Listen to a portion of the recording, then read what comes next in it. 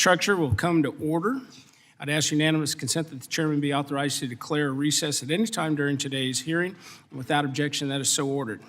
As a reminder, if members insert a document into the record, please also email it to documentstni@mail.house.gov. At this point, I now recognize myself for the purposes of an opening statement. And I want to thank you, Mr. Secretary, for being here today to discuss the Department of Transportation's policies, programs, and fiscal year 2025 budget request. Last month, the House approved the FAA Reauthorization Act of 2024 by a very strong bipartisan vote of 387 to 26, and the President signed it into law the following day. This legislation provides some critical aviation safety enhancements. It improves the flying public's travel experience, ensures a robust general aviation sector, and expands opportunities for America's aviation workforce to grow. It invests in infrastructure at airports of all sizes and sets some clear priorities for advancing integration of new airspace entrants. Congress gave the Federal Aviation Administration strong and decisive direction to help ensure America's aviation system maintains its gold standard. And I look forward to working with you, Mr. Secretary, and the FAA to ensure that this law is implemented in a timely and effective manner.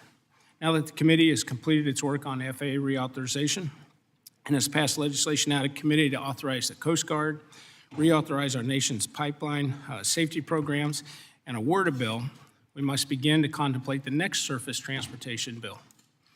We're more than halfway through the current authorization, the Infrastructure Investment and Jobs Act, which authorized and appropriated nearly $661 billion for the Department of Transportation.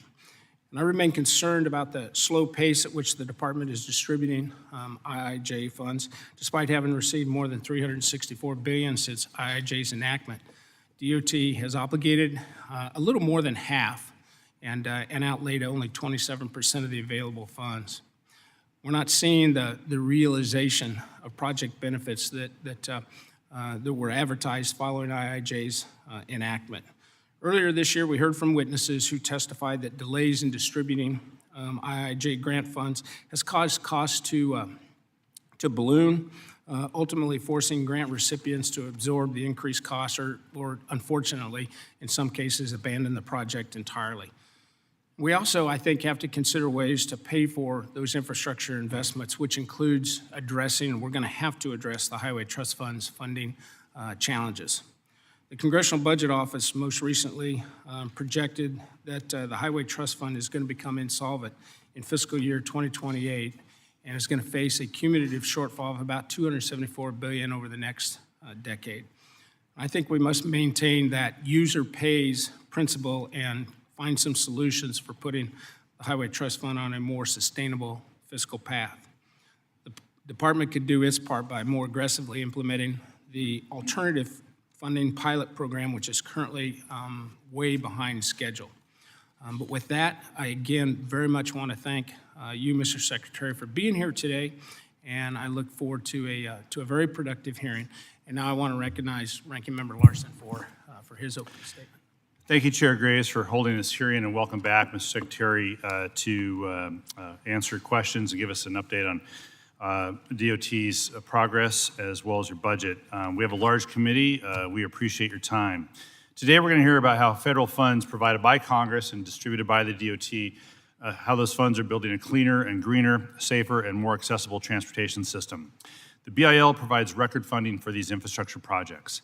States and local governments, tribes, transit agencies, rail, airports, ports, travelers, and workers all benefit from this investment. Thanks to BIL, 57,000 projects are underway in every congressional district across the country. The pace of grant making has been impressive. DOT has announced $318 billion in grants since the enactment of BIL.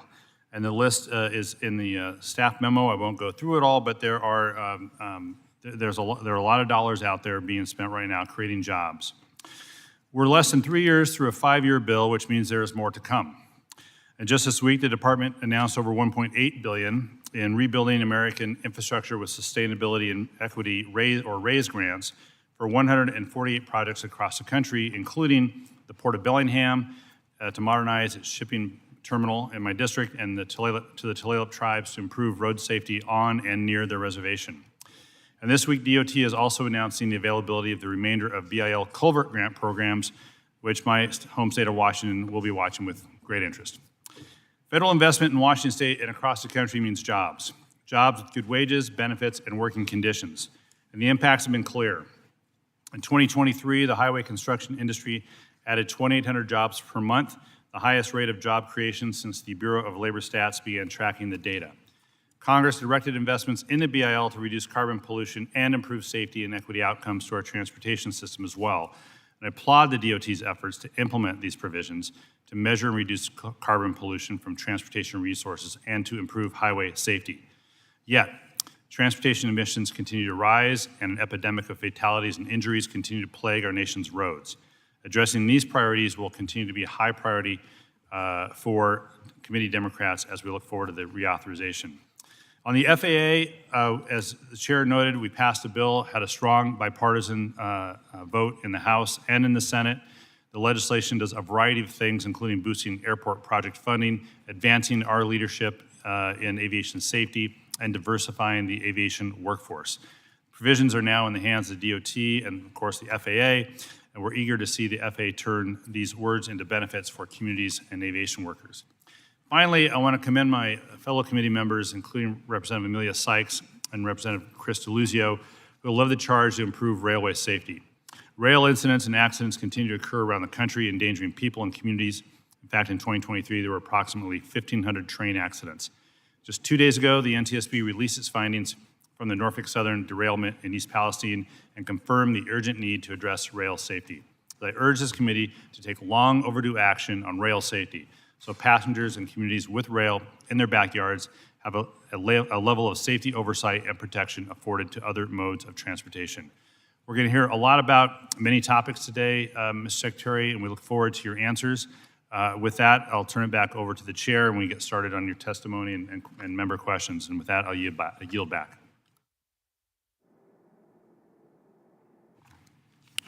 All right. I'd ask unanimous consent that the witness's full statements be included in the record, and without objection, that is so ordered.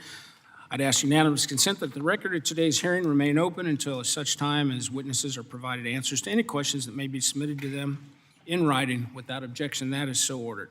I'd also ask unanimous consent that the record remain open for 15 days for any additional comments and information submitted by members or our witnesses to be included in today's hearing record. And without objection, that is so ordered. So with that, Mr. Secretary, welcome to the, again, welcome to the committee, and 5 minutes. Thank you very much, Chairman Graves, Ranking Member Larson, and all members of the committee. I want to thank you for the opportunity to testify today and for your continued partnership. Before I begin, I do want to take a moment to remember Representative Donald Payne, Jr. He was a pleasure to work with. As you know, he was a constant champion for more accessible and resilient transportation, and we will miss him. Just 3 years ago, I was making the case for the bipartisan infrastructure law in front of this committee. And now we are in the middle of an infrastructure decade unlike anything this country has seen since the Eisenhower administration. I'm proud to report that we are now supporting over 50,000 transportation projects in all 50 states, D.C., Puerto Rico, and all U.S. territories. Our country has chosen to end decades of underinvestment. And I'd like to share a few examples of what this new level of investment in infrastructure means to the American people and economy. I'll start by mentioning the Brent Spence Bridge between Kentucky and Ohio, one of 9,400 bridge projects nationwide. Anyone who's traveled along I-71 and I-75 knows this bridge is a critical thoroughfare. It's also one of the worst trucking bottlenecks in the country. Improvements have been talked about for years, and this administration is finally acting to make them happen. Just last month, the project cleared its comprehensive environmental review, and the construction that will upgrade the existing bridge and break ground on a new companion bridge will start soon. When it comes to rail, we are modernizing and upgrading our freight and passenger rail systems to make them safer. Across every region of the country, we're building new tunnels, expanding routes, and upgrading tracks. Through the Railroad Crossing Elimination Program, a first-of-its-kind initiative created by President Biden's infrastructure package, we're improving or eliminating over 400 railroad crossings. In addition to addressing the inconvenience of waiting for a train to pass, these projects are creating safer crossings for drivers and pedestrians. We're also using our authority to make our freight rail system safer. Earlier this year, we issued final rules to require emergency escape breathing apparatus for trains carrying hazardous materials and to establish minimum safety requirements for train crew size. We've conducted 7,500 focused inspections along high-hazard flammable train routes, issued safety advisories, and developed a new rule to require railroads to provide real-time information to first responders when a hazmat incident occurs. Turning to aviation, airports of all sizes are undergoing major upgrades to meet the increasing number of people flying. I've seen some of this work firsthand in recent months. I was in Georgia in April to celebrate a construction milestone for the new Terminal D at the Atlanta airport, done without major service disruptions, which is important for the biggest airport in the world, busiest airport in the world. In May, I got to see the work going on at Missoula's airport in Montana, where they're updating an 80-plus-year-old terminal to match current passenger capacity and ultimately offer more flights, recruit more airlines, and keep travel costs down for passengers. And under the leadership of FAA Administrator Mike Whitaker, we have refocused the oversight of Boeing and will continue to hold Boeing accountable as they carry out their action plan and regain trust on safety and quality improvements. A little over 2 weeks ago, I joined leaders in Maryland to mark the reopening of the Port of Baltimore. After the shocking collapse of the Francis Scott Key Bridge in late March, we quickly released emergency funding to put toward rebuilding the bridge. We've worked closely with county, local, and state governments, as well as other partners, to help mitigate the impact on our supply chains while that critical port was temporarily closed. And now, less than 100 days later, the Port of Baltimore is once again open and fully operational. Put simply, there's a lot of important work going on right now, making communities more accessible, creating good-paying jobs across the country, and keeping our supply chains strong. And our work has helped lower the number of traffic fatalities on our roads for the past 8 quarters and continues to make all of our transportation systems safer for everyone who uses them. There's much more to be done, and we need the continued partnership of this committee and of the Congress to fully realize the potential of this new infrastructure era. I want to thank this committee for getting the FAA reauthorization passed into President Biden's desk. Thanks to your bipartisan leadership, the FAA has vital resources that will further modernize our aviation infrastructure and keep our aviation system as the safest and most efficient in the world. I'm also pleased that this law protects the automatic refunds rule and supports other consumer protection work this department has fought so hard for, like getting rid of fees that parents have had to pay to sit next to their young children on a flight. Yet this country needs similar bipartisan leadership when it comes to rail safety. As I mentioned, the department is doing everything possible under our existing authority to upgrade and modernize our rail infrastructure and make our operations safer. But we need to set even higher standards, and we need Congress to pass the Railway Safety Act to make tracks, cars, and working conditions safer for those who work on freight rail and to protect those who live in nearby communities. And I know we can get it done because the last 3.5 years have been a testament to what is possible when our department works closely with this committee. With your partnership, we can keep this momentum going, deliver good projects for more communities, build and rebuild our transportation systems to meet the 21st and even 22nd century needs of Americans. Thank you again, and I look forward to your questions. Thank you, Mr. Secretary. Before we begin with members' questions, I do want to flag that we anticipate 2 vote series today. The first one starting at 10:30, and the Secretary has a hard stop. So what I'm asking is let's be respectful of the Secretary's time and try to keep our questions to 5 minutes.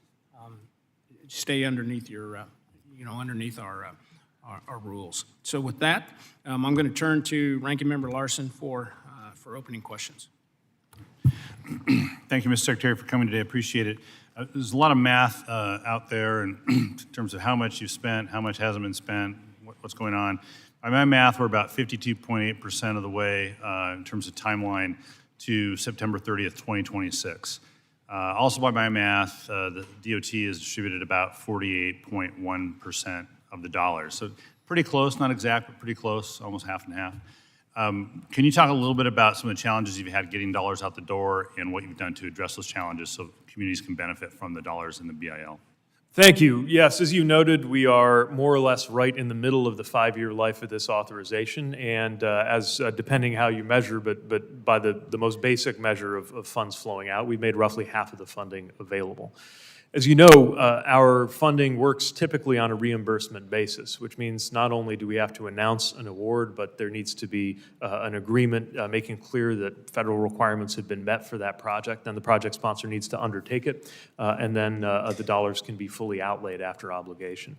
But we've been trying to work within that to try to create flexibility where appropriate with tools like pre-award authority so that work can begin if again, appropriate and if the right checks and balances are there. We want to make sure that process is never a barrier to things getting done. There are a lot of challenges along the way. The complexity of the projects, supply chain and workforce challenges given the enormous volume of work that we're doing. And while the overall number from the best data that I can gather, the overall number of projects delivered now is on par with what we would have seen at this point in a previous administration. We really want to accelerate and compress the timelines, especially the time between an award announcement and a grant agreement. We've stood up teams that I personally engage with and do a great deal of work under the hood to try to speed up those processes. Are there specific actions that you can outline for us that you have taken with regards to that process? Yeah, I would point to the Center of Excellence that we have established on project delivery. We brought some of the best talent and some of the best data that we have to try to get that done. We've used steps like programmatic approaches and sometimes combined NOFOs in order to have less red tape and fewer steps associated with the same number of projects. We've also undertaken a new level of technical assistance with our grant sponsors, because often it's the first time that they've done a federal grant of this magnitude, especially the rural and tribal communities that we've been working with. And so through both structured programs like the Thriving Communities program and just our running capacity for technical assistance, we're standing side by side with our project sponsors. The instructions I've given to our team is, even if the delay in some federal process is coming from the state or the county or the city not yet being ready with something, we should take ownership of that. We should take responsibility for that and not just say, it's your problem, you fix it. We're going to be side by side with you, helping you navigate these processes, even while we're working to make them simpler on the front end, which begins just with my quest to get NOFOs below 100 pages, which is actually was not the norm we inherited. But it's just one small example of what we're trying to do to make this a more user-friendly federal grant process. Thanks. Can I move to rail safety? And now that the NTSB had their hearing Tuesday, the report is out. I think we're briefed tomorrow morning on the report, if I'm not mistaken, here on the committee. Has the department looked at specific actions, legislative actions that we need to take versus any regulatory actions that the department can take? We've undertaken a number of regulatory actions, but of course are assessing the recommendations that have been made public, even though they haven't been formally transmitted yet to us as a department, to make sure that we're doing everything we can within our existing regulatory authority to keep freight rail safe. But the reality is, while we're going to keep doing everything we can short of an act of Congress, it's going to take an act of Congress to give us some of the tools that we need. I would point to two things in particular that I think are important that are contemplated in the bipartisan legislation that has been put forward and that we urge this committee and this chamber to act on. One has to do with increasing the statutory caps on fines to put more teeth in our enforcement. Right now, they're capped in the neighborhood of $220,000, which just isn't that much to a multi-billion-dollar corporation. Another thing I would point to is the acceleration of the adoption of DOT 117 tank cars, which the FAST Act set at 2029, later than what the department had planned on previous to that congressional intervention. My understanding of the information that's been made public by the NTSB is if those tank cars had been in use, what happened in East Palestine might not have. All right. Thank you. Mr. Crawford. Thank you, Mr. Chairman. Thank you, Mr. Secretary, for being here today. I want to address something that we've talked about before, and that is the Federal Highway Administration's proposed greenhouse gas emissions performance measure to force state departments of transportation and metropolitan planning organizations to cut carbon emissions stemming from transportation on the national highway system. You know, I've voiced my concerns about this in opposition to this proposal, which has demonstrably exceeds the administration's authority. The policy was specifically considered and disposed of during negotiation of the Infrastructure Investment and Jobs Act. The Federal Highway Administration announced its final rule last November despite not having an authority to do so, and as a result, 22 states sued as part of 2 separate lawsuits. This spring, 2 federal courts found that the rule exceeds the Federal Highway's statutory authority. Yet now we learn that you're going to appeal that ruling. Can you tell us why? Why are you squandering time and resources to appeal a decision that's been adjudicated in court, and clearly you had no authority to make that rule? So explain that if you would. Sure, I'm not going to comment on our courtroom strategy. What I will say is I'm not that asking for that. I'm asking for the sense behind why you're challenging the ruling when you clearly didn't have the authority. We don't believe that that's accurate. And of course, we will comply with any and all relevant court rulings. That's what we're doing in the meantime. Let me ask you this. How much is this setting you back? And by you, I mean the Department of Transportation, and by Department of Transportation, I mean the American taxpayer. How much is this costing? I haven't seen a costing in terms of hours of work spent on this. That's a shame. You know, you got $661 billion to the Department of Transportation in the Infrastructure Investment and Jobs Act, $661 billion. And the things that we should be focusing on, like, for example, parking spaces for truck drivers. I'm glad you raised that. As you probably know, we're building parking We'll get to that in spaces a minute, for truck but drivers. instead of spending the money on parking spaces, you're spending the money on appeals in the court system. The grant programs for parking spaces don't come out of the same part of the budget as lawyers working on appeals, Congressman. You really think it's a good allocation of taxpayer resources to challenge a legal decision for which you had no authority to make a rule on? Yes, anything we do we think is You a do. good allocation of taxpayer resources. Otherwise, we wouldn't do it. I guess the taxpayers probably feel differently about it, because I hear about this all the time from folks in my district that actually build the highways. See, we're responsible for paying for the highways. You're responsible for making sure they're getting done, but the people who actually do the work, they got a problem with this. Let me turn to another matter. Since I was first elected to Congress, I've worked to improve the safety of our nation's roadways. The American public should remain confident that our professional commercial motor vehicle drivers are operating safely throughout the country. In 2011, I introduced the Safe Roads Act, which was incorporated in MAP 21, and the creation of the Federal Motor Carrier Safety Administration's National Drug and Alcohol Clearinghouse. My Drug-Free Commercial Driver Act, which was included in the FAST Act, would allow hair testing for CMV drivers, which is a much better way to ensure that habitual drug users are not operating in safety-critical roles. The Department of Health and Human Services continues to fail to implement that requirement. I'm going to continue to remind them to do their job. The Department of Justice just published a rulemaking seeking to reclassify marijuana from Schedule I narcotic to Schedule III. Under current law, trucking and other safety-critical transportation workers are required to be tested for certain drugs, including marijuana. Marijuana continues to be the drug most frequently seen by CMV drivers in their testing, reported to FMCA Drug and Alcohol Clearinghouse. The rescheduling and deregulation of marijuana would inevitably cause the number of people driving impaired while high to grow. The American Trucking Association has transmitted 2 letters to your agency highlighting these concerns. I would ask to unanimous consent to submit those into the record. Mr. Secretary, I think it's safe to assume that, the number of all impaired drivers on our roadways would increase with that ruling. Can you speak to what your department's doing to ensure that transportation workers in safety-reliant positions can continue to be tested for marijuana use if this proposal goes forward, and how your department plans to address transportation safety in light of DOJ's rulemaking? Thank you. Yes, any impaired driving, be it alcohol, marijuana, or any other source of impairment, is, of course, a major safety concern. Our understanding of the rescheduling of marijuana from Schedule I to Schedule III is that it would not alter DOT's marijuana testing requirements with respect to the regulated community. For private individuals who are performing safety-sensitive functions subject to drug testing, marijuana is identified by name, not by reference to one of those classes. So even if it moves in its classification, we do not believe that that would have a direct impact on that authority. Likewise, I should mention for federal employees, including any DOT employees who have a security clearance or a safety-sensitive position, we do not understand that to be changed, any drug testing requirement relevant to that, to be changed based on the reclassification decision. But we're continuing to evaluate any indirect impacts that it might have. Thanks. Go back.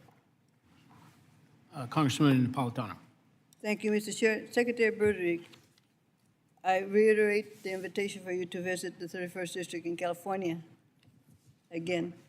But as you know, Los Angeles is preparing for the 2028 Olympics, representing the 9th time our nation has hosted the world's greatest sporting event. DOT is aware of the scale and scope of games to be hosted by Southern California in 2028. What steps are you taking, or do you envision taking, to make sure the mobility plan for the athletes, officials, and fans is fully supported by DOT, sir? We're enthusiastic, of course, about the Olympics coming to the United States. I've met with LA 28 leaders and leaders from the region. We want to make sure that we're teaming up well with the Olympic Committee and the city, everybody who's involved, because, of course, one of the most complex dimensions of running the Olympic Games is getting people to where they need to be. They have an ambitious vision for making new transit or newly borrowed transit vehicles from around the country available. We're working with them on that through our Federal Transit Administration, and welcome opportunities to work with Congress, too, to make sure the right resources are in place. Wonderful. I know that the last time the Olympics were hosted in LA, they talked about nighttime driving of delivery trucks. I'm sorry? Nighttime driving the delivery trucks. Yes. Nighttime. Back We, then. yes, we want to make sure that that's available as well, and we think the partnerships with our department and the technical assistance, including experience gained from prior iterations, is going to be helpful here. Thank you. The BIL law, we improve funding and requirements for the installation of protective shields in buses to prevent assault on bus drivers. How has the prevention been implemented, and have there been obstacles to improving safety measures in bus drivers for passengers? We hear they want more protection now. We're very focused on making sure that we support both transit worker safety and rider safety. And in my discussions with operators and their representatives, there's certainly an interest in the physical dimension of that. FDA's published a proposed general directive on actions to mitigate the risk of assaults on transit workers. We've also updated the National Public Transportation Safety Plan to enhance the guidance on how to make sure that systems are performing adequately and that we have some visibility on that. We finalized a rule known as the PTAS, the Public Transportation Agency Safety Plans Regulation, that has a number of requirements, including performance targets, the advancement of systems, as you mentioned, that can help protect riders and workers, as well as things like de-escalation training, but with a real focus on making sure that we protect workers and riders, and we welcome further opportunities to do so, partnering with this committee. Great, because we had a hearing here in Washington years ago, and many drivers indicated they were very assaulted various ways, and they want more protection. Well, we passed some requirement, but is it enough? Has it been enough? Are they requiring more now? So I think it's safe to say that we have raised the bar with the new rule, but part of what the rule is doing is laying out standards or tools for the transit agencies themselves to use. So we really need to maintain a partnership. We'll keep working to set not just a floor, but a set of best practices as we can at the federal level, but we really need to work agency by agency, knowing that the needs are going to be different, the conditions are going to be different, but the commitment is absolutely the same, which is to make sure that anyone operating one of these transit vehicles knows that they are safe, because they deserve dignified as well as safe workplace. People count on them to get to where they're going. They ought to be able to count on that basic level of safety. Thank you very much. DOT recently provided an update to Justice 40 initiative. The department has exceeded its goal of delivering 40% of the benefits of federal investments to disadvantaged communities. We applaud the agency for doing it, ensuring the funds from BIL to communities that have been historically neglected by the federal government. Can you elaborate in 20 seconds or more? The implementation, how does the department plan to build on the successes of Justice 40? To us, Justice 40 is a way of keeping a promise that the president has made, that communities that were overburdened and underserved, especially with regard to past rounds of transportation investment, get their due. And that's what led to that 40% commitment that at least that many of the investments going out to clean energy and transportation would go to such communities. Thank you, Oh, sir. Are we out of time? I yield Okay. back. We're happy to share more in writing. Mr. Perry. Thank you, Mr. Chairman. Mr. Secretary, I want to begin by giving credit where credit is due. I want to thank you for visiting South Central Pennsylvania and providing some attention to that. And of course, you're probably aware, as you probably are likely crossed the South Bridge across the Susquehanna River. We've got a big construction project there, bipartisan support, and would just encourage your continued attention and support of that.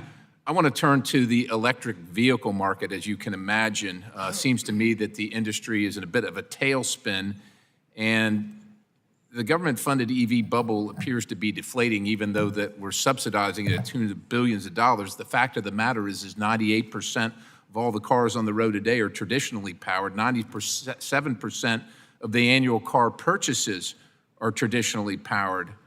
I know you're likely to talk about the 7% share of new car sales being EVs, but the truth of the matter is that it belies the fact that 3/4 of those car sales are used vehicles, which aren't EVs, and the cost of those grows every single day as EV costs go higher, driving the cost of traditional vehicle sales higher. The Energy Information Administration has found that the U.S. share of electric vehicles dropped in Q1 of 2024, and the context is tens of billions of dollars being showered down on the industry, and still this is happening. We're literally paying folks to produce the cars, and sell the cars, and buy the cars, but the consumer sentiment continues to be moving away. Now, according to McKinsey & Company, your former employee, nearly half, 46% of electric vehicle owners are likely going back to traditional fuel vehicles. Consumer Report found EVs to be associated with 79% more problems than conventional vehicles. J.D. Power found customer satisfaction declining across the board, especially regarding level 2 charging, with roughly 20% of attempted charges ending without success. I can't imagine going to the gas station 20% of the time, leaving empty. Cox Automotive found that EV inventory nearly twice that of the overall market, and 3,500 car dealers, some of which visited me and I represent, sent a letter begging you and the administration to stop these mandates.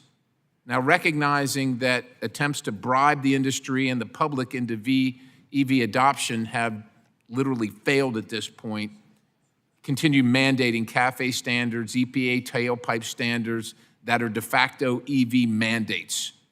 And ideological allies in 12 states are seeking to ban the sale of non-EV cars. Now, we can talk about the proper role of government.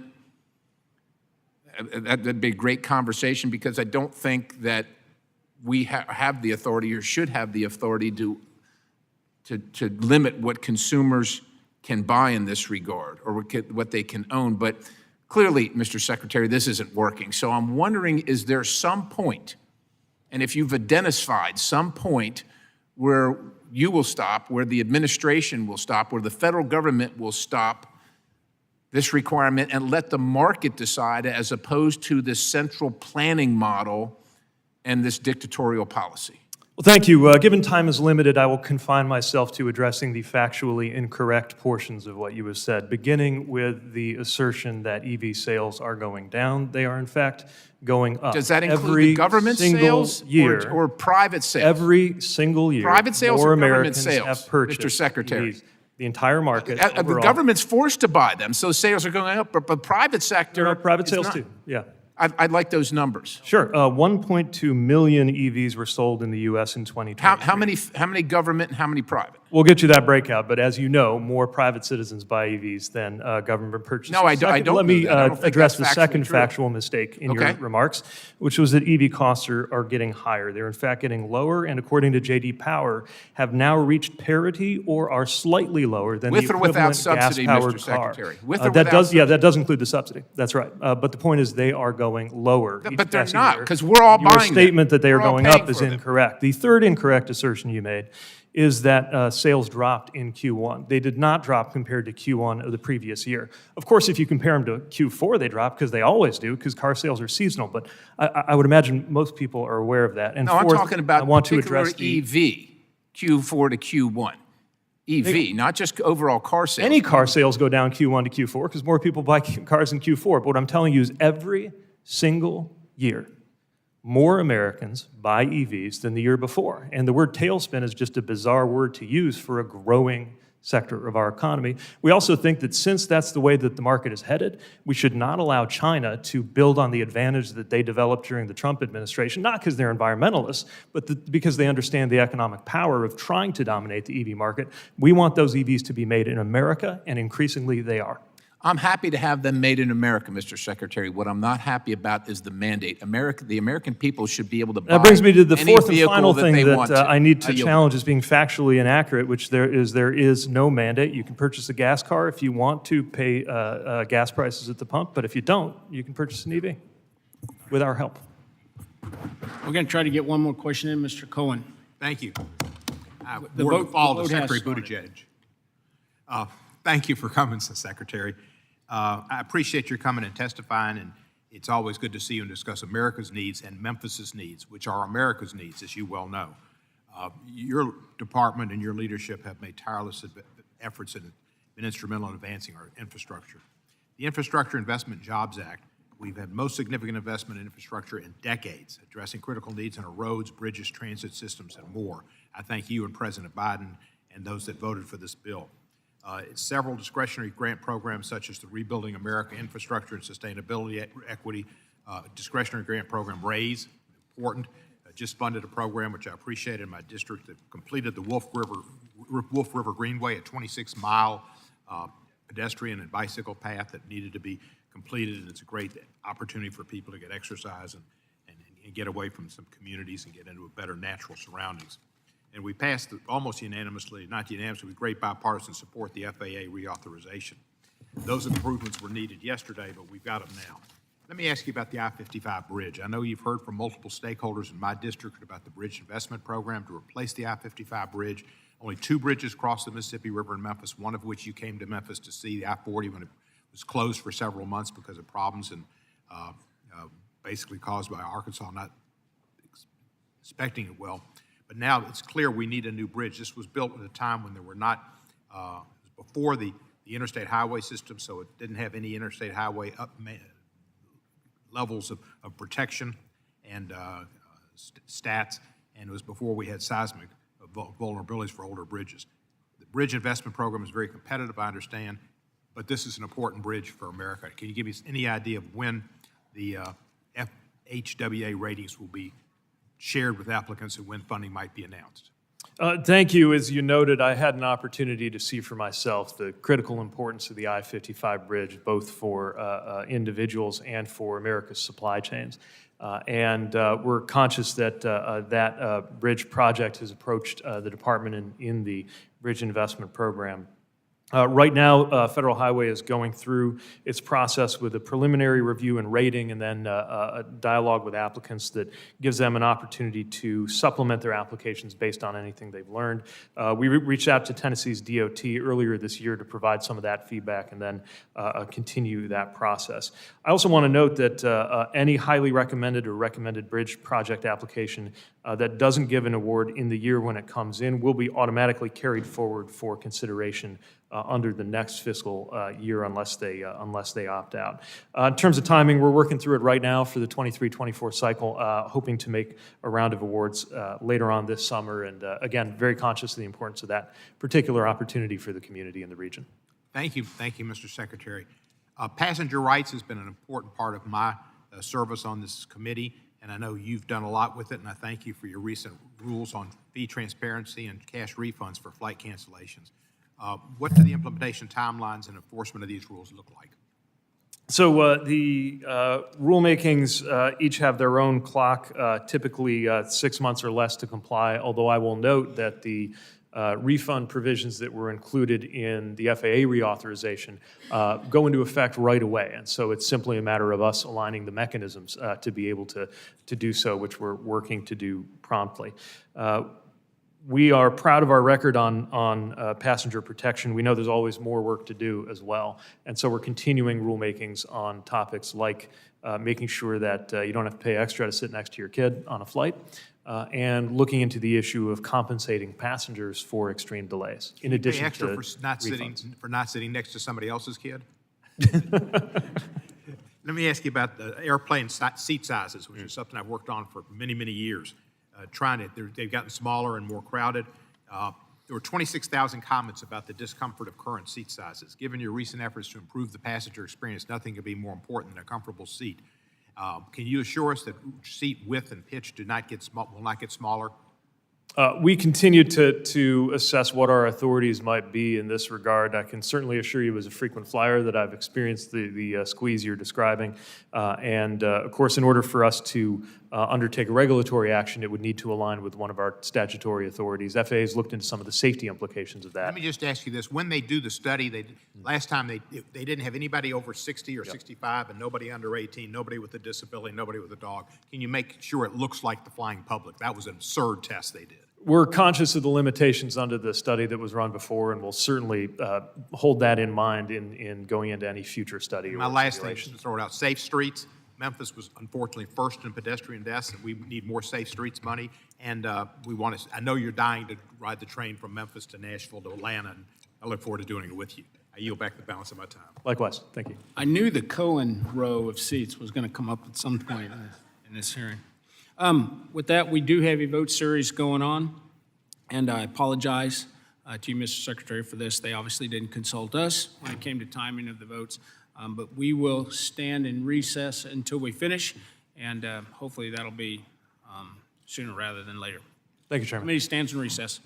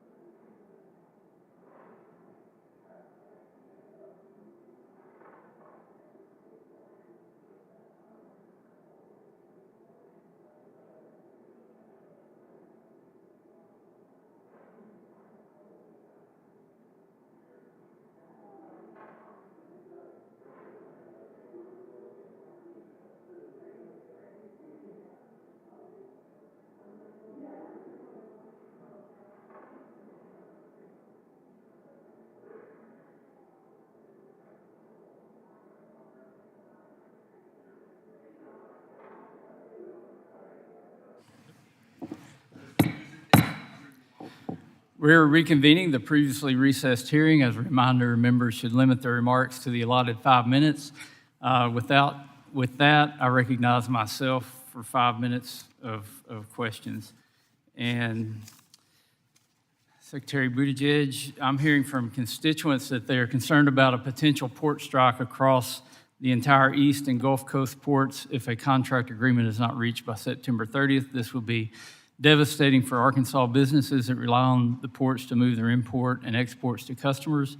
We're 90 days out, and I've learned that the negotiations have been called off. This is alarming, and it's up to the Biden administration to bring the parties back to the table to avert this economic catastrophe in September. What are your plans to make sure a port strike doesn't happen? Thank you. Yes, this is something we are monitoring closely, and our message to the parties is that it is vital that they come together and arrive at a deal that does right by port workers and allows port operations to flow. We had a similar level of intense negotiations around the West Coast ports with ILWU. That came to a successful conclusion. Our hope is that the same will take place with ILA, and I'm in frequent discussion with the Acting Secretary of Labor and other administration members on what we can do to urge the parties. You're optimistic there's not going to be a shutdown, because people have to plan way in advance for alternate routes and things. So, yeah, we can't speak for the parties, but of course we are urging them to get to a deal before that September 30th date. Good. So earlier this year, the Federal Highway Administration issued a proposed rule that would waive federal regulations governing the procurement and administration of engineering and design services by local governments. Now, I've heard serious concerns from engineering companies about the potential impact of this change, which could undermine the long-standing and successful qualifications-based selection process that has been the federal standard for decades. I appreciate the department's interest in easing administrative burdens on local governments that receive federal grants, but as a professional engineer, and I think maybe the only one in Congress, I'm concerned about the potential drawbacks of this particular proposal. Studies have shown that hiring most qualified engineering companies saves time and money and results in better projects and more satisfied owners. The QBS method also gives small and minority-owned firms an even playing field to compete based on their specific proficiencies. It's my understanding that more than 740 public comments were filed in nearly unanimous opposition to the FHWA proposal. Can you please ensure that the administration will carefully consider the views of the engineering community and the potential negative impact of the proposed rule on public safety and project cost?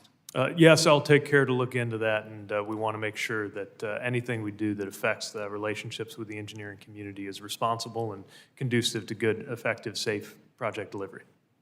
And I want to shift gears a little bit and talk about carbon emissions, carbon reductions. I know that's something that you care about.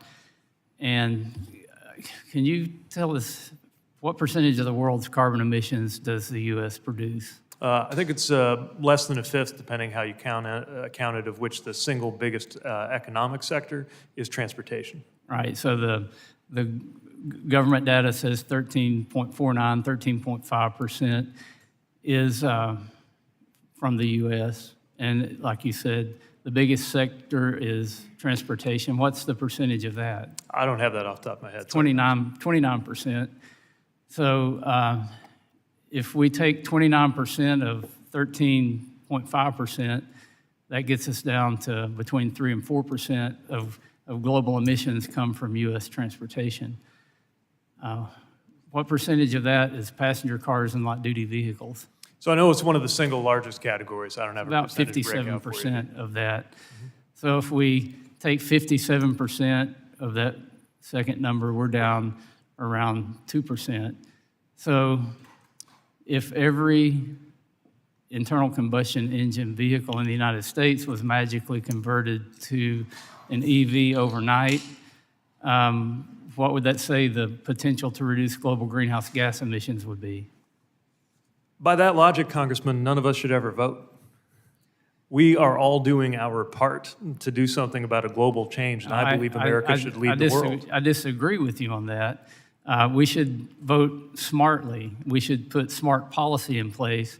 And last count, we tried to find the number over 100 20-some odd billion taxpayer dollars have been put in subsidies for EVs.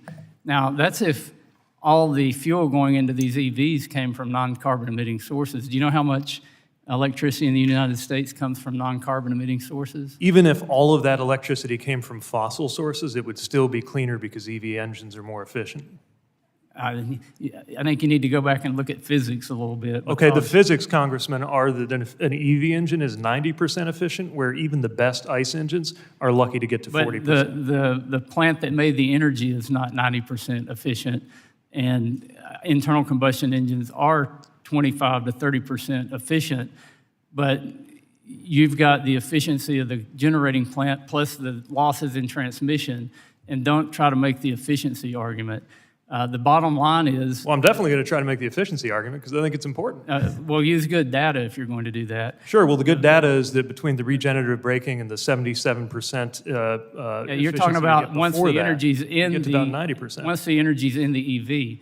But the bottom line is only 40% of energy in the United States comes from non-carbon emitting sources. So that 2%, if you could make every vehicle in the United States an EV overnight, you would be less than 0.9% of world's global greenhouse gas emissions. We're creating great turmoil and change in our country with taxpayer dollars that are being spent inefficiently. I'm all for EVs, but let the technology catch up and don't try to ban internal combustion engines at the rate that you're doing. I'm out of time, and I yield back and recognize the gentleman from California, Mr. Garamendi, for 5 minutes. Thank you, Mr. Chairman. Boy, would I love to spend the next hour on that debate and get that information out there. I will point out that the petroleum industry has been subsidized for the better part of 120 years and continues to this day to have very, very significant subsidies. However, Mr. Buttigieg, Secretary, thank you so very much. I'm thinking back on the very first days of the Biden administration. Within a few months, the Infrastructure and Jobs Act became law. After 4 years where the previous president said, we're going to do an infrastructure bill, never happened in the previous administration, but during your tenure it did. And thank you so very much for your very significant leadership in making it happen, and also picking up a very, very important part of an American policy, and that is make it in America, buy American. And I know that you've worked hard on that throughout. It was one of the major parts, pieces of the legislation, and it's going into place. However, all of that seemed to have been held in abeyance by a waiver to a 1983 law that waived the Buy America requirements for transportation. So the good news is you're well into solving that problem. A couple of months ago, actually about a year ago, several of us brought to your attention this waiver, general waiver of the Buy America requirements of the 1983 law. My understanding is that you have a proposed rule out to terminate that waiver. And I understand that the finalization may be in progress. Could you please bring us up to date on that? Thank you, yes, Congressman. We're very focused on making sure that we square the need for swift and efficient project delivery with our administration's commitment to make sure that when we use American taxpayer dollars, it's buying things that are using materials made in America. We recognize that that's a long game because we're building for gaps in our manufacturing base that won't be filled overnight.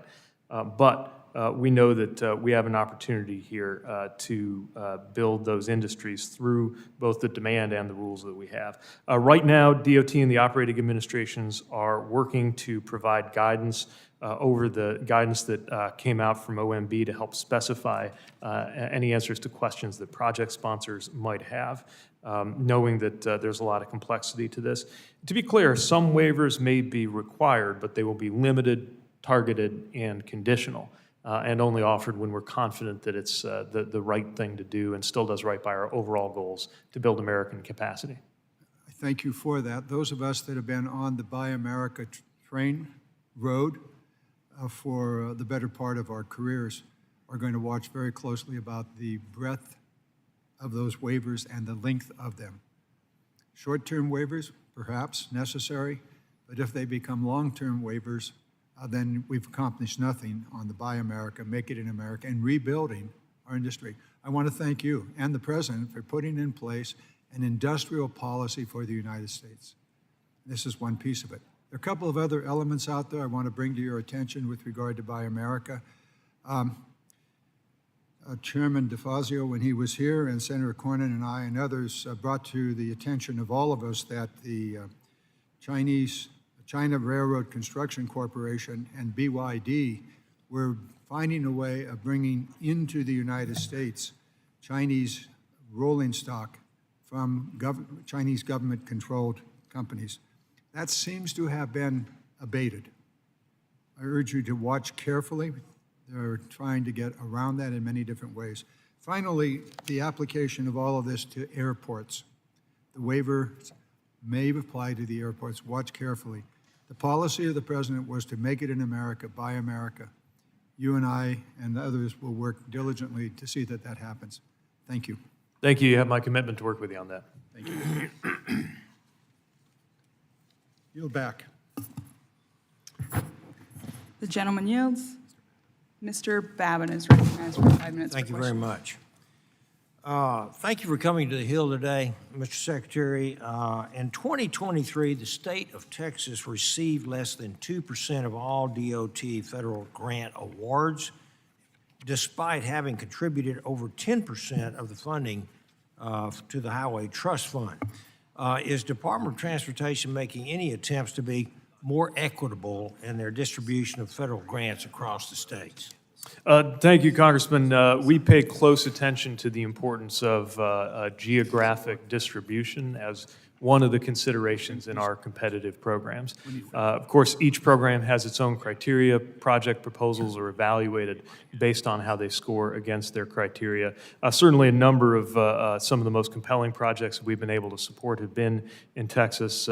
We recently were able to award $25 million to the Port of Houston Authority, for example, out of our reduction of truck emission at port facilities program. This is over and above the formula dollars. But one other commitment we have is if a project comes in, they don't quite make the cut because it's an extremely competitive round, we will work with that project sponsor to help them put their best foot forward coming around next time. Thank you. Why did DOT release notices of funding opportunities, or NOFOs, for federal grants such as MEGA, Rural, and Infra for fiscal year 25 and fiscal year 26 while we're still in fiscal year 24? And should not these grants be awarded in their respective fiscal years rather than potentially circumventing a new administration? The short answer is in order to cut red tape. While there are some programs that are administered on such a routine basis that it makes sense to have an annual process and run it again every year, we think in other cases by folding in either multiple programs, multiple fiscal years, or both, in the same way that a common application for college means you don't have to fill your zip code in 7 different times, we can reduce the amount of bureaucracy for project sponsors and the amount of processing work for our own team as we're working through that.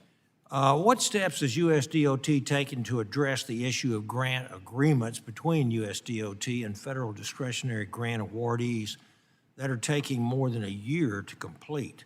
And how can we expedite these agreements to ensure a timely disbursement of funding to the award recipients? This is a topic that I'm very focused on right now, both in recent years and in the prior administration. It was not always considered unusual for it to take more than a year to get from an award announcement to a grant agreement.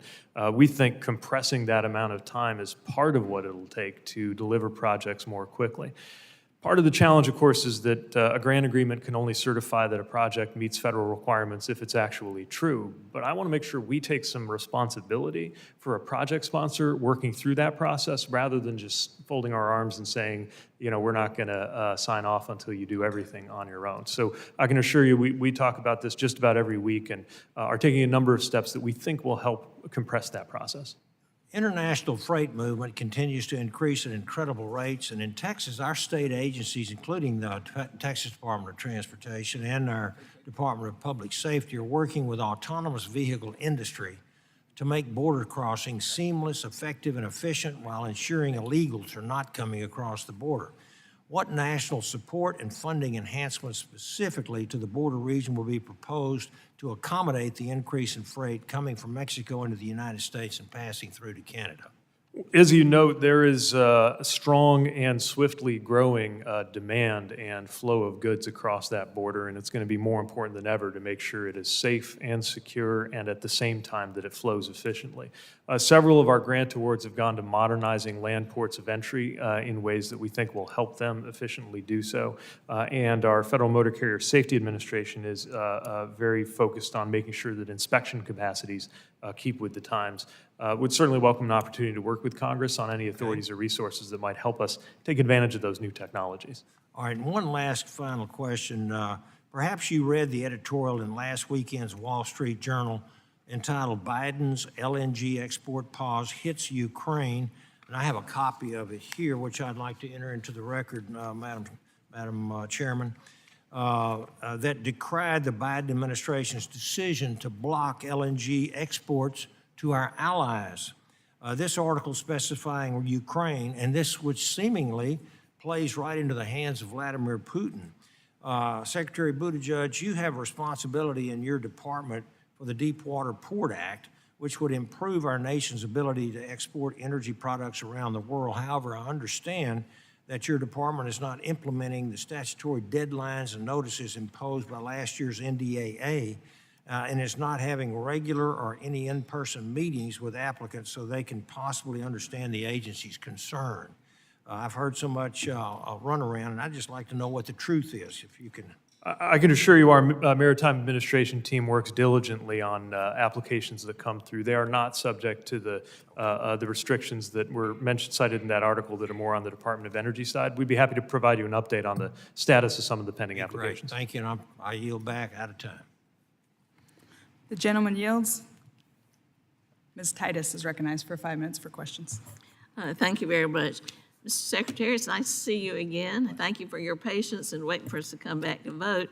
It was great to have you in District 1 as we announced the speed train to California. That's going to create a lot of good union jobs, and it's going to be funded right out of that bipartisan infrastructure law. So thank you for working with us on that. You know, you've heard from many of my colleagues, and I agree with them, that Boeing's safety track record is a problem. In fact, I saw a cartoon in the paper the other day that said that airlines were given extra mileage points if you'd sit in the exit row and hold the door on during the flight. That is not the image that we want to project, because we've always been the leader in safety.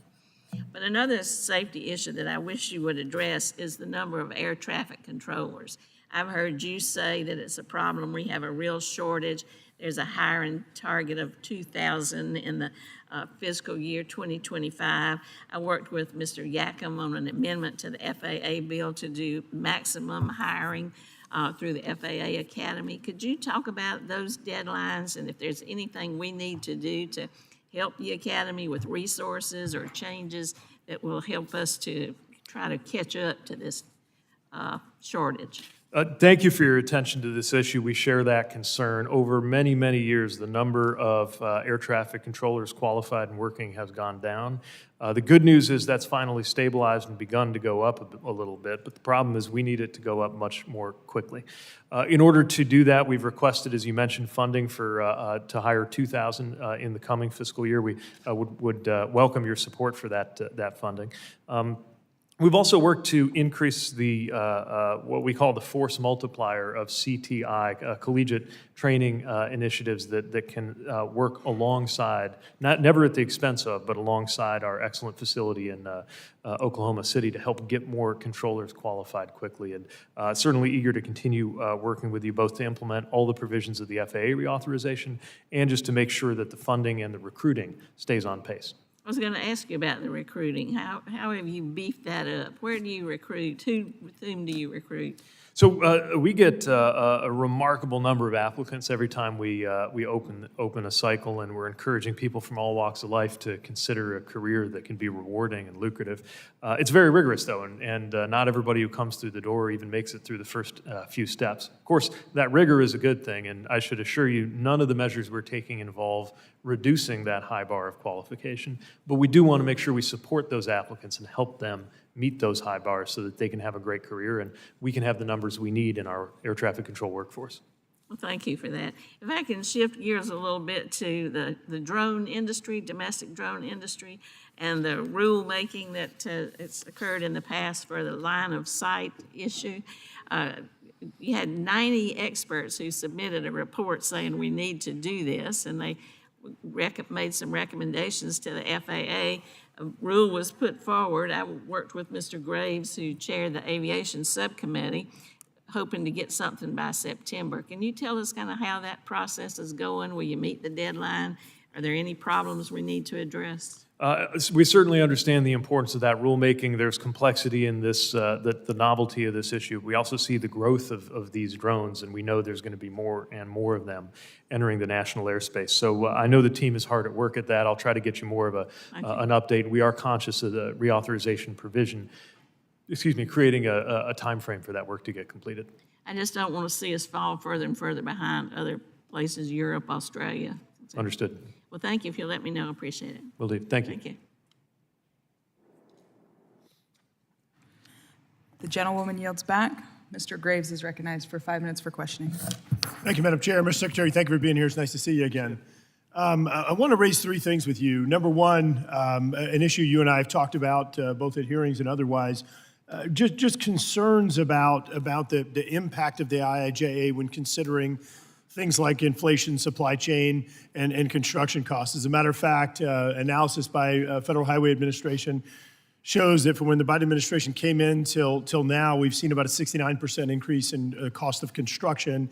And at home, that is on the lower end of what we've seen. We've seen projects come in substantially higher. I think when you add in the regulatory agenda of the administration, you're seeing delays, and as you know, the burn rate of the IIJA dollars is not really appropriate. It's not as fast as I know you'd like to see it. It's not as fast as I'd like to see it. And I think the regulatory agenda, by heaping all of these new regulations, particularly in the environmental space, is slowing things down. So I want to read a quote from our former Democrat governor who just left office in January.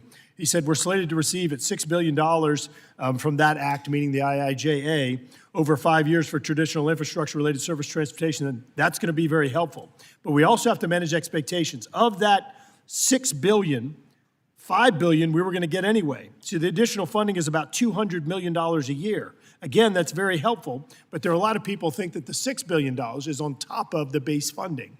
It's not. And in exchange for the $200 million we're going to get each year, our match obligation's going to be going up by about $50 million. And so again, the governor of Louisiana, former governor of Louisiana, is saying $200 million a year.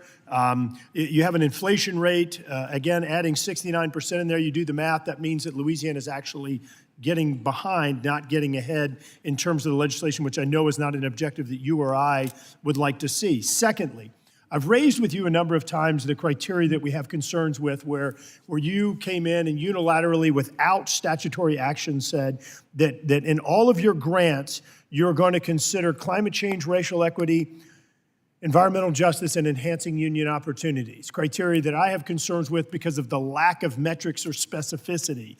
And so translating that into impacts on the state that I represent, Louisiana, according to analysis by Politico, we are one of the 5th worst states per capita, one of the 5th worst states per capita in terms of receiving funding under the legislation. Concerning because a bridge program that former Congressman Sean Patrick Maloney and I wrote is in there that we thought was actually going to help our state. Concerning because some of the Protect Act programs that we also were involved in drafting is in there. Louisiana got zero out of that one, which is designed for adaptation and resiliency. So very, very concerned about what I tell people in Louisiana when folks look at IIJA and expecting it to be positive, whenever the inflation rate results in it actually not being helpful. The regulations are making it difficult to actually execute, which I know aren't all your issue, other agencies giving you environmental obligations. And then at the end of the day, when our home state is one of the 5th worst performers in the country in terms of a per capita receipt, it's very, very concerning. And then the last thing, in the 90 seconds I'm giving you, if you could just give us a little bit of advice on your thoughts on how we address this growing deficiency in the Highway Trust Fund with the user fee being a static 1993 figure. I'll do my best to cover that in a short amount of time. I'll start with a point of agreement, which is I think the environment we have with cost escalation just increases the pressure to get projects delivered quickly, get grant agreements signed quickly, and really improve on the pace that, I should note, is the pace that we inherited, where it's just considered typical to take a year or two. Now, sometimes the project isn't ready to go, but we want to help them get ready to go. I do think that suggesting that the cost escalation can be attributed to the administration's measures flies in the face of the data showing commensurate cost escalations in every developed economy in this sector, although maybe we could unpack that to see at a more granular level how it's affecting a particular region. Certainly want to work with project sponsors in Louisiana to build on the successes that have happened with Lake Charles I-10, Lake Calcasieu, the natural gas distribution infrastructure, $10 million that came to your district, and the areas where they have been ferries and other areas where Louisiana has been successful. We want every state to succeed as much as possible in getting those projects done that might not have happened otherwise. I won't claim to have a magic solution on the Highway Trust Fund, but I join you in being concerned about it. I think by the time of the 2026 vote on a future, or potential vote on a future reauthorization, that question will really come to a head, and Congress will need to decide whether the user pays principle is the future or whether to continue turning to other sources of funding to fund our roads. Before I yield back, I just want to commend you. I saw your 3-mile time on the race that you did recently. It looks like your running is getting a good bit better, and just want to congratulate you. Appreciate you. I was huffing and puffing there, but we made it. Gentleman yields back. Mr. Carvajal is recognized for 5 minutes. Thank you, Madam Chair. Secretary Buttigieg, I understand that the U.S. Department of Transportation has announced that $520 million is available for Cycle 1 charging and fueling infrastructure, CFI. This is for applications that are highly recommended or recommended. In my district on the central coast of California, the Santa Barbara County Association of Governments is spearheading a $20 million grant application that would fund the installation of 21 direct current DC fast charging stations along the US 101. SBCAG's application has been listed as recommended. When should applicants start hearing from your department regarding the outcome of their applications? Thank you for the question. We're hard at work on the CFI program, which is a companion to the NEVI program. Already 47 awards have been made, amounting to $623 million, and of course future rounds will bring future awards. We'd be happy to get more information to your office about a timeline. I know that we had our latest notice of funding opportunity out on May 30th. Part of what we're trying to do with those rolling applications is to get quicker answers to our project sponsors, because we know how important these facilities, especially those DC fast charging facilities that are challenging sometimes for the private sector to do on their own. We know how important those are to communities like those that you serve. Thank you. I want to pivot to another issue of importance to my district that was brought to my attention by the County of San Luis Obispo. For decades, the federal government has required commercial service airports to use Florentine firefighting foams that contain PFAS. The recently passed FAA reauthorization bill includes a provision that I helped write for a new grant program that gives airports $350 million over the next 5 years to assist in their transition from aqueous film-forming foam, AFFF, to fluorine-free foam, F3, or foams that don't contain PFAS. What is the FAA doing now to help airports in their transition to these new foams? Well, thank you for your attention to this issue. We know this is not just an environmental and safety concern, but also an economic concern for airports. FAA has done a lot of technical work, found that performance standard in partnership with DoD that does not require the use of PFAS. And now that that new standard has been put forward, there is a transition plan, an aircraft firefighting foam transition plan, published roughly a year ago with stakeholders from the DoD to firefighters to environmental groups. We will continue to work closely with our airport partners, helping them identify best practices, helping them prepare for this transition, and to the extent resources are an issue for them, welcome further opportunities to work with you on making sure they have what they need. Thank you. Last year, OMB finally, after 2 years of uncertainty, clarified the Buy America provisions established in the bipartisan infrastructure law that did not apply to construction materials such as aggregate and asphalt binder. This would have put significant restrictions on supply chains for aggregate and asphalt binder. Will the administration continue to pursue new Buy America provisions? And if so, does the administration plan to allow for waivers on manufactured products? We are continuing to work to try to ensure that project delivery is kept swift and affordable while meeting our Buy America commitments. The new guidance, we hope, is helpful to our project sponsors, but we know that sometimes it needs interpretation, and we want to make sure that we provide further guidance as needed. The Federal Highway, FAA, FTA, and FRA rules for iron and steel and manufactured products have not changed, but we continue to be ready to work on whether it's waivers or policy guidance to help make sure our project sponsors understand what's required. Thank you. Mr. Secretary, one of the FAA's most successful and cost-effective government industry partnerships for taxpayers is the FAA Contract Tower Program. There are 264 airports in the program, including the SLO County Airport in my district. This critical air traffic program, safety program, supports general aviation operations, DoD flight training operations, and military readiness, commercial air service, and flight schools across the country. What assurances can you give us that contract towers will remain a high priority for DOT and FAA? These are certainly an important part of our national aviation system. There's currently a total of 263 contract towers in the program. I would note as one indication of the importance we place on them that the President's fiscal 25 budget request seeks $256 million to fund that program.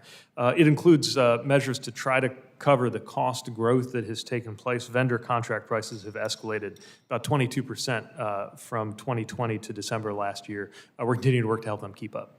Thank you very much. I yield back. The gentleman yields. Mr. LaMalfa is recognized for 5 minutes for questions. Thank you, Madam Chair. Secretary, thank you for appearing with us here today once again. Appreciate it. Let's see. So on electric vehicles and the chargers, in the infrastructure bill a while back, there was $7.5 billion put forth for that. $5 billion that was allocated to states individually to build their own networks with that seed money. So the report I have is that since then, we've seen an intense amount of money go out, but we've only accomplished approximately 7 charging stations spread amongst 4 states.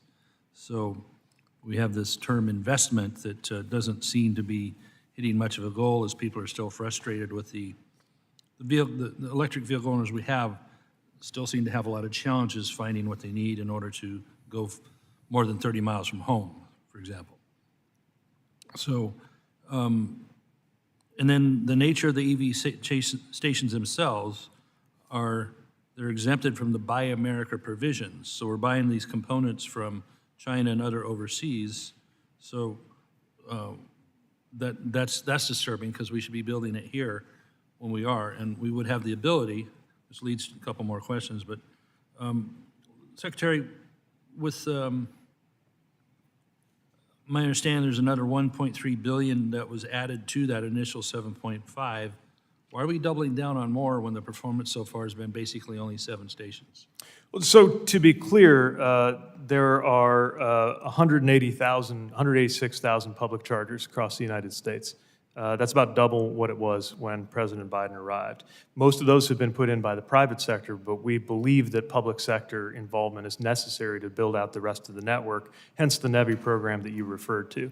That program is intended to install tens of thousands of chargers in the second half of this decade, and we've already had 38 of the states that we're providing funding to release their solicitations for the program.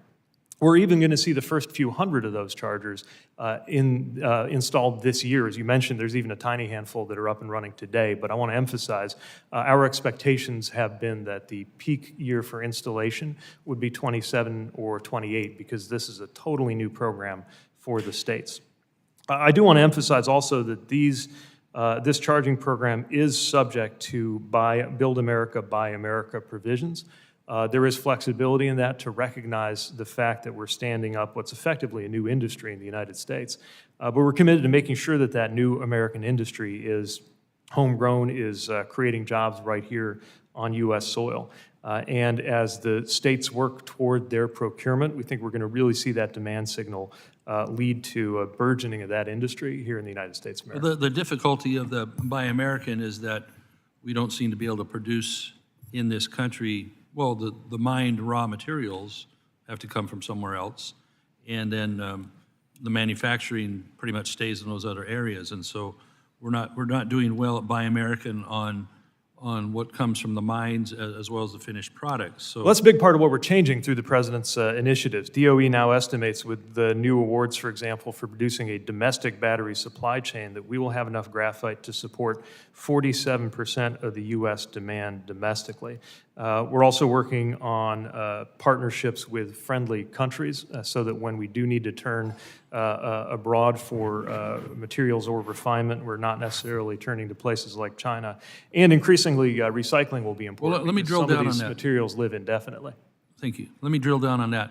Would you be part of a group of voices that would say we need to mine these products in this country instead of somewhere else? Certainly would prefer that they be sourced domestically. Okay, thank you. On the EVs themselves, now we're seeing that there seems to be a turning around of attitude on that. Like Ford Motor Company, they lost $4.5 billion on them. They're down. They're bringing down the price of their electric pickup quite a bit, which that's probably going to be a loser for them. I don't know. And they're letting their dealers off the hook from having to install hundreds of thousands of dollars worth of infrastructure to be EV dealerships. So you see a retraction of that, as well as 7 in 10 Americans said they don't not want to buy an EV because it takes the charging isn't there, the battery technology. And then current EV owners, half of them are considering switching back to gas vehicles. So shouldn't we be tailoring it to people that want them? It seems like 10 or 15% instead of forcing people up to a complete ban by 2035 like California's talking? Well, one of the reasons that we have not forced anyone to purchase any particular vehicle is we want this to be led by consumers making choices. And consumers are choosing EVs more every single year than they did the previous year. And I think that reflects the fact that as the prices come down, more and more Americans decide it's the right answer for them. Thank you, Madam Chair. The gentleman yields back. Chair recognizes Mr. Garcia for 5 minutes. Thank you, Madam Chair and a ranking member, and thank you, Secretary Buttigieg, for being here today. From the passage of the Infrastructure Investment and Jobs Act in 2021 to today, there's been an immense amount of investment and steady, sometimes slow progress towards our infrastructure goals for the country. As we look to fiscal year 2025, I'm hopeful that we can build on this progress and continue to make transportation safer, equitable, and cleaner. Chicagoland is home to the nation's largest rail network. All the Class 1 railroads, as you know, traverse through Chicago, and my district has countless rail-grade crossings, rail yards, and rail workers. As such, rail safety is a huge priority for my constituents, and with the recently released NTSB report on the East Palestine derailment, it's a reminder that we must continue to press this issue. Secretary Buttigieg, I know that rail safety has been a focus for DOT in recent years, but there's yet to be a comprehensive rail safety changes at the federal level. In addition to the recommendations for more inspections, infrastructure improvements, and better emergency plans, what's being done to ensure that rail workers aren't put in harm's way? Thank you for the question. As you noted, this is a central focus for us. We've sought to do everything that we can do short of an act of Congress in order to enhance rail safety.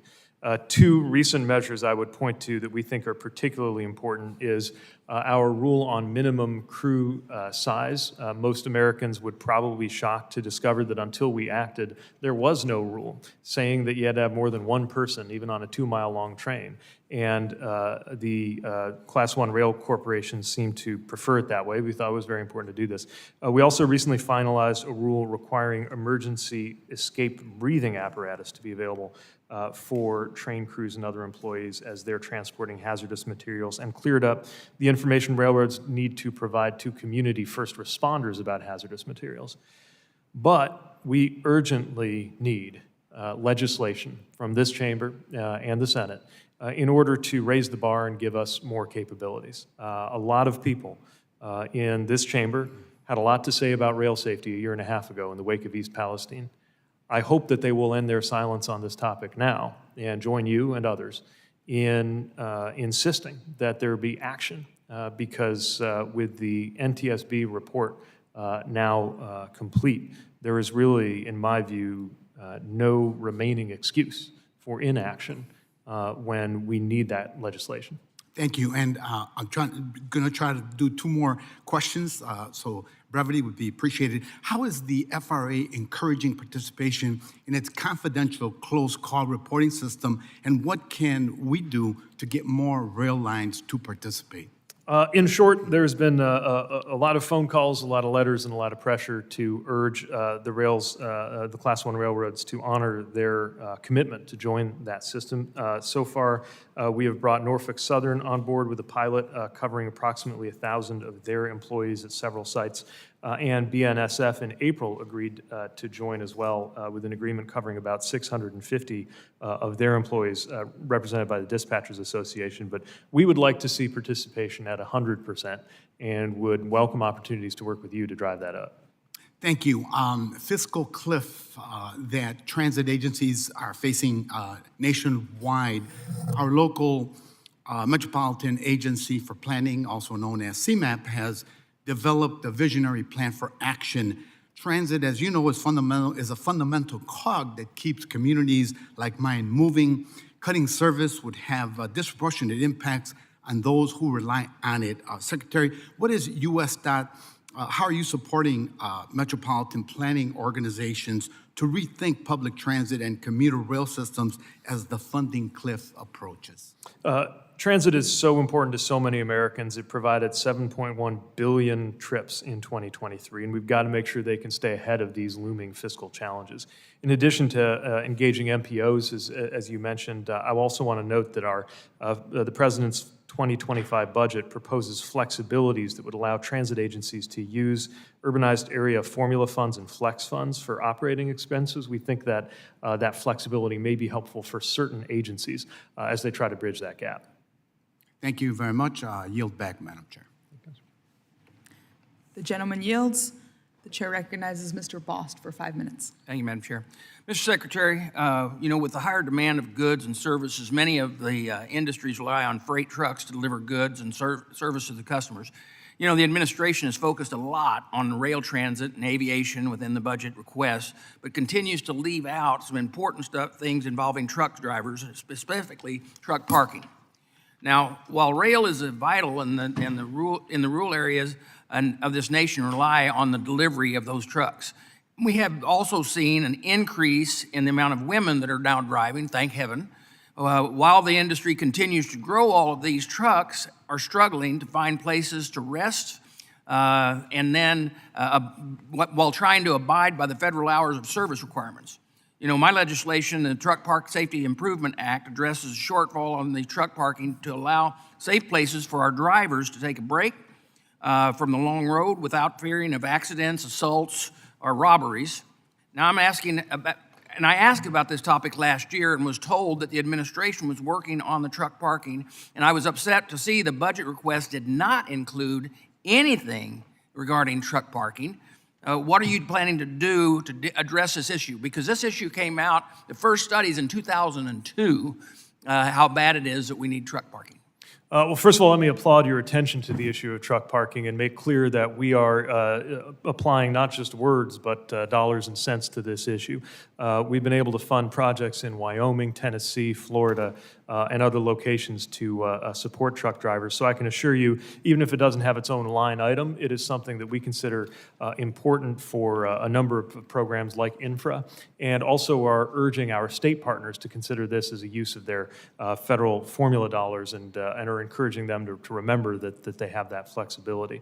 I spent some time just last week with truck drivers, including a number of women truck drivers who were pleased to see coming into that career. It remains as vital a career as ever, and we've got to make sure that we're supporting the drivers we count on in every way. We're taking a number of measures, including dealing with predatory leasing and towing, and encouraging veterans to get their costs paid for training. But certainly agree with you that parking is probably the number one issue we hear when we talk to drivers, and we're working on it. If we can shift gears on my next question, the Attorney General is initiating a rulemaking, I think this was brought up by Representative Crawford earlier in the day, to change marijuana from a Schedule I to a Schedule III Controlled Substance Act. As a truck driver myself that grew up in the trucking business, my brother is still in the trucking business, I know it's difficult to hire and make sure that our drivers are safe. Matter of fact, it's real difficult part of hiring right now because of the drug testing. But part of the safety includes knowing the driver could pass that drug test. It's not something that we want to stop. So I want to ask you about since DOJ's actions will stop marijuana testing of DOD-regulated safety-sensitive employees. Now, let me tell you who all this includes, including school bus drivers, airline pilots, train engineers, subway and public bus operators, ferry operators, truck drivers, pipeline operators, FAA air traffic controllers. Will you commit to ensure that DOT will continue to test for marijuana as it currently is permitted to do, even if it moves to a Schedule III drug? Yes, our commitment to that testing continues regardless of the schedule, and we believe our authorities are intact too, because they don't call for testing by reference to where marijuana sits in its classification, but rather it's specifically named. So whether we're talking about the regulated community, those drivers you were talking about, or whether we're talking about our own personnel, somebody with a security clearance or somebody in a tower, our understanding is at this time is that nothing about that reclassification would change our practices. Then here's the problem. Well, just so you know, 1980s is when DOT did the result and resulted in the program that the accidents were caused by people using marijuana and the problems that occurred. If we don't stay with that program, and the thing that's difficult about that is right now when we have a driver shortage, you can have a beer on Sunday and you're not impaired to drive on Monday. Now you can smoke a joint on Friday. You may not be impaired, but it's going to show up in that test, and it'll show up for 30 days. Something's got to be figured out as far as that's concerned if we're going to continue down this path, because it makes it very difficult as a truck owner and a business owner to find the employees that aren't spending their time smoking dope in their parents' basement and are more concerned about having a job. And we've got to figure this out, and I hope that you'll continue to work on that to make sure that not only it's safe, but that we can also have drivers and figure out how we're going to do this if we're going to continue down this path. Agreed. Thank you. I yield back. Gentleman yields. Mr. Pappas is recognized for 5 minutes. Thank you very much, Madam Chair. And Mr. Secretary, welcome back to the committee. I appreciate your thoughtfulness and how much time and how accessible you always are to this committee, so it's great to have you back. And it's always a good time to talk about how the bipartisan infrastructure law is working for our districts. I see that in New Hampshire. We're set to receive about $1.4 billion in state formula funds for highways and bridges over 5 years, which represents a significant increase over what we could count on in previous years. And already about $850 million has been announced for New Hampshire roads, bridges, roadway safety, and other major federally funded projects. So Secretary Buttigieg, as you know, federal law allows states like New Hampshire to use toll credits to cover local match requirements for federally funded projects. But since states could historically only use toll credits for projects within the state where credits were accrued, many states left extra toll credits on the table. That's why I have advocated for legislation, the Toll Credit Marketplace Act, provisions of which were included in the infrastructure law, which will develop a federal marketplace for toll credits, which will allow states to sell any excess credits to cover the match required for federally funded projects. I think it's a common sense change. We discussed this last year when you were before our committee. I'm wondering if you can update us on any progress with the toll credit exchange pilot program that is anticipated to roll out soon. Thank you, and first let me associate myself with your enthusiasm for what the infrastructure law has brought, and most recently, congratulations to your district on the Rockingham Planning Commission successfully receiving that Seacoast Greenway Hampton Marsh Trail funding. With regard to the toll credit marketplace program, we recognize the importance of the value of an innovative program like that that you worked to create, and I know that they're looking to use their toll credits in new ways. I can report to you that the Federal Highway Administration has made a lot of progress on that. As you know, anytime you stand up a novel program, it leads to a lot of work that goes on in the background, which we're working through. But the focus right now has been developing the right program procedures, including the application and the selection process, making that as transparent and as rigorous as possible. And we'll continue to keep you updated on the team working expeditiously to get it stood up and ready to use. Well, I appreciate that. I know my state has itself hundreds of millions of dollars of unused toll credits that are on the table, and I know other states are eager to be able to deploy these resources to make the necessary investments that will improve roadway safety and improve our economy. Now, my state's at a decided disadvantage when it comes to formula funding distribution. And since coming to Congress, I've worked to evaluate current funding structures to ensure states like mine get the adequate support that they need and that it's distributed in an equitable fashion. The calculations used to come up with the formula are, I believe, grossly outdated. For example, a state like Rhode Island, with half the roadway mileage of my state, received 30% more funding in fiscal year 2024. Vermont, which has about half the population of my state and fewer federal miles, received nearly 23% more in federal highway funds than New Hampshire did in fiscal year 2024. There are other states that are treated, I believe, inequitably by the formula, including Texas. I'm wondering if you'll conduct a study or providing any information for our committee as we think about the future of highway funding in terms of the formula and areas where we can look to make it more balanced and equitable for states like mine. Thank you. We'd certainly stand ready to provide any information, data, analysis, or technical assistance requested as Congress contemplates future changes to the formula. As you know, we work to implement the formula as provided by Congress, but certainly hear loud and clear from many states who have found that the formula is not consistent with their expectations based on their needs, and happy to do anything we can to make sure that Congress's deliberations about that are well informed. I appreciate that. Drunk and impaired driving traffic deaths have increased by 33% in the last 5 years. Even as vehicles are getting safer, crashes, injuries, and fatalities are still on the rise. In the United States, someone is killed or injured in a drunk driving crash every 39 minutes, and an average drunk driver has driven drunk nearly 80 times before their first arrest. Currently, only 24 states in the District of Columbia, including my state, require ignition interlock devices to be installed in the vehicles of first-time offenders. Studies have shown that the use of these interlocks reduce recidivism by up to 70% in first-time, repeat, and high-risk offenders. That's why I've introduced legislation on this, and I'm wondering if you can comment on ignition interlock systems and the role that they can play in terms of roadway safety. We certainly recognize the promise and the potential of these interlock systems, given, as you noted, the proportion of highway fatalities and road injuries and fatalities that are associated with impairment. NHTSA has been working to help research, develop, and test solutions, including ignition interlock programs and the driver alcohol detection system for safety. A lot goes into that, and of course, need to make sure that anything that goes out into the field is ready to meet the high bar we're going to set for it. I would note that there was an advance notice of proposed rulemaking put out in December to gather more information on technology and research in this regard, and we'll be working through that ANPRM and continue to keep you apprised of progress there. Thanks. We look forward to more information. I yield back. Gentleman yields. Mr. Johnson is recognized for 5 minutes. Thank you, Madam Chair. Mr. Secretary, of course, there are always going to be a certain number of things you and I disagree on, but I have to start with a compliment. In a town where so many of folks, both in my party and your own, seem to peddle fear and anger, some of them almost exclusively, you bring a far more professional and respectful approach to your work, and the communication that I get from you and your team, I think, helps all of us be better. So thank you with that. As you know, sir, we have a tremendous amount of flooding in my state and surrounding states.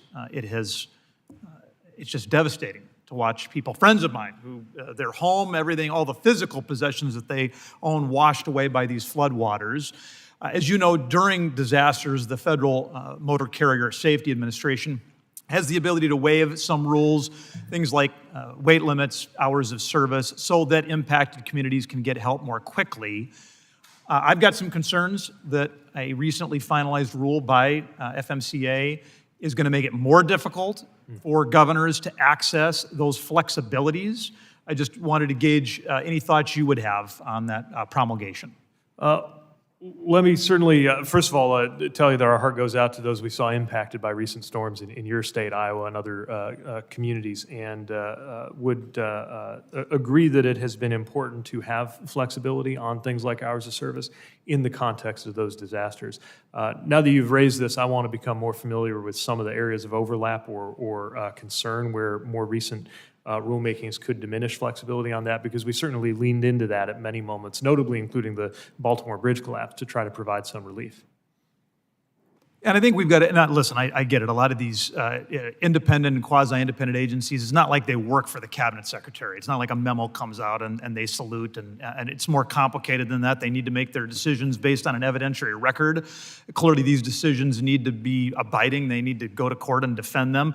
That's what's so surprising about this. I mean, the previous flexibility, the waiver authority for governors, allowed them a 30-day period. This is going to shorten it to 14. Keep in mind, the evidentiary record before the administration is that there hasn't been any particular abuse that they identified, and that there is no evidence that there's been a degradation of public safety because of a 30-day waiver period. And so to the extent we should have good decisions based on good data, I'm grateful for your commitment to dive in and better understand that situation.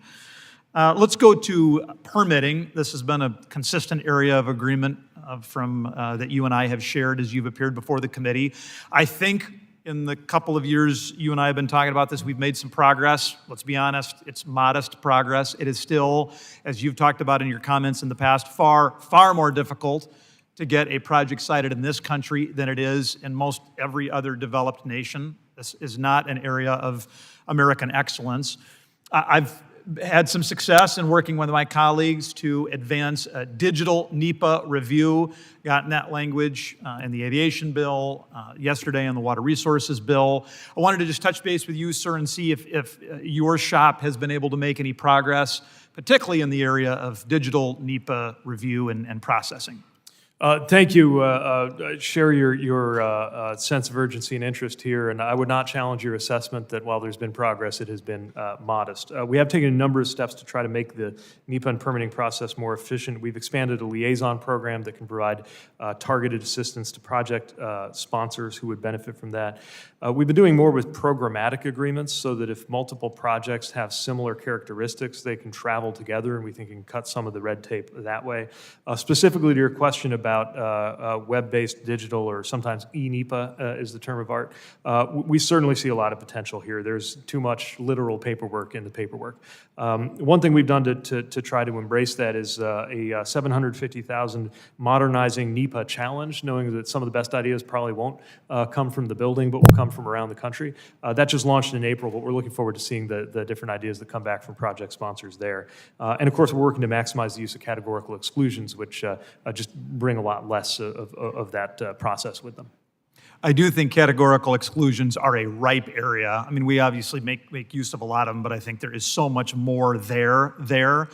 My closing comment, Mr. Secretary, would be at some point, you're just going to have a brainstorm, and maybe as you drift off to sleep or you're eating your Cheerios in the morning, of an idea that might be a little politically dangerous. It might upset people on your team or on my team, because let's get it. I mean, we both get it. The siting of large projects in this country is fraught with tremendous emotion and political peril. If you're looking for partners to advance your big, dangerous, but important idea, this committee is ready to work with you. Thanks much. I appreciate that and welcome that. Thank you.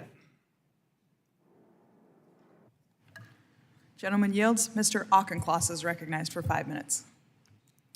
Thank you, Madam Chair. And I'll associate myself with my friend from South Dakota, both in his offer of partnership and in his compliments to your professionalism and responsiveness in your role. And I also want to say that your work in implementing the bipartisan infrastructure law has been critical, and I'll commend the Biden administration's efforts to quickly allocate the funds to our communities as well for maximum impact. I am seeing the difference in the suburbs of Boston in the ability of people to connect to jobs and services and improve standards of living. As Congress begins to think about the next surface transit reauthorization, I want to examine what additional tools Congress should be considering to finance transportation projects and to move away from an Eisenhower-era car-centric infrastructure system towards one that is focused on mobility holistically defined. While the recent reversal of New York's congestion pricing plan is extremely disappointing, it has nothing to say about the actual policy of congestion pricing itself. Congestion pricing allows cities to accurately reflect the cost of having cars in dense areas. Strong Towns has pointed out that this is not just a reflection of the negative externalities of air pollution, traffic, and emissions, but also allows cities to price in the space that vehicles take up. Manhattan has limited space for car traffic, and it should be allowed to reflect that scarcity through tolls and then use those revenues to fund things like transit and walkability improvements. Mr. Secretary, should Congress consider provisions in the next surface transportation reauthorization that would allow for additional flexibility for communities to price the externalities of driving as they see fit, including through congestion pricing and tolling? I believe those flexibilities would be welcomed in communities around the country. As you noted, many of the true costs of the status quo are not reflected in the traditional models that we have. There may be a range of ways to take that on board through different forms, all of which we would like to be able to support to the extent statute allows us to. Would you also encourage us to consider looking at the way that we fund highways versus transit, and to say the amount of federal dollars that are matched for highways being something like 80 to 20 versus transit at 50 to 50 and excluding operating costs? I recognize and respect that a lot of this will probably be hashed out in the coming years as we move toward the next authorization, but certainly welcome any readiness to have a more holistic approach to pricing both the benefits and the costs associated with developing any mode of transportation, knowing that we've inherited a model where sometimes instead of a range of options, people were presented with one option, which was a car. Right. Another way that Congress can finance better transportation operations and capital projects is by restoring employers' deductibility of transportation fringe benefits. I'm preparing bipartisan legislation that would make it cheaper and easier for businesses, especially small businesses, to offer transit benefits to their employees. This will help increase ridership, encourage commuters to shift transportation modes towards public transit and away from cars, and will do so without further subsidizing parking. Mr. Secretary, can you speak to the importance of incentivizing transit use through our tax code and how the private sector can encourage commuters to use public transit? Well, to your prior point about externalities, there are so many benefits in terms of safety, congestion, affordability when people have an opportunity to use transit. I'd also note one of the things that we undertook toward the end of my tenure as mayor of my hometown of South Bend was a pilot covering those costs for employees, and employers reported back to us that the benefits in terms of less absenteeism and overtime from providing that kind of certainty through subsidy for workers' transportation costs was something that they wanted to double down on. I believe that much of this particular authority rests with Treasury, but we would consult with them and certainly be eager to consult with you on how to expand access to transportation and transit benefits for employees across the country. Thank you. And I would just note that making owning a car an option rather than a requirement for younger people is an important way to reduce costs, right? You take a car and you drive it off the lot and it loses a third of its value, and it's really a depreciating asset ever after. Whereas you take that same amount of money and you can invest it, you can use it to invest in yourself. It's a way to build wealth. And at a time when people are really struggling with cost of living, making cars one of many options for them to get around, I think, is an important way to take some of that steam off. And I'll yield back.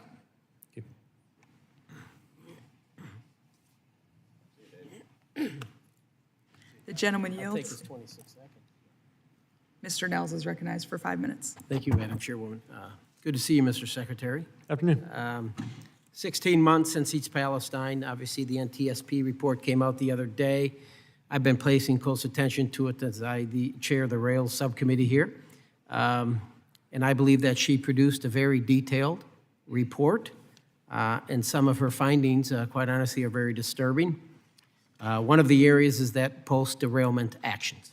And when the American people saw this big bloom, this cloud above their city, the decision to vent and burn and that procedure. According to the report, it appeared that Norfolk Southern made that decision. Apparently, they were able to, I don't want to say convince or get the incident commander to agree with that. The report appears that the NTSB said that Norfolk Southern compromised the integrity of that decision to vent and burn the tank cars by not communicating expertise and dissenting opinions. The justification, according to the report, is polymerization, which is that chemical reaction that could cause the explosion. So a point is that they said we have to do the vent and burn because we feel this thing could blow up. What are your thoughts on that? How would incident commanders allow them to do that when we had dissenting opinions? One of the most troubling things in that report, I agree, was the finding that the vent and the polymerization that was feared by those who thought that by undertaking that vent and burn action, they were preventing an explosion, might not have actually occurred, meaning that the vent and burn did not have to happen. So certainly, while that will go to different parts of the decision chain than those that our department is directly involved with, we want to closely follow how NTSB's recommendations are taken on board, both in terms of how they apply to a railroad and how they apply to anybody in that incident command. And I can understand it was in a rural area, first responders, many of them volunteers, driving to incidents in their pickup truck with bunker gear in the back. Maybe I don't want to say the skill set wasn't there, but they just didn't. If a derailment like that would have happened in the city of Houston or Boston or someplace, I don't think you would have burned it. You would have had a massive showing of logistical support with hazmat teams, this and that. But hey, in your testimony, I'm concerned about the railroad crossing elimination program. We know we have about 700 plus deaths a year as it relates to rail. And your testimony says it's improving or eliminating 400 rail crossings. In IJA, it's 500 million. My friend, I don't think that's enough. We need to do more. I mean, if that is a safety issue, we need to do more. What do you think we should do with that program? If you'd like to propose growing that program, I work will. with you on it. I will. We've had our chance to go out to some of the first projects. We're going to do funding there. We announced it in North Dakota. The enthusiasm We're going to do it in communities is extraordinary, and I think it's so far been very well How received. about the Ask Rail? What do you think about the Ask Rail? The report says, they didn't know what was in the cars. The first responders didn't know the chemicals. They didn't know the consist in the cars. But the actual consist was up in the locomotive. But they didn't get it for a couple of hours. So here these first responders are out there trying to figure out what the hell's in these cars, and they didn't have it. Now, the Ask Rail, I think, is a good thing. I think all Class 1s use it, but we have to do something to make sure that we have the connectivity with cell service in these rural areas, because the Ask Rail app will be combat ineffective if we don't have it. One of the colleagues mentioned about the close call reporting system. I support it. I think it's a good idea. How do you think that, quickly, how do you think that will improve safety in our rail industry? We think it creates one more opportunity to flag safety issues. We're glad to have a handful of participants, but we really believe it ought to be everybody. And I agree. Whether that's done by some kind of requirement through Congress or whether we all just continue pushing the Class 1s, I really hope we can get them. Automated track inspection. Obviously, a lot of technology out there. I don't think a lot of people know about it. How can we, this is the tough side, how do we get labor and labor and the railroads together on the same page as it relates to these technologies? ATI is a great thing. I mean, it can do a lot. I think a lot of the best technologies in the history of our economy have a track record of creating and expanding jobs, even if they change some of the aspects of what those jobs are like. But our posture is that and to be clear, we support and sometimes even ourselves use ATI. We just haven't seen the data that allows us to be confident that you can remove the human factor. Sure. One quick thing. Needs to be You support two-man crew? We do. Okay. Last one. The tank cars, the DOT 111s, the 105s, 117s, I don't know if everybody understands that, but we want to phase those out, right? The 111s by 2029. I think we can do it quicker. I would like to move that up, and I'll do everything I can to do that. That is great news and one of the provisions we're most excited about in the pending bipartisan legislation. All right. Thank you. The gentleman yields. Ms. Sykes is recognized for 5 minutes. Thank you. Madam Chair, and thank you, Ranking Member Larson, for holding this hearing, and of course, Secretary Buttigieg, for your testimony. I'm certainly going to piggyback a little bit of my colleague and continue to talk about rail safety. As you know, the East Palestine trail derailment happened just next door to my district, and we have been very much involved and engaged. Since we've heard from the NTSB, we have penned a letter to this committee, including to Chairman Nails, to hold a hearing on rail safety. I've signed that letter with my colleague, Nikema Williams from Georgia, who is also very interested in making sure that we are holding corporate actors accountable and protecting the safety and security of people across the nation. And thank you, Mr. Secretary, for your efforts in supporting bipartisan rail safety provisions and many of the things that we just heard about. I also want to say thank you for visiting Ohio's 13th district, the best district, of course, in the nation, as we all say, to highlight some of the local efforts to create workforce development opportunities, expand apprenticeships, and invest in infrastructure to lower costs. And none of these would be possible without the historic legislation like the bipartisan infrastructure law and the implementation work that you have done. We're very grateful for those funds that have made it to our communities, and a lot of people have gotten great jobs, union jobs especially, that pay well and are safe. But one thing that we didn't get to do in the district during your visit this week was visit our crown jewel, which we call the Akron-Canton Airport, which is CAK. They have received over $3 million in funding, and this airport was established during World War II and served as a vital asset for economic development in the community, and generated over $1 billion in the area and over 4,000 jobs. However, even with this type of activity and ridership, passenger rides, it has not protected this airport from threats faced by other small to mid-sized regional airports. So for example, CAK has seen major airlines consolidate their routes to Cleveland Hopkins, in part because CAK is designated within the Cleveland Airport as one market based on the Department of Transportation. And this designation has unfairly excluded CAK from the list of airports that require maximum air service levels and limits their ability to optimize their role as a key promoter of economic development. And this directly impacts my constituents because these were their jobs that now have moved. So, Mr. Secretary, how can airports like Akron-Canton distinguish itself as a unique standalone market when some of the decisions by agencies don't allow them to do so? Well, first, let me thank you for welcoming us to the district. It was a very informative and inspiring visit. And also, let me thank you for your work on rail safety legislation that we are very hopeful gets quick action and results in this chamber. Having been the mayor of a city that had a small airport that was within driving distance of a big airport, but meant a lot to our community, I certainly understand and sympathize with the aspirations of Akron-Canton and want to make sure that airport gets the support that it needs and deserves.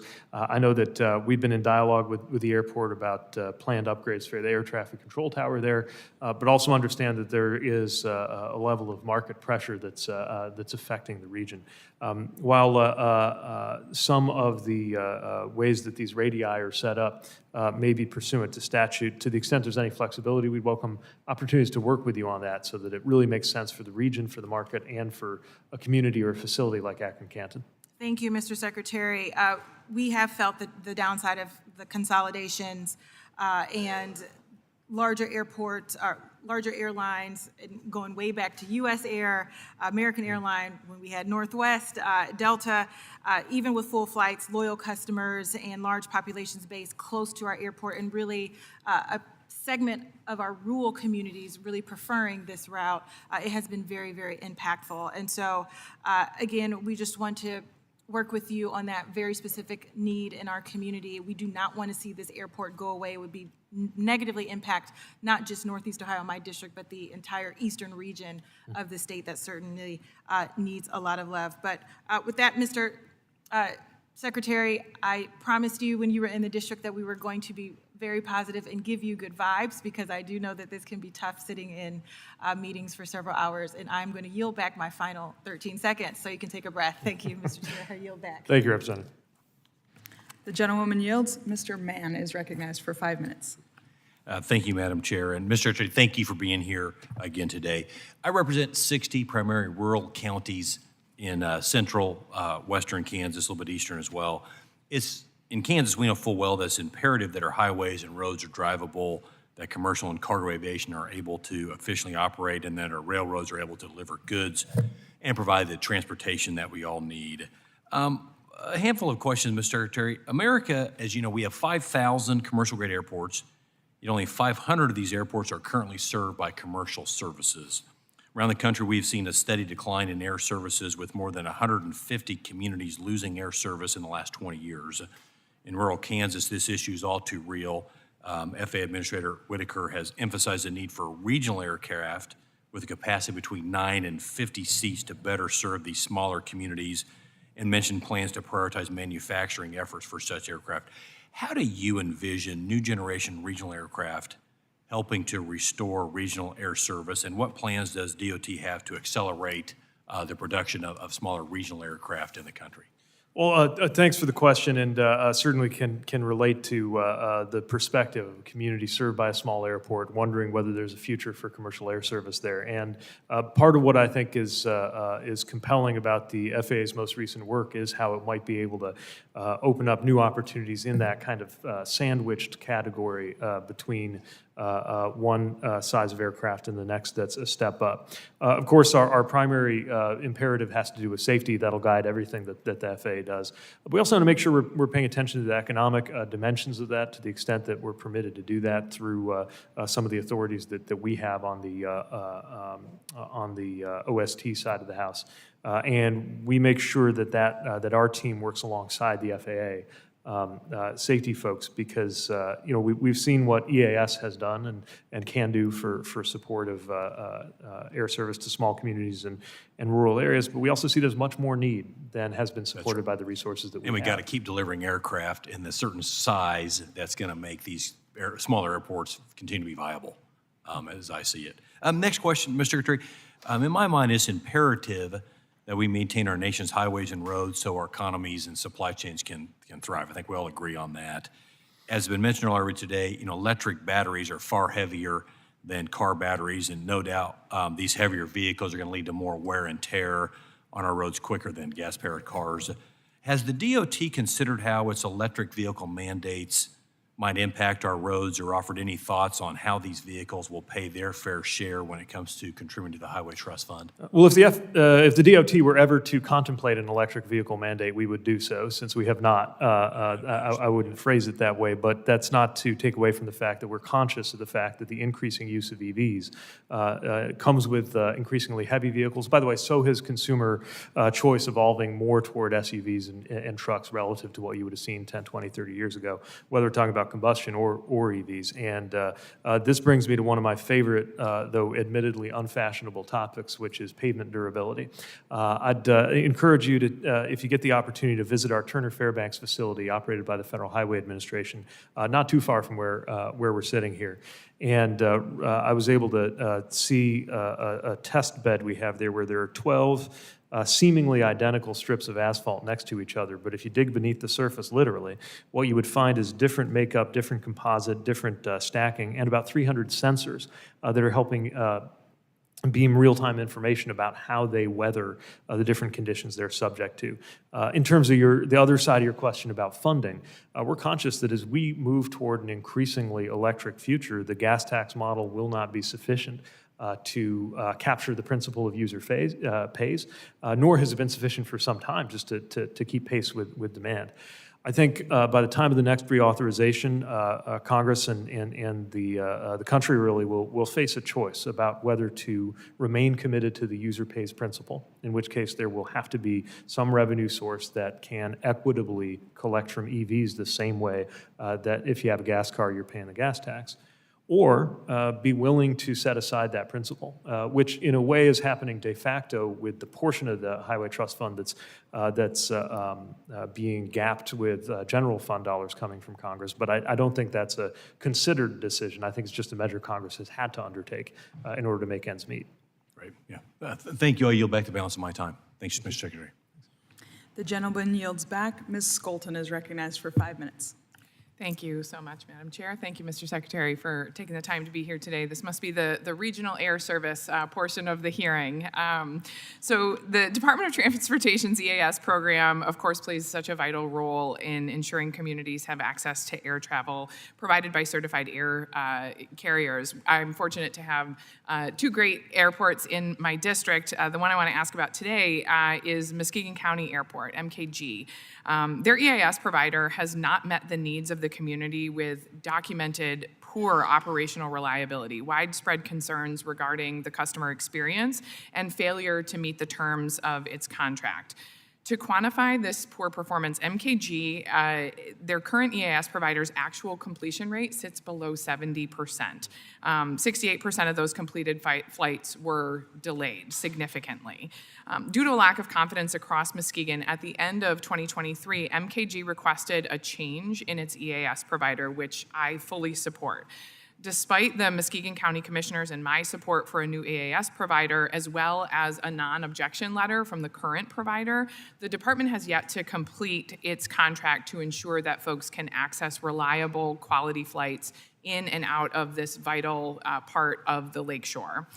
Does the department's EAS and domestic analysis division have the resources that it needs to address these contract changes?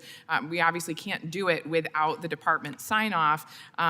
If not, can you speak to where these delays might be coming in? Well, thank you. I know that we have a small and hard-working team seeking to keep up with the demand for processing of all of these EAS applications and developments. So I will commit to learning more about the Muskegon application and anything that can be done to move it along. As far as resources, we, again, have a small but mighty team. They do a great job with the resources that they have, but we'd welcome opportunities, not just in terms of the administrative side, but just more generally to make sure that EAS is robust so that it can meet the needs of these smaller communities that need and deserve good commercial air service. Thank you. Appreciate your attention to that matter. On to my next question. We're both proud Michiganders now, and we know that Michigan put the world on wheels, and we are going to keep it moving forward. A big way in which we do that is through the trucking industry. Close to 250,000 jobs in Michigan are the trucking industry supports 250,000 jobs, and 1 out of every 15 jobs is considered a trucking job in the state of Michigan. These individuals work long hours, risk their safety to ensure supply chains run smoothly. Unfortunately, an ongoing shortage of safe and accessible truck parking throughout the country threatens the safety of all drivers. I know we touched on this earlier in the hearing as well. It's incumbent on us here in Congress to fix this, which is why I'm such a proud co-sponsor of my colleague, Mr. Boss' Truck Parking Safety Improvement Act, which advanced out of committee this past year. Mr. Secretary, I understand that while some IIJA dollars were directed towards truck parking funds, these funds were not specifically dedicated for that use, leaving state transportation departments to choose between pursuing truck parking and critical infrastructure projects. Given these pressing needs, how is the department planning to address this gap and provide the necessary resources to keep truckers and everyday drivers safe? Let me first applaud your attention to the issue of truck parking. It is far and away the #1 thing we hear whenever I'm with drivers and trucking organizations. As you noted, we have a number of projects going on across the country, but none of them come from a program or a fund that is dedicated for that purpose. So whether it's a scenario like you described where a state is making tough choices about what to prioritize, or our own discretionary grant-making processes where I'm very keen to make sure we support truck parking, but that is competing with every other worthy cause coming in. It would be different if there were specific dedicated funding for that, and we'd welcome working with you on that bipartisan legislation to make sure that that there are more resources than before going to this clear and mounting need, which, by the way, is not just a convenience issue for drivers, but really a safety issue for everybody. It absolutely is for the drivers and pedestrians, the truck drivers themselves, others who encounter them. We'll absolutely continue doing everything we can in Congress to allocate that funding, but of course the Department of Transportation has the ability to specifically designate that as well, and just want to thank you for your attention there. Thank you. I yield back. The gentlelady yields back, and the gentleman from the great state of Utah, Mr. Owens, is recognized for 5 minutes. Thank you. Thanks so much, Mr. Secretary. Thanks for being here. I'm going to start with something very Utah-specific, and thank you for the collaboration we have right now with federal. The state of Utah is the fastest-growing state in the union over the past decade, with over 80% of our population along a 100-mile stretch of I-15 between the Wasatch Mountain Range and the Great Salt Lake. Utah now is also preparing to host for the 2034 Winter Olympic Games. With the growth, it is imperative to have a safe, efficient, and reliable public transportation system to maintain the high quality that we now have in this region. Projects like the double tracking Utah's front-runner commuter rail systems are key to addressing traffic congestion, air quality, and affordable housing. The double tracking system is projected to double the ridership and double the frequency of trains. The state of Utah has provided over $400 million to this project and now seeking a collaborative federal partnership to complete this critically important regional project.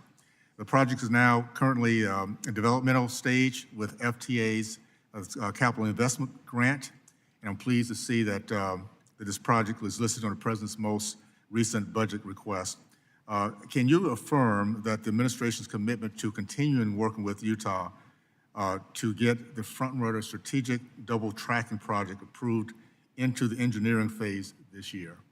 Absolutely. FTA has allocated $494 million to date in CIG funding for this. We've worked closely with Utah's DOT, and we applaud their attention to growing transit needs in, as you mentioned, a very fast-growing area that's really going to require and benefit from those kinds of investments.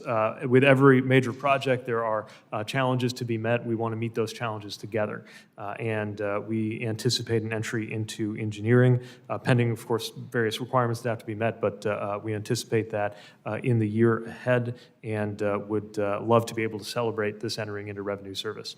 Well, thanks for that. And I'll just say this, Utah is the most innovative. We come under budget, we balance our budget, so continue to use us as an example for the rest of the country. I think we'll all be well served. So thanks so much for that. We'll switch topics real quickly. I am concerned whenever government solutions become highlighted more than the free market. And I'm fear that we're repeating a mistake that we made in the past when we led a worldwide blind eye to man's humanity demand.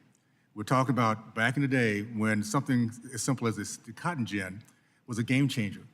Before the cotton gin, slavery was just not a profitable venture. It was too labor intensive. It could not scale.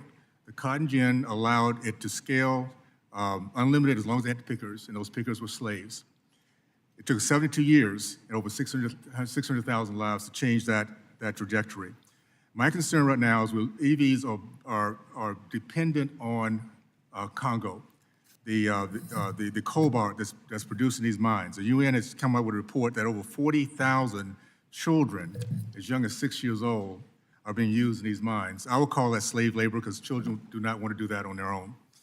And my concern again is that we're out of sight, out of mind. We allow man's natural average degree to put in place our goals as opposed to what might be getting in to make that happen. So here's my question. How does the administration justify the use of taxpayers' subsidy for this type of environment in which so many children are being used for labor? In order to save American lives, but to be clear, we do not tolerate child labor or forced labor. Just real quickly, you said in order to save American lives? Yes, there is no justification of course, for child labor or forced labor. But if you're asking the justification for our enthusiasm for EVs, it is to save American lives and in order to prevent forced labor or child labor from going into any of our supply chains. Cobalt is one of the 159 products listed by the Department of Labor. I need to just ask that question because I'm having a little trouble digesting that. You're saying to build EVs and using child labor is saving American lives? No, of course not. Nobody's saying that anything brought into the United States should include forced labor or child labor. This is one of the reasons why we've acted to reduce the extent to which cobalt is included. As a matter of fact, we believe that 80% less cobalt is now going into today's EV batteries, and we're encouraged to see developments that might drive that even lower. But if you want to know why we believe it is important to adopt electric vehicles, Part of the reason has to do with the 29,000 American deaths associated with pollution every year. I apologize. I ran out of time. I'm so sorry for that. I just want to say this. We're now representing what this cotton gin represented back 200 years ago. We are at the impetus. We're allowing this to be scaled, China and the United States. We need to let the free market work so innovation come in. We'll figure out a much better way to doing it, and Americans will decide whether they want to buy, not on subsidy, but based on all the areas, all these factors that factor into developing this industry. With that, I yield back, and I'm sorry I ran out of time there. The gentleman yields. Mr. Fushi is recognized for 5 minutes. Ms. Fushi, sorry. Thank you to the chairman and the ranking member for holding this hearing today, and thank you, Mr. Secretary, for being here. We realize your time is valuable, and I'm sure I can speak for my colleagues that we appreciate you appearing before the committee today to speak about the important work that the Department of Transportation is doing across the country. As I brought up in our rail subcommittee hearing earlier this month, 2023 was a remarkable year for North Carolina passenger rail. Thanks. Amtrak ridership in the state saw a staggering year-over-year increase of 33.7%. We received a number of corridor ID grants to further build out 7 different rail corridors throughout the state, and North Carolina's S-Line project was awarded over $1 billion via the federal-state partnership for intercity passenger rail to help us design and build a high-performance passenger rail line connecting North Carolina and Virginia. So from your vantage point at DOT, can you speak to the ways in which the investments from BIL have spurred the growth and development of passenger rail in regions of the country like the Southeast Corridor, where communities have historically lacked access to passenger rail as a legitimate transportation alternative?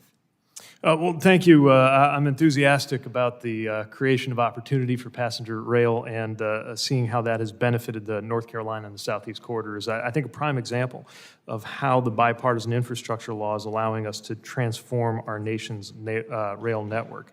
Amtrak set a record for ridership last year in North Carolina, surpassed 1 million riders for the first time, which also brings it all the way back and on track to exceed all of the pre-COVID numbers that we had seen. And as you mentioned, that $1 billion grant to develop a new passenger rail route between Raleigh and Richmond, we think is going to bring enormous opportunity. I want to emphasize that we think that's just the beginning of the corridor development we can do, both with conventional and, in the future, we think high-speed rail opportunities, because we don't see any reason why Americans should have any less access to excellent passenger rail than people living in any other developed country. And I'm sure you're aware passenger and freight railroads have recently begun testing AI-enhanced camera portal technologies for rail car inspections.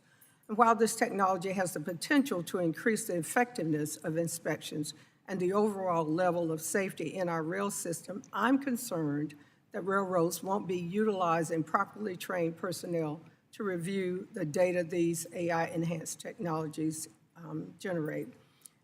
In the rail industry, there are qualified mechanical inspectors whose sole jobs are to make sure rail cars are inspected and safe when departing a rail yard. It is imperative that AI-enhanced technology be tested by these inspectors and that the results of the AI-facilitated inspections be reported to qualified inspectors to ensure that appropriate corrective actions are being taken when safety defects in rail cars are identified. Can you speak generally about how the department is reviewing and evaluating new rail technology like this in light of the DOT's innovation principles? And more specifically, can you commit to having DOT review the use of this technology in rail yards to ensure that qualified mechanical inspectors are being appropriately utilized to review the data that's being produced? Thank you. Yes, we are committed to ensuring we maintain the high standards that our department enforces for the expert-led inspection and quality assurance that keeps our railroads safe. There are certainly any number of new technologies that can help with that. We welcome the development of new technologies, but we don't view that as a replacement for what we now have given the data that we've seen. nor do we think it represents an excuse to lower our standard when it comes to what we expect of our railroads. So we'll continue to support and evaluate research on different forms of technology for things like track inspection and other safety and quality control functions, but there is no substitute for the human expertise that has gone in so many ways toward keeping our railroads safe, and we'll continue to work with those who've spent their lives on this important domain of rail safety as we look to the future. Agreed. Thank you. I yield back, Mr. Chairman. The gentlewoman yields back. Mr. Yackham is recognized for 5 minutes. Thank you, Madam Chairwoman, and Mr. Secretary, it's good to see you again. I want to discuss two IJA programs, the National Electric Vehicle Infrastructure, or NEVI, and the Charging Fueling Infrastructure, or CFI programs. As you know, NEVI was funded at $5.5 billion and CFI at $2.5 billion. After 2.5 years, it appears that just the 9th NEVI-funded EV charging station was brought online this month in Pennsylvania. A few weeks ago, I asked FHWA Administrator Batt how many NEVI funding charging stations he expects to have brought online in 2024. He said he expects it to be in the, quote, hundreds to thousands range brought online this year. Do you agree with his estimate? Yes, the bulk of the NEVI chargers will be installed in 2027 and 2028, but I have been impressed to see that some of them will actually come online this year, 2024, and a few of them have even already been installed. So you do expect hundreds, if not thousands? Yeah, I think the first... by the end of this year. Right, like I said, 27, 28 is when you're going to see most of the installations, but I expect the first few hundred to come online this year. Okay, thank you. Let's turn our attention to CFI. That $2.5 billion program has brought in 0 charging stations online in the last 2.5 years because the first grants were only announced in January of 2024. Now, I'm happy to report that one of those recipients is the Michiana Area Council of Governments, or MACOG, as I know you're familiar with in your old stomping grounds. But I think their experience is perhaps emblematic of why NEVI and CFI have fallen a bit flat on their face out of the blocks, because 5 months after the announcement, MACOG still doesn't have a fully executed grant agreement, and of course, no work can start until that's in place. Mr. Secretary, of the 47 CFI awards announced in January of 2024, how many grant agreements have been finalized? I doubt that it's been possible to do grant agreements on most of them that quickly. It's not typical, especially on a brand new program, to do them on anything close to a 5-month time frame. I'm impatient to do them, but I just want to make sure nobody moves the goalpost here for a program that we expect will do the bulk of its work in the second half of this decade. Do you know how many have been completed? Is it 0? Is it 5? Is it 10? Is it? I'd have to pull that, but I would not expect any of them to be done yet. Okay, I mean, it's a little bit disappointing that you wouldn't know the answer, because I did give your staff a heads up that we'd be asking that question here. I do believe that slow grant agreements certainly seem to be a hallmark of the Biden administration's what seems to be kind of the build nothing ever agenda. As the most recent report on IJA raise grants shows that only 118 of the 415 grant agreements have been executed, which certainly is at a time of high inflation, and these delays certainly serve to bust budgets and put projects in jeopardy. So when would you expect all 47 of the original grant agreements to be executed? We can only certify a grant agreement if it actually meets federal requirements, so I can't guarantee on behalf of any project sponsor when they'll be ready. What I can guarantee is that we'll work with them to get ready, but we can only certify that something meets federal law if it's actually true. I also respectfully think you are mistaken to characterize this timing as delayed, especially given that it's the same general time to grant agreement as we saw in the previous administration. That's not to say I don't want it to be faster. I just want to make sure we're being honest about the patterns that we've inherited when it comes to how long it takes to get from an award announcement to a grant agreement, especially when we're talking about a novel program. What do you believe the general target should be for new grant agreements to be put in place? So again, it really depends on what kind of project. For example, if MACOG were to come to us, they said they want to do an interchange, they're hoping to get it to construction by 2027. We may recognize that if they're not ready to have the pieces in place for a grant agreement until 2026, that might be workable. Whereas for another program where they want to be running in the next construction season, we're going to want them to turn that quickly. But it is extremely rare, and I mean extremely rare, for any project to lapse past the obligation deadline set by Congress. Thank you. The most recent quarterly NEVI update showed that there are now 183,000 publicly available charging ports. How many of those were built by the federal government? Those are built by the private sector. Yeah. So with those being built by the private sector, and the most recent NEVI quarterly report showing that we've got 37 charging ports out of 183,000 built by the government, do you believe that there's still an appropriate role for the federal government to play here, given the fact that the private sector is doing so well in building these charging ports? Shouldn't the federal government pull back and just get out of the business? No, we think it's really important to fill in some of the gaps in areas that won't pencil for the private sector. Look, the vast majority of EV charging takes place at home, but having those public chargers out there is going to be important, and it's been very clear from our research that the private sector alone won't reach some of the areas, whether we're talking about low-income areas, rural areas that are spread out. They just don't pencil. That's why Congress created this program, which is designed to create tens of thousands of chargers in the second half of this decade, but I'm pleased to see the very first handful of them already online. Thank you, Mr. Secretary, and Madam Chair, I yield back. The gentleman yields. Mr. DeLuzio is recognized for 5 minutes. Thank you, Madam Chair. Mr. Secretary, good to see you here today. I'll start with a bit of thanks. Was very excited to hear the department and you, Mr. Secretary, select Sharpsburg in my district for a competitive raise grant, $25 million. I know you heard from me and the department heard from me on this. A big deal for my region, a big deal for Sharpsburg, so thank you. Turning to rail safety, which I'm sure is no surprise, I've been very encouraged today to hear colleagues on both sides of the aisle express support for rail safety, for some common sense measures to make freight rail safer, to protect communities like mine. Appreciated yours and the administration's strong support of the Railway Safety Act. Was very encouraged to hear Subcommittee Chair Nels express some support there. Look forward to working with him and others to get something done. It's been more than a year since the East Palestine derailment, Norfolk Southern's train. My constituents, many within the evacuation zone, affected, in their homes, farms. Certainly our neighbors in Ohio bear much of the cost of this as well. Many still dealing with the uncertainty around the safety of their air, their soil, their animals, water. We've got the NTSB findings now. I know we've had some discussion here today. Chair Homendy has talked about at length the main cause, of course, being overheated, wheel bearing and faulty detectors on the tracks.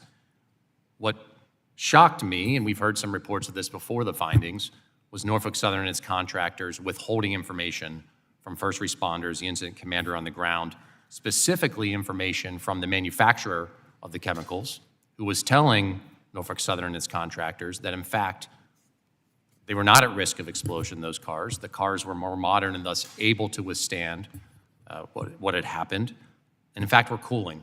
That information was not conveyed to the folks on the ground. They were pressured, in my opinion, to authorize the vent and burn, which sent a toxic fireball over the sky of my constituents and our neighbors in Ohio, imperiling their health. I find it unacceptable. It didn't need to happen, and I think the question is why. It seems to me the railroad wanted to get the trains moving again, putting their profit, their lust for profit above the safety of my constituents. So I'll ask a very simple question, Mr. Secretary, to start. Do you trust the railroads to regulate themselves? Absolutely not. Me neither. I think what we saw in this derailment and in conduct thereafter is they cannot be trusted. I think we have a bipartisan path forward. I think what also reinforces that need for us to take bold action here is what Chair Homendy said about the railroad interfering with the investigation, which he said was an unprecedented and reprehensible way. I think it speaks to a lack of commitment to public safety, a thirst for profit that's unending. And of course, some in Congress have said that, well, we have to wait for the final NTSB findings to act. We have those. I think that excuse is gone. I'm excited to see that there are folks here in both parties who want to work together to get this done. The Railway Safety Act, as you know, I think may be the only piece of legislation that Joe Biden and Donald Trump agree about. This ought to be an easy thing for this committee to work on. You mentioned two legislative actions specifically from the findings, one being caps on fines that railroads pay. Currently, I think it's around $225,000. The Railway Safety Act increases that tremendously to 1% of railroads' annual operating income. So the bill addresses that point. And then another piece, which you've mentioned, I heard Chairman Nels also express support about, increasing or accelerating the upgrade timeline for tank cars. We have these provisions. We can get this done. I'd urge my colleagues to support me in doing that. Give you a chance, Mr. Secretary. Plenty of things you and the department are doing around rail safety, but you need help from Congress. What else do you need us to do? We need this legislation. Look, we're doing everything we can short of an act of Congress, but we're urgently calling for Congress to act, because legislation like the legislation you have put forward will give our department a stronger hand to hold railroads accountable and to keep our railroads safe. We're talking about an extremely, some would say ridiculously profitable industry. They have the means to operate more safely, but unless a law requires it of them, it will not happen. I believe the provisions that we've talked about, like the increased fines, acceleration of the adoption of stronger tank cars, as well as measures that would enhance the handling and the flow of information about hazardous materials, are going to save lives. And the moment Congress gets that action through this chamber and the Senate, where of course the committee in the Senate has already heard it, we will get to work right away implementing that. Very good. We'll do our best here, sir. I encourage my colleagues to join me on this. Madam Chair, I yield back. The gentleman yields. Mr. Kane is recognized for 5 minutes. Thank you, Madam Chair. Secretary, it's good to see you. Thank you for being here today. This hearing could not have come at a better time, at least for my constituents in New Jersey. Mr. Secretary, as you know, during this past week, the Northeast Corridor, particularly between New York Penn Station and Newark, saw major delays due to a myriad of issues, some related to power challenges, potentially outdated infrastructure, and system failures. Not only have these major delays and cancellations become all too regular, but are now with 16 such incidences within the last 6 weeks alone. Just last week, I wrote to Amtrak CEO Stephen Gardner requesting information and remedies for recent delays and cancellations. Today, I was informed that Amtrak and New Jersey Transit have reached an agreement to investigate these issues, and I'm reviewing that agreement now. Additionally, I, along with my colleagues in the New Jersey delegation, sent you a letter this week requesting an investigation into the failures along the affected section of the Northeast Corridor. And I hope that my colleagues and I will receive a response soon. Because of these regular delays prevent working parents from attending their children's sporting events and missing cherished family dinners. I look forward to working with you and your team on fixing these important issues. Mr. Secretary, the commuter railroads that operate up and down the Northeast Corridor, New Jersey Transit, Long Island Railroad, and Metro North, SEPTA in Philadelphia, and others, all have board of directors meetings that are open to the public so that the public can see the decisions that affect them are being made and so they can give their input to leaders directly. Still, Amtrak's board meetings are not open to the public. Mr. Secretary, would you support Amtrak becoming like the other railroads and holding open public meetings? I haven't had a chance to evaluate what effect that would have on Amtrak's governance. Obviously, they operate by different requirements than a government entity because of their quasi-government role. But certainly agree that a high level of transparency is important in how a corporation of that public importance conducts its business. Could you please investigate that and get back to me directly in writing what your opinions are on that? And because I think it's very important, and I agree with you, the more transparency for everybody involved in this, especially those people who are subject to any decisions of any board of directors, needs to be public. Thank you. Increased funding for Amtrak has allowed the agency to hire a significant number of employees in the last few years. How many employees has Amtrak hired for key operational functions such as flagging, track and tie repair, and electric traction repair? Sorry, the question is how many employees has Amtrak hired for key operational functions such as flagging, track and tie repair, and electric traction repair? I don't have a tabulation of hires by employee category handy, but I'd be happy to request one from Amtrak on your behalf if you'd have trouble getting that. Thank you. How is USDOT ensuring that Amtrak is investing in positions that actually do improve day-to-day operations? Well, ultimately, it's a question of performance, and we want to make sure that Amtrak is meeting the performance marks that are expected of them, whether we're talking about on-time performance, maintenance issues, or their fiscal condition. Certainly seen a lot of improvement on the fiscal side in terms of them moving their operating numbers closer to break even or into the black pre-COVID, and would encourage them to continue that work. But also in very specific ways, we fund, mainly on the capital side, their operations in order to make, or their growth in order to make sure they have the equipment they need. I was concerned to see the recent mark from the House cut funding for Amtrak. I think they're working with resources that are sometimes spread thin, but working toward a very important mission as they do so. As you know, I support Amtrak and continued service, and we need to have more stops, as we've discussed in the past, in Trenton as well as in Metro Park and throughout the entire Northeast Corridor in New Jersey. How specifically do you ensure that Amtrak's internal processes prioritize day-to-day operations from the top down? Well, it's certainly something that we communicate in our engagements with Amtrak, the desire for a focus on results for the end user. I know they're balancing a lot of competing priorities in terms of their capital needs, operations and maintenance, and their vision for the future. But we know that one of the biggest obstacles to Amtrak's reliability has been underinvestment, and we believe that the historic investment we're making through the President's infrastructure package is helping them to get ahead of that. Thank you. I yield back. Gentleman yields. Ms. Norton is recognized for 5 minutes.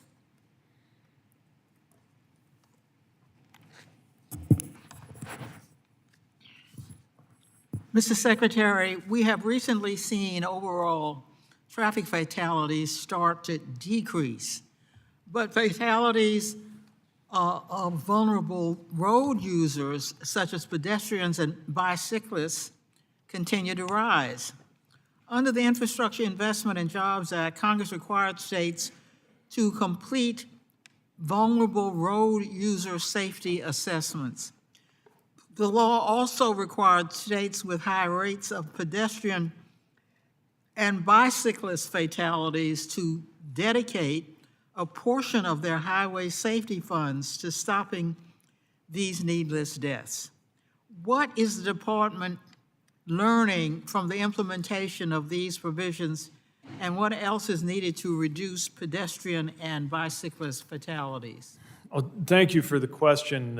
Like you, we've been heartened to see improvements in the overall numbers of roadway fatalities over the last 8 quarters in the U.S., but we continue to see very troubling patterns in terms of pedestrian and cyclist injuries and fatalities or vulnerable road users.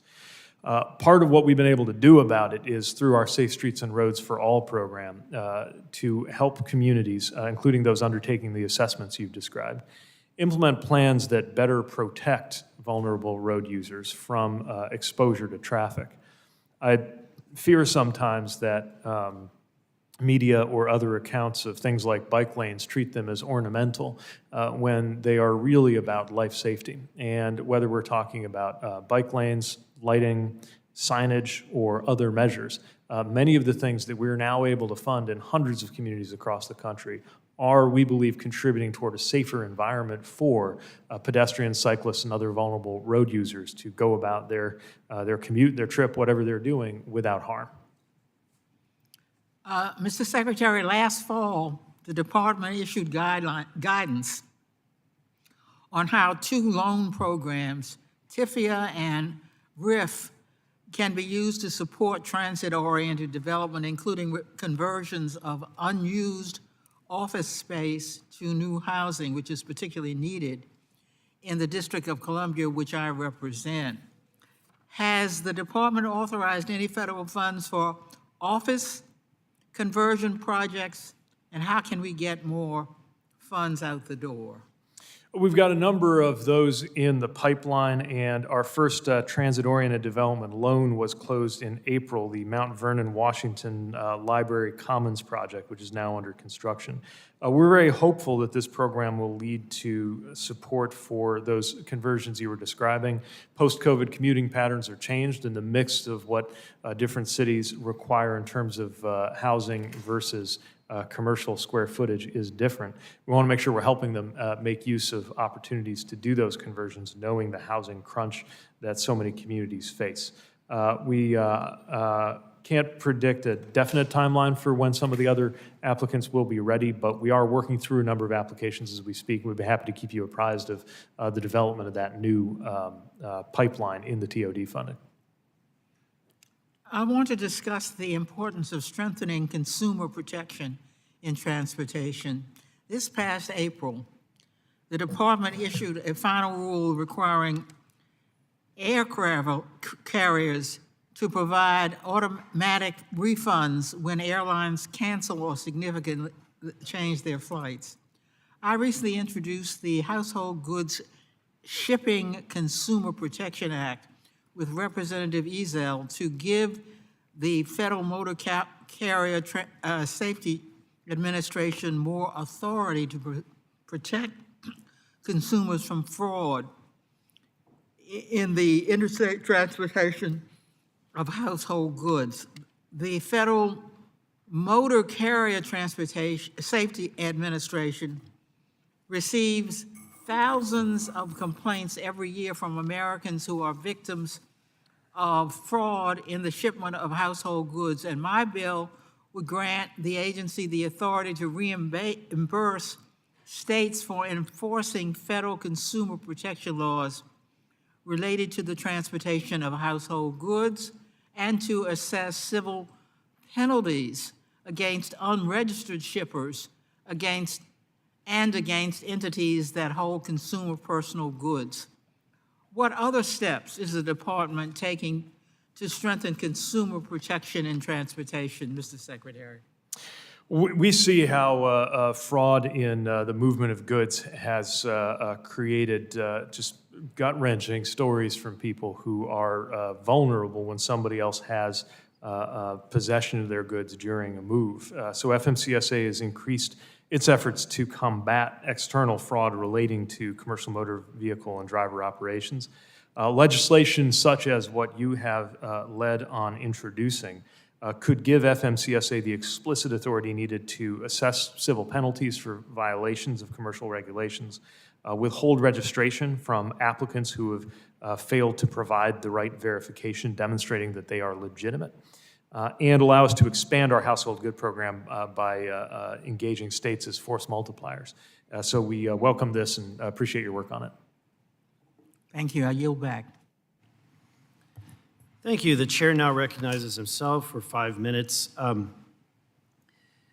Secretary Buttigieg, you have recently, just earlier today, you've answered a lot of questions related to the slow implementation of the EV charging stations. And one of the conversations that you had, I thought was concerning, and I want to kind of touch upon it, was the statement that this push towards electric vehicles, even though there's a cost of slave labor, and that we're seeing, and it's not just cobalt, we've got lithium and other items that are being supplied by 90% of it is coming from China. So we're empowering someone who's an aggressor to the United States, and yet you're saying that it's fine so long as we're saving lives in America. That's not an accurate characterization of what I've said. We wish you would have supported us in moving more of this onshore so it'd be produced in America, but the legislation did pass. And to take graphite alone, we're going to be able to supply, we estimate, 47% of it domestically.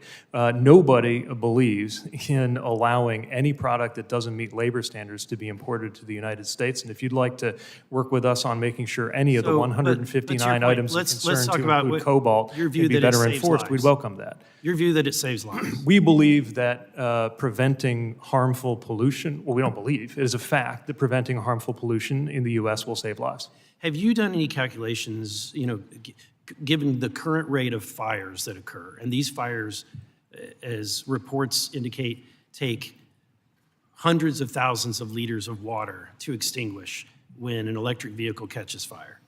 Do you have any research that indicates how many people might die from some of these fires?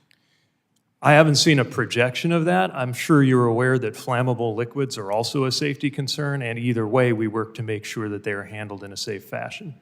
We're not seeing the reports of vehicles, like an epidemic of regular gasoline vehicles catching fire. You're not? Across the United States. You've never heard of gasoline Does fires it in take vehicles? 150,000 liters of water to put out? Are you familiar with what happened to the I-95 bridge? Let me assure you that the use of flammable liquids to propel hundreds of millions of vehicles includes hazards. Let me also make you aware that the American Chemical Society estimates that 9,700 Americans a year die from the pollution associated with passenger vehicle use in this country. Let me ask this question. There's been reports of individuals who have been locked in an electric vehicle. There was a recent story. Renee Sanchez found her 20-month-old granddaughter stuck in an electric vehicle in the heat. The battery had died, and they couldn't get the child out. They had to call and get firefighters to come break the glass in order to get the child out. Just recently, last year, Secretary Granholm had an embarrassing incident where she had a PR tour that went south, was promoting electric vehicles and that push, driving across the country in electric vehicles. Apparently, she had an advance team that was in a gas-powered vehicle. That advance team occupied the charging station, the one charging station that a family needed, causing who had an infant, that family to have to call 911 so that they could make sure that they were able to provide some kind of care for their infant child in that heat. I imagine you're aware that the number of publicly available chargers has nearly doubled since we took office, and we're investing to fill in the gaps. Now, 80% plus of charging happens at home, but for the rest of it, that's where those public chargers are so important. But we've just never been the kind of country that holds on to old technology because we're working on problems with the new technology. You see my point? The American people are seeing what's happening, and they have serious concerns, and yet we're pushing ever more toward in this direction. And I don't know that we're actually taking into consideration the human costs that these are also bringing with them. The potential for batteries to die, people to be stranded in places without air conditioning, without support. And I would think that your administration would want to have those facts as well. How many people might die because of fires occurring from these batteries? A battery dying is a problem, just like running out of gas is a problem, which is why we're investing in addressing that. I've just never thought of that as an excuse to hang on to dirty and expensive fuels and old technology. Well, the American people disagree. They do. Well, no, the American people disagree with you because every year they buy more EVs. No, why do you think they're buying more EVs every year than before? Because it was present the numbers, because every... Sure, 1.2 million vehicles were purchased last year, and every single quarter... how many of them were government? How's that? How many of them were purchased by the government? Approximately 0.5%. Of the number, you're saying... Of the EVs, about 0.5% were purchased by the federal government. The only reason why people are buying them is because of the subsidy. Well, the subsidy makes them more affordable and helps people buy them. That's true. My time has expired. Recognize Mr. Johnson from Florida. Thank you, Mr. Secretary. Great to see you. And you arrive at my doorstep on a high as far as electric vehicles are concerned. I want you to continue on this streak that you are on right now, explaining why it's important that our economy lead in terms of adopting new forms of clean, renewable energy, automobiles representing a big part of that. Would you, I want to open the floor to you to kind of talk about why we're heading in this direction, why it's important that we continue to do so. I appreciate the question, and I want to emphasize part of why I care so much about this is that I grew up in northern Indiana, the industrial Midwest, and the home of what had been the Studebaker Car Company, which went out of business 20 years before I was born. And that meant that I grew up surrounded by crumbling and decaying factories that were a consequence of our automotive economy and our part of the Midwest not keeping up with the most recent and necessary processes and technologies. So I know what's at stake economically for our country in terms of the importance of us leading the EV market instead of finding excuses to hold on to dirty and expensive fuels and old technology for as long as humanly possible. I also appreciate the opportunity to return to one of the important dimensions of the exchange I was just having with Representative Burleson, which is life safety. ACS data suggests that 29,000 deaths per year are attributable to human-caused domestic omissions, including 7,700 from truck use and 9,700 from passenger vehicle use. We have a chance to change that. And if there is any problem, safety or otherwise, with any new technology, that's not an excuse to stop pursuing new technology. It's an imperative to make sure that that new technology unfolds well, unfolds safely, and that's what our department has been doing for as long as it's existed. Yes, our EV technology is world-leading at this point, but it is subject to being overshadowed by what is taking place in other nations. Can you talk about that? Well, China has invested hugely in its EV capabilities. I don't believe that's because the Chinese Communist Party is enthusiastic about the environment. I believe it's because they perceive the economic and strategic benefits of trying to dominate that market, which is one of the reasons why the Biden administration is protecting the U.S. market with appropriate tariffs on that unfairly subsidized Chinese industry. We face fierce competition from around the world, just as we did in the first chapter of the automotive industry. But we're determined as an administration, and I'm determined as a child of the industrial Midwest, to make sure that America leads the way in the EV revolution, just as we led the way the first time around in the arrival of automobiles a little over 100 years ago. You know, the Biden administration has been responsible for creating 16 million plus new jobs during this 3.5 years in office. Can you tell us about job growth that is associated with the EV industry? Well, we've seen EV battery and manufacturing facilities rise across the country, of course, in Georgia, in my home state, both my new home state of Michigan that I married into and my state where I grew up of Indiana. And whether we're talking about the battery side or the manufacturing side, we know that we've got the opportunity to create new, good-paying jobs. Part of what was at stake in the UAW strike and the historic contract that those workers earned was to make sure that that EV economy continues to create not just large numbers of jobs, but good-paying jobs. And that's part of why the president was so proud to be with those auto workers as they sought that great opportunity. First time a president has been on a picket line. That's true. Yes, sir. And I'll note that the union movement has just exploded since the Biden administration came into office. It's been an extraordinary time for American workers, historic contracts in many sectors, including, of course, transportation and manufacturing. Thank you. Let me ask you this question. The Metropolitan Atlanta Rapid Transit Authority and the Georgia Department of Transportation applied for the Department of Transportation's mega grant program for their Georgia 400 Express Lanes project.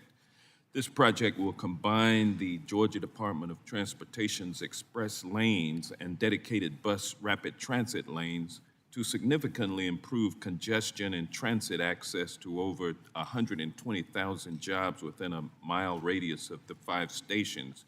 Can you discuss the strategic timing and expected outcomes of the mega grant awarded to support this initiative? Thank you. We're working through those mega grant applications through the course of this year. Certainly recognize the enthusiasm around this project, and I can commit to you I'll make sure it gets every fair consideration, and I'll become more familiar with the specific project. Thank you. I yield back. Thank you. The gentleman yields. Ms. Chavez-DeRemer is recognized for 5 minutes. Thank you. Mr. Secretary, the last time you were before this committee, we discussed the short-sighted, in my opinion and many others, tolling plans in Oregon. Since then, Oregon Governor Tina Kotek thankfully has shelved those plans to toll our Oregon commuters. Another flawed tolling plan was also recently suspended in New York City when Governor Kathy Hochul announced that she would pause the congestion pricing for commuters in Manhattan, a plan that a few of my colleagues on both sides of the aisle on this very committee opposed. And Mr. Secretary, do you think the suspension of these tolling plans is indicative of a larger trend? And to follow up with that, the general public seems to me, and I think to many others, they're finally had enough of paying these exorbitant prices. And as former mayors, and we discussed that earlier, we care about what's happening on the ground in our districts, and that's where we get the feedback. So can you answer those questions for me? Well, of course, we take care to respect the role that state and local governments have in making decisions that are in their jurisdiction, and often these tolling calls are among them. I also recognize that states and local jurisdictions face a lot of challenges in funding roads, bridges, other things that are needed. Where we come in is to make sure that any measure that is taken meets any federal requirements, if it's a federal road, but also that we provide funding to help so that there's the capital in place. That now I want to be clear, I'm not saying it's a substitute for local or state funding. In fact, the more a state or local community is ready to step up, often the more we can do in turn. But we do want to make sure we move out of the era that we lived in back when I was mayor, when it sounded like the answer too often from the federal government was, you're on your own to find a way to fund this project. Okay, so if our governors are concerned, I just mentioned two of them, with the price tags of these large-scale infrastructure projects during the time of high inflation, and we're seeing that today. And so I think it's a good idea. And with the chairwoman sitting behind me from Utah, we're talking about permitting reform. And Congresswoman Malloy and I have a new bill, the Full Responsibility and Expedited Enforcement, or the FREE Act. This legislation aims to streamline the federal permitting process by introducing a permit-by-rule system. Permit-by-rule is an approach where we set preset standards are established for permit issuance, allowing for automatic approval once these standards are met by the applicant. This method reduces wait times, minimizes bureaucratic delays, and focuses on compliance enforcement rather than lengthy initial reviews of the permit application. The reconstruction of significant infrastructure like the Francis Scott Key Bridge requires coordinated efforts between the federal and state agencies. Permit by rule can enhance this coordination and lead to more efficient uses of resources and faster completion. Another large infrastructure project my constituents are all too familiar with is the I-5 bridge replacement, which is slated to begin construction in late 2025, but not completed as a project until 2033, 8 years. I can't help but imagine that if permit by rule were to be implemented to at least some portions of the project, that Oregonians and Washingtonians would be able to traverse the Columbia River much sooner. So with that said, Mr. Secretary, how are the federal and state agencies collaborating to ensure a smooth permitting process for bridge reconstruction? Well, we want to make sure that the permitting process is not an obstacle to prompt project delivery. But it is. And we've undertaken a number of measures to help with that. That's included programmatic agreements so that you can batch projects if they might travel together because they have certain things in common. Just digitizing the NEPA process we find could add a lot of value. We've launched a modernizing NEPA challenge, and we're promoting more of those kind of web-based approaches. And we're maximizing the use of categorical exclusions. Now, admittedly, that won't apply in a project as large and complex as the IBR. We understand that. But do you think that implementing the permit by rule, which again would provide the clear standards, expedite permit issuance, serve as a model for future infrastructure projects to enhance that interagency coordination and reduce those permitting delays? I mean, that seems to be the problem, and it costs money. I'm interested in anything that can reduce unnecessary delays, so I'd welcome a chance to see more about the text of your proposal and how it might be put to work. Okay. Well, the smaller scale project, installing the EV chargers, there was some conversation, but it was recently reported that despite the administration's commitment to install 500,000 chargers by 2030, only 8 have been installed since the IIJA was enacted 2 years ago. Mr. Secretary, installing an EV charger can't be that hard if the funding's already allocated. And if the projects were to receive categorical exclusion designation under NEPA, would permit by rule help alleviate delayed construction of the chargers as well? Without knowing the particulars of the structure of the program you're describing, it's certainly possible that anything that simplifies environmental processes could lead to a faster project delivery. Well, I like the world of possibilities, for sure. So I look forward to working with your office on this, Congresswoman Malloy and I, and further discussing the permit by rule. on both the small and the large capacities. And with that, I'll yield back my time. Thank you, Mr. Secretary. The gentlewoman yields, and thank you for the plug of my bill. And the chair recognizes Mr. Huffman for 5 minutes. Thank you, Madam Chair. And Mr. Secretary, welcome back to the committee. You are breaking good news in incredible ways to communities all over this country because of the legislation we passed in the last Congress and because of your good work implementing it. So thank you for that. But some of the questions that you've had from across the aisle have been, frankly, just casting about wildly to malign electric vehicles.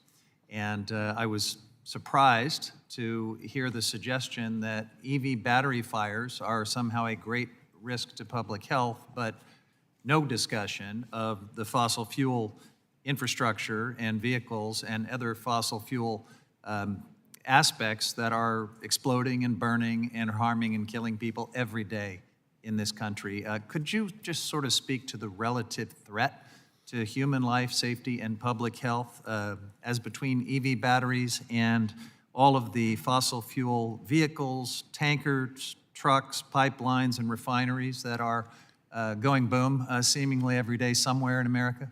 Well, it'd certainly be absurd to dismiss the danger and damage that has been associated with flammable liquids being used to propel our vehicles over the course of the last 100 years. Of course, there's a framework of regulation to try to minimize that danger and harm, just as we're building a framework of regulation to make sure that any harm or risk associated with electric or any other propulsion, hydrogen, you name it, is appropriately managed.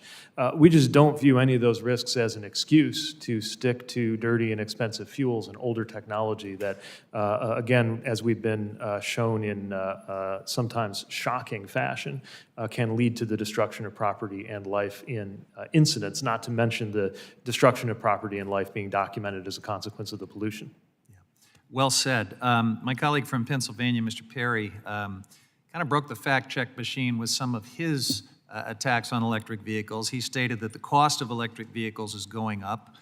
Just for the record, Mr. Secretary, I believe that's false. Can you tell us what the cost of electric vehicles is doing these days? Cost of electric vehicles is going down, and we have even seen research indicating that if you look apples to apples, which can be a little challenging, but the basic determination when you compare an EV to a comparable internal combustion engine, according to J.D. Power, is about $53,600 for an EV, $54,400 on average for the gas vehicle. That's before you account for the $2,000 or so a year that an EV owner can save in fuel costs, and the $6,000 or so in lifetime lower maintenance and repair costs, simply because an EV tends to have fewer moving parts. Right. According to my just quick Google search just now, EV prices new EV prices are down year over year 18%, which is much more than for non-EVs over the same year over year period. And for used EVs, the prices are down even more, 27% decline in price year over year. So is that consistent with your understanding of where we're headed on prices? Yes, and I think it's intuitive if you consider how new the EV technology is relative to internal combustion technology. In other words, any improvements we see in cost today on an ICE engine are after 100 years of refinement, whereas the stage we're at with EVs might be better compared to where we were when internal combustion got as far as the Model T. More work will happen that will make them more efficient, and it's not surprising that that cost curve is moving down faster for EVs than for ICE cars right now.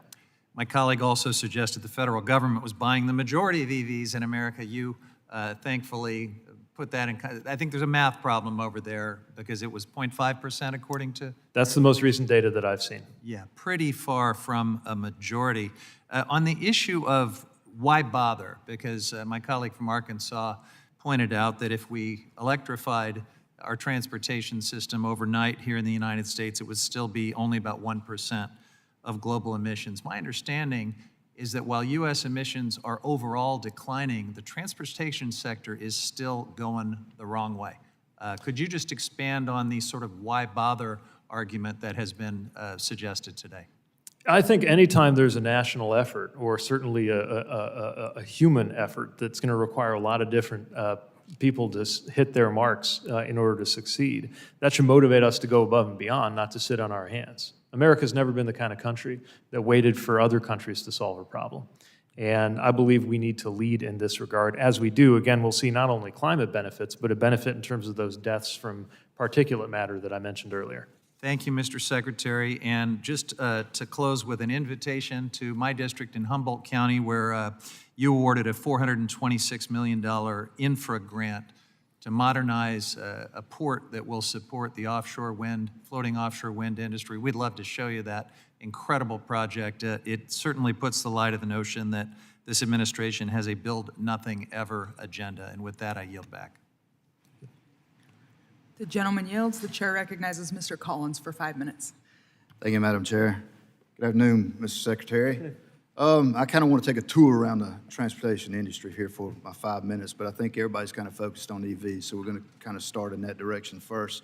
You know, there's a $400+ billion backlog in highway repair right now. We got congested interstates, and a lot of that's not due to road maintenance or accidents, it's just congestion. And we don't even have a diesel engine that'll beat the 2027 certifications. There is a clear push to EVs on Class 8 tractors from this administration. And that's just among a lot of things. Rising costs of equipment, truck parking, we hear it here, workforce issues, cargo theft, fraud, just freight fraud in general. What's the game plan with EV tractors? Because they weigh more than the diesel-equipped Class 8 tractors do. And you're going to have more trucks on the road just to move the same amount of freight that you do with a diesel engine as you do with an EV. Yeah, trucking's a little different from the personal vehicle and light duty side, but we are seeing alternative fuels emerge on the trucking side too. The electric is more for lower distance routes than over the road. Hydrogen's also shown a lot of promise when it comes to those over the road routes, but, it's not electrifying according to the same pace. That's what I just said. The EPA has structured it where we don't even have an engine for 2027. The majority of the talk in here today has been about EVs, and that's what you've been talking about. I'm part of that dirty gas burning diesel people that you talk about. I'm in the trucking industry. So what is the game plan? Because for every 6 loads that you haul with a EV truck, you're going to have another truck to put in there. Do you know how much an EV Class 8 tractor weighs? Not offhand, no.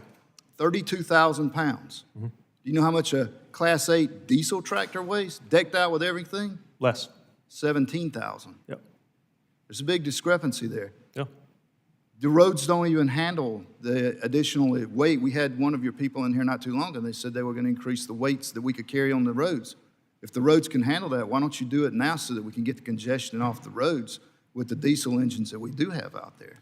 Well, we're certainly working on developing solutions for pavement durability to make sure as they come under increased pressure, whether it's from traffic, weather, or anything else, that they last longer than they used to. I don't think you have a solution EV-wise, really, in reality.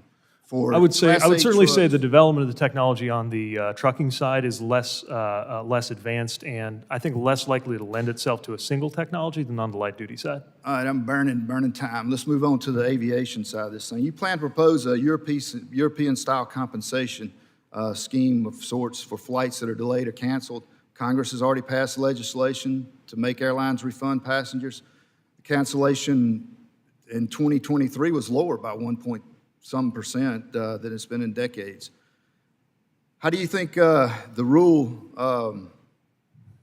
this rule, when it addresses circumstances that are uncontrollable, like when the government's at fault or when traffic controllers are at fault, is the government going to pay? First of all, thanks for acknowledging the cancellations are down on our watch. When it comes to rules for holding companies accountable, well, I don't think cancellations aren't necessarily due to you. It could be due to the industry. Well, I'd like to believe that we helped, given the work that we did both to press industry and to make sure that FAA was able to adopt new GPS technologies that more efficiently use the airspace. Should the government pay when they're at fault? Charging the taxpayer for a delay doesn't make a lot of sense to me. You talk like it's your funds. I mean, this is the Department of Transportation. Tell me, you want to make the airlines pay when it's their fault. When it's your fault, should you step up and pay?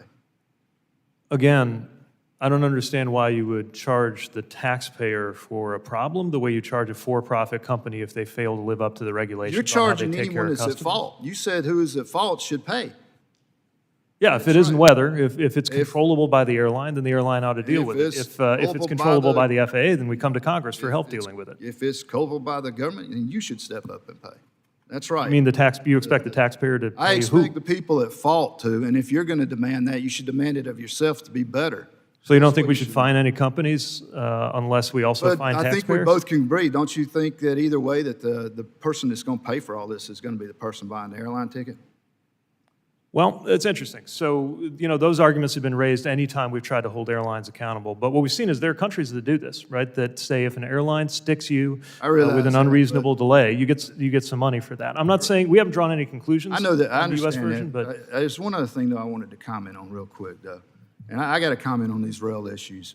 Because, Boeing CEO, he was hammered for not prioritizing safety over DEI initiatives. Norfolk Southern, in their annual shareholders report, said that they were going to focus on DEI initiatives over anything else. And that's what led to that accident. They weren't hiring people who were qualified to put grease on I've never seen a single shred of data or evidence associating what happened and somehow trying to blame that on women and minorities. I think really is not consistent with what the Give me a second, though, we're out of time, found. but here's my question for you. Blaming women and minorities What does is the not Department of consistent with what the Transportation NTSB found. prioritize more, DEI initiatives or safety and maintenance on America's highways? The top priority of this department is and has always been safety.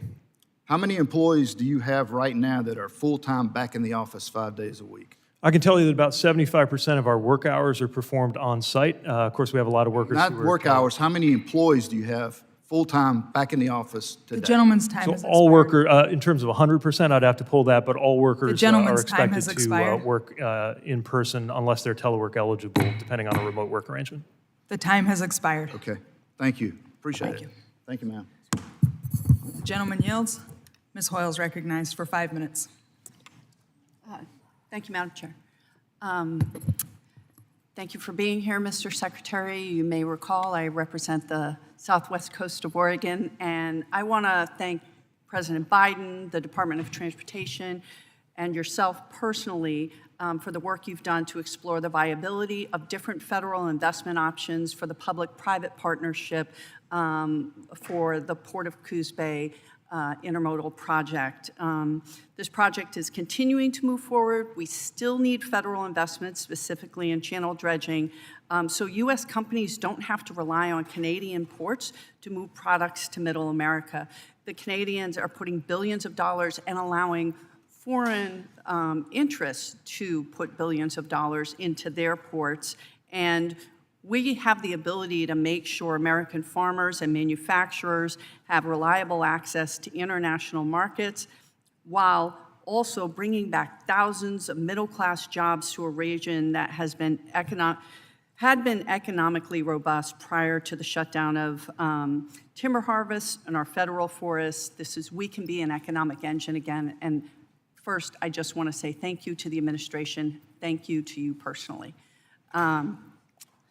But for my question, this week, the National Transportation Safety Board adopted its final report on East Palestine, the Ohio derailment, and federal track safety regulations require railroads to conduct various track safety inspections, which include visual inspections at specified minimal interviews done by human beings. Now, railroads are increasingly using a technology, as you know, you've spoken about it here today, automatic track inspections, or ATI, that uses a machine to detect track geometry defects.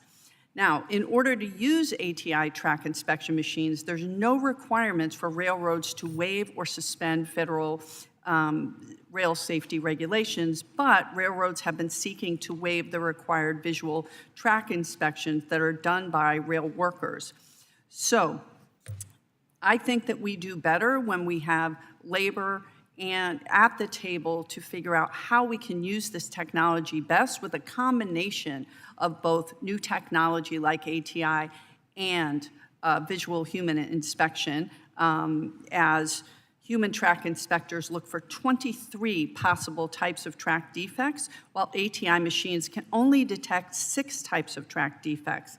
So, couple of questions are, can you confirm that there are no Federal Railroad Administration regulations that prohibit railroads from running ATI technology as much as they want without reducing human track inspections? And do you agree or disagree that visual track inspections plus ATI is a safer approach than just using ATI? Yes, and I appreciate your clarifying question, because I think sometimes it's been suggested that if we don't provide a waiver, we're preventing somebody from using ATI. Railroads are more than welcome to use this technology. We're just saying it's got to be used in combination with visual inspections. We think of it as a sort of belt and suspenders approach, enhancing the success of the human inspection regime with new capabilities that these technologies may be able to deliver. So we'll continue to work with the railroads on test programs that assess the effectiveness of that autonomous track geometry measurement in combination with visual inspections. But we also believe it's important to do both. Thank you. And with that, I would like to invite you to come to the Southwest Coast, to come visit the Port of Coos Bay, to see all the work that we're doing. And again, I cannot tell you what it means to the people of the South Coast to have hope that we'll have jobs again, so that we don't have to ship our kids to somewhere else for them to have a really good middle-class life.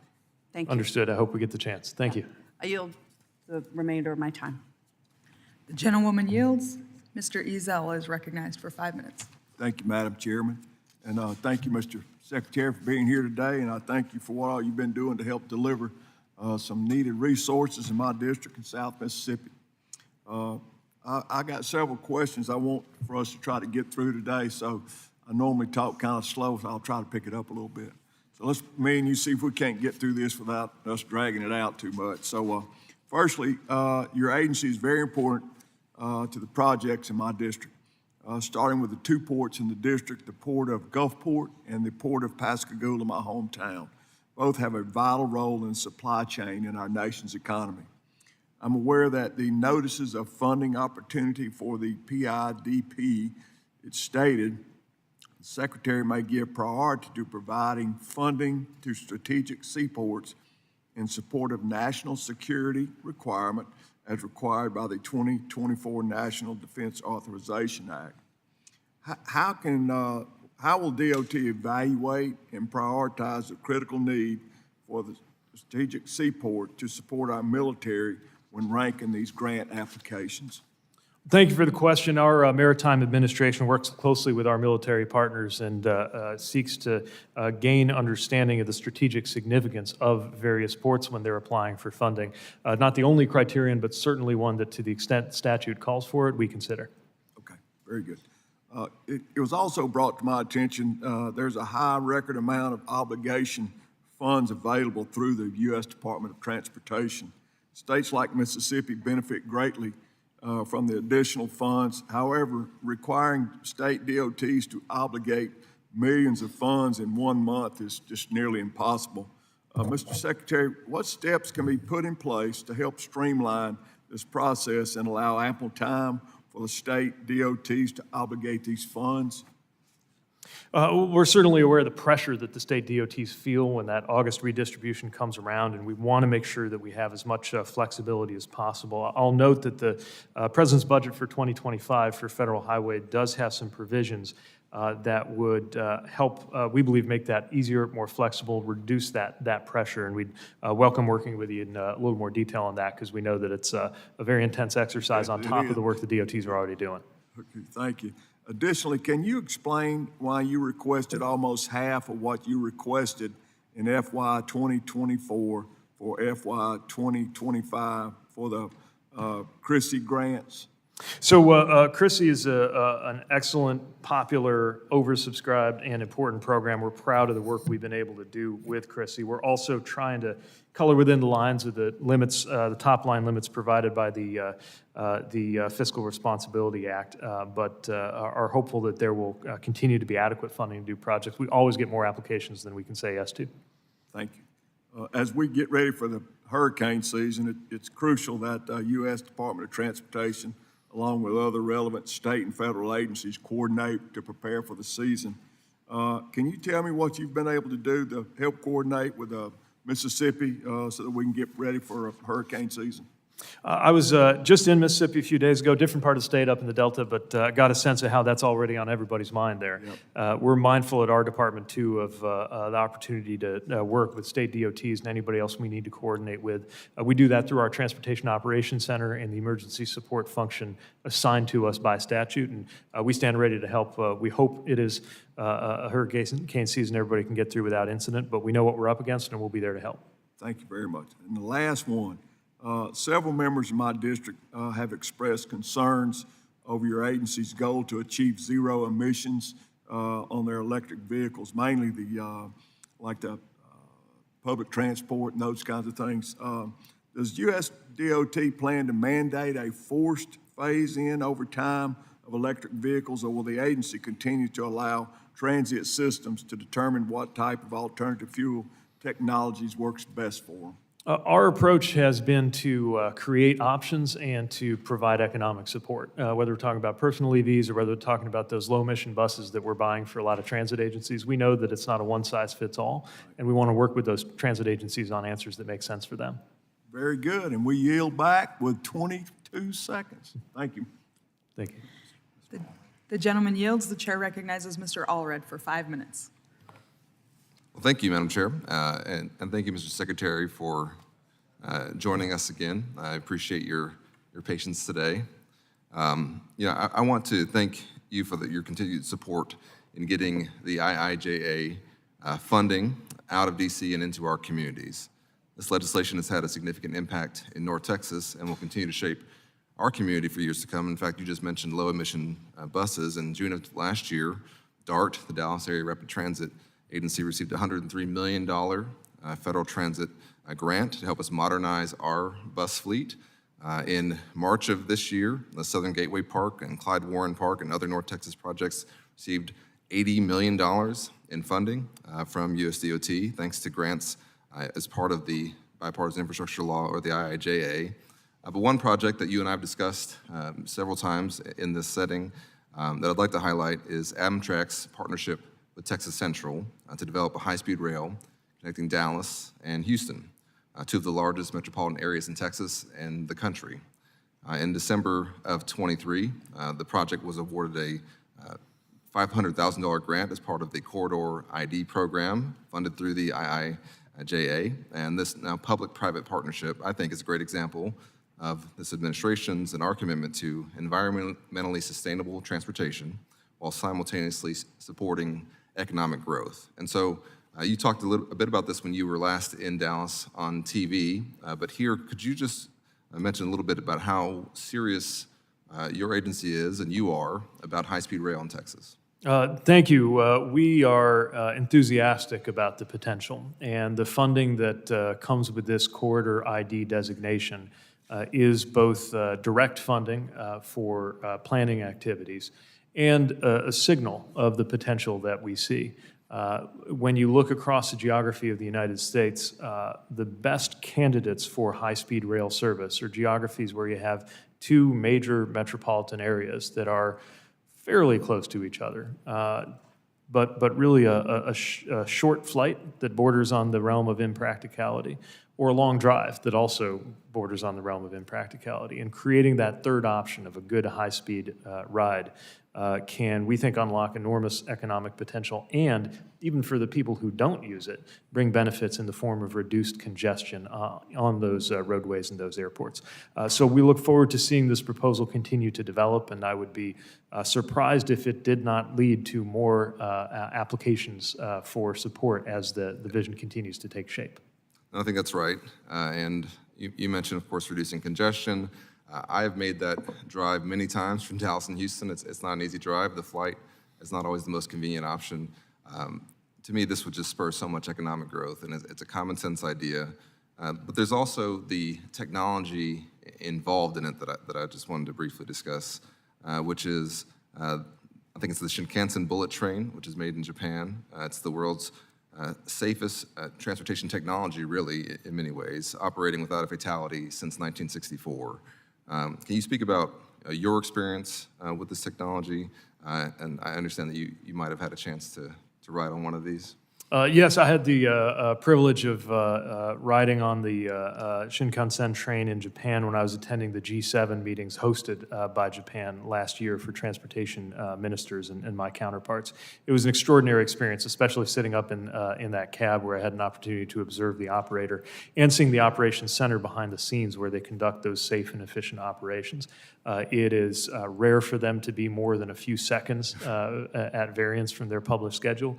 And as you mentioned, in a technology in a train going back to the 60s, they have an unbelievable safety record too. I think any American who sees that comes home and says, why can't we have something like this? And I think that's the kind of quality and the kind of efficiency that we should aspire to here in the U.S. I am convinced that if we get one of these lines in Texas, we will get more. We are a perfect candidate for this. And really quickly, in the last 30 seconds I have here, I just want to commend you as the father of two small kids. I know your growing family, and to highlight the fact that passengers will no longer have to pay more to sit next to their kids on flights. To me, this is just common sense, but it's the kind of thing that really can make an impact in people's lives. And I think it's an example of your leadership. And at some point in our next discussion, I'd love to talk to you about our air traffic controllers and how this FAA bill is going to help us restore that workforce. But with that, I'll yield back. Thank you. The gentleman yields. Mr. Duarte is recognized for 5 minutes. Hello, Secretary. Thank you for joining us here today. Last time were here, we talked about two things. One was the high-speed rail project in my district, which is the California High-Speed Rail Project. The $128 billion high-speed rail project that was a state initiative that will move from Merced, a city of 60,000, down to Bakersfield, a city of approximately 350,000, I believe. Are those the type of metropolitan centers that you were just meaning to describe when you talked about the best candidates for high-speed rail? On their own and in a vacuum, it is unlikely that they would generate that justification. But of course, that Merced to Bakersfield segment represents a step toward connecting two of the largest economic areas in the United States. So after we've spent $128 billion going over flatland between Merced and Bakersfield, we'll then think about how we're going to get through the mountains into urban areas of Los Angeles and the Bay Area to then finish the high-speed rail project someday in the distant future? Well, the Bakersfield to Merced segment comes first. And yes, as I understand it, the vision of the project sponsors is ultimately to fully connect all the way through to the downtowns. Are you of those capable two regions. of recognizing a hopeless boondoggle? Because that's what we're discussing right now. I've seen a lot of the most compelling and ambitious human projects characterized as hopeless boondoggles during the time that they were taking shape. And I'm not surprised for a project that represents the first movement in the United States of America toward this kind of technology, that it has proven to present a lot of challenges for those first movers. Thank you. Let's move on to something even more important, in my opinion. Representative Owens, a good friend of mine, earlier discussed the electric vehicle trade, the proxy imperialism that American taxpayers are sponsoring in the Congo in the pursuit of cobalt. I don't know, I guess God shined on us today because just walking in the atrium of Rayburn Office Building here, we have a Congolese delegation talk about economic development in Congo. So I got a quote from Abraham Leno, who was sitting in here a little while ago, but his schedule does not permit for him to be here right now. Nonetheless, I'd encourage you to speak to him on your way through there today. Let me quote Abraham Leno. He actually provided me a quote that I'll read verbatim. Children are working in situations with exposure to chemicals like mercury and going into mines with no safety regulations or oversight. Beyond the daily tragedy, Congo is losing the productive labor force of the future and people who would contribute to a brighter future with a stronger civil society. I've read the book, or at least audiobooked, I'll admit, Cobalt Red. As you pursue these electric vehicle technologies, you call it technology, but technology in my book makes lives better. I don't see electric vehicles making lives tremendously better here in the United States. They're crushing lives around the world. We've got slave trade in Congo. I just can't accept that that's a necessary consequence Then don't accept of newer it. technology. Don't accept it. If you feel a glow driving an electric vehicle here today in America, go ahead and feel that. There are children in mines being crushed. There are families being broken. There are warlords forcing these people into slavery around the world. And I trust Provide anyone that- serious about provide confronting that moral will join glow us or in whatever you enforcing get, our driving an protections electric against forced and vehicle child today. labor. That's I your must value also system. say I that can I am appreciate it. puzzled to If you find wanna people support who have world shown slavery and you no wanna interest support- in dealing excuse with me, my forced and time, child not labor in yours. any other product You suddenly are become forcing concerned child about labor it in the this case. Congo. No. It's documented. It's been known for decades. You want to talk about reparations. Your party wants to talk about proxy imperialism in our history. We are practicing imperialism today through the Chinese Communist government going in to extract We're the minerals competing with the Chinese necessary. Communist government to build this on U.S. soil, and You we are- wish we you would are have your help on that. subsidizing the Chinese government today. We're with your subsidizing the American EV. auto industry. You are subsidized. You are not going to tell me you believe. Go ahead. Tell me you believe that the majority of batteries produced for American EVs that are receiving federal subsidies today are being produced with constituents and components sourced in America and are slavery-free. What I can tell you is that No, that's a today's very EV simple statement. Do you believe the constituents and components in American electric vehicles being subsidized by our government today are slavery-free? Here's what I can tell you. 80% less cobalt is going into today's EV batteries. Most of the cobalt that is used comes as a byproduct from nickel and copper mining, and major battery makers So in you the don't want to U.S. discuss such a, could you slavery. please let me You'd finish No, the you're not sentence? finishing. I asked you about slavery. You're telling me about constituents and other components. Ask me, just answer the question I actually asked, which is, do you believe the electric vehicles being produced and subsidized by American taxpayers today are slavery-free, fair trade vehicles? I should certainly hope that they are, and if there's any specific evidence of any violation of any provision to prevent forced and child labor of any product, any of the 159 products listed, Will you speak to our we friends will from work Congo on that. out Now, here? what I would also, Will you look, speak to our friends we in can do one Congo of, out here in the atrium I'm today just on your way out? astonished that people Will who have you get a shown whole- zero interest in Will you- confronting will forced you- or child labor on any of the other 158 products listed are suddenly terribly concerned about it on this one We are product, which we can subsidizing actually this with do American without taxpayers. that much This isn't cobalt. just about unfair competition. This is about subsidizing child labor through American. Then why didn't you vote for the provision to move it onto U.S. soil? The gentleman's time has expired. Thank you. I yield back. The gentleman yields back. Mr. Moulton is recognized for 5 minutes. Thank you very much, Madam Chairwoman. Mr. Secretary, good to see you. Thank you very much for joining us here today. I'd actually like to start exactly where my colleague began with California High-Speed Rail. I understand the project is over budget. It's not a model for project completion. I understand there's a lot of frustration with it starting in the middle as opposed to starting at the end. But I have one very simple question for you. To meet 2050 travel demand in California, will it cost less taxpayer dollars or more taxpayer dollars to meet that with high-speed rail or by expanding highways and airports? In my estimation, a highway and airport-only approach would cost more. There's a lot of documentation and studies that show that too. So I agree with my colleague that this should be run more efficiently. I also think taxpayer dollars should get a good return on investment, a better return than they're getting today.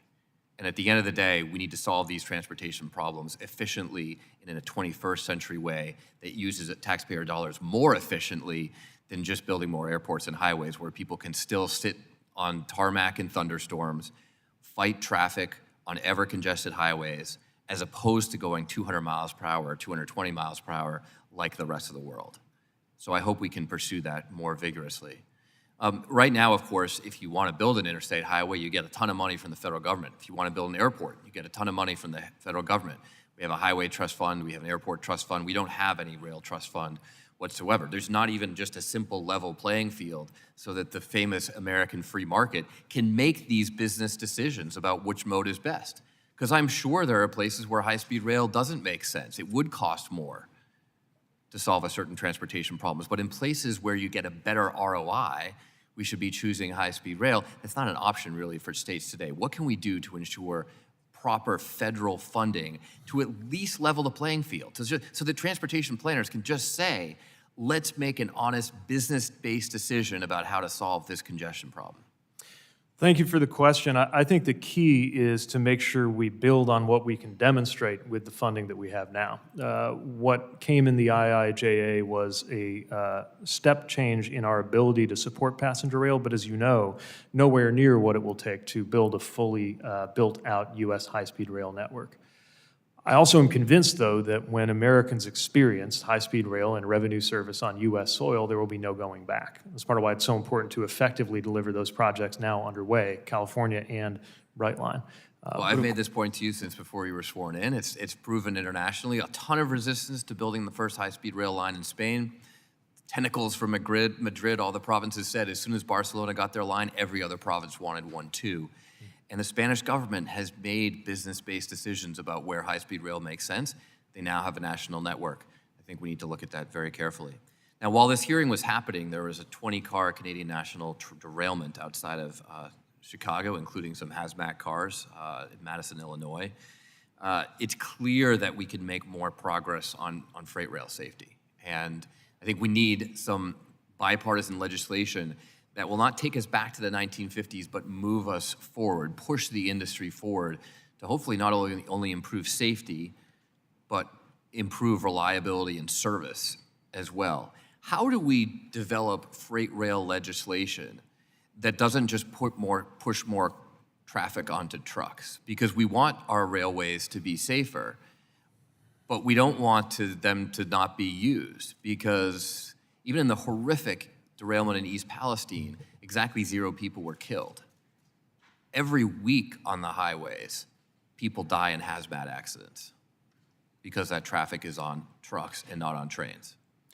You make an incredibly important point, which is that pound for pound, rail transport is safer and less polluting than alternatives. Of course, trucks play a vitally important role, but in terms of making sure that we fully use our rail networks, there's a benefit to that many times over in congestion, air quality, emissions, and safety. So that means we have to do, I think, a couple of things. First of all, ensure the safety of freight rail, and I think that the bipartisan legislation being considered in this chamber would help with that. And secondly, I think that the companies need to invest in capacity. Unfortunately, under the so-called precision scheduled railroading approach, leaders of those Class I freight railroads are under pressure to extract as much value as they can out of their railroads without really investing in capacity. I agree with you, Mr. Secretary. I'm almost out of time. I just want to extend this point to passenger rail as well. When we spend billions of dollars subsidizing people to get into more cars as an inevitable result of the EV policy, then we're going to have more congestion on our highways. We're going to have a lot of silent traffic jams, but there's still going to be traffic jams. We've got to level the playing field and make sure Americans have the choices, the freedom to travel at 200 miles per hour like the rest of the world. Thank you. I yield back. Thank you. The gentleman yields. Mr. Bean is recognized for 5 minutes. Thank you very much, Madam Chair. Good afternoon to you. Good afternoon, Transportation and Infrastructure Committee, and good afternoon, Secretary. It's great to see you. The Biden administration is on a mission to force consumers to buy electric vehicles that they clearly don't want. No, we're not. Of the 282 million. Well, let me tell you, Mr. Secretary, you are, because the Biden administration is spending billions in subsidies to force consumers to make these decisions. 282 million vehicles are on the roads today. 1% are electric, and they're only buying them because we are bribing consumers with $7,500 to purchase that vehicle. They sit on the lots far longer on the dealership lots than their traditional counterparts. And now knowing that these cars are built with slave labor, is there a time that you will say, you know what, this is just too expensive. This is just too expensive. We want to rethink this policy. Is there ever a time that you're going to say that it's too expensive? If you think this is expensive, wait till you find out how much oil and gas subsidies you've been supporting. Also, wait till you find out the economic impact that some economists have put at $15 million every hour or every day. Trillions of dollars every year from allowing the environmental conditions in this country and the planet to worsen. We are making sure that there is support for a homegrown. Consumers are saying this. They're saying 46%. McKinsey and Company, a consumer survey company, did a survey of consumers. 46% that bought these electric vehicles. Having worked at McKinsey, I got to tell you, it's not specialists. They don't want them, Mr. Secretary. Are you aware of that? Are you aware of it? Yeah, with all due respect to my former colleagues at McKinsey, their study is an outlier, and even that one does not show that a majority of the people. Let's talk about it because a third of them said they can't charge. Why do you think more Americans buy EVs every year than the year before? Secretary, I got a good question for you. Okay. And I want you to hear me. Yeah. Because because 40 of those, the percentage, a third said they can't charge their vehicle. We gave you some money, billions of dollars to build some charging stations. Yeah, and that's going out to the How's states that to build the coming along? chargers. How's It's coming along great. We're going to beat our goals of 500,000 chargers by 2030. And the reason why is because most of the states now have their money and they're getting ready to do the procurement and tally put those right now, chargers though? out. I'm keeping, last month it was 7 charging stations. 186,000 public charging stations are available. The publicly supported chargers How many, will go in how many the have we second built? half. How many have you built? Those are coming later.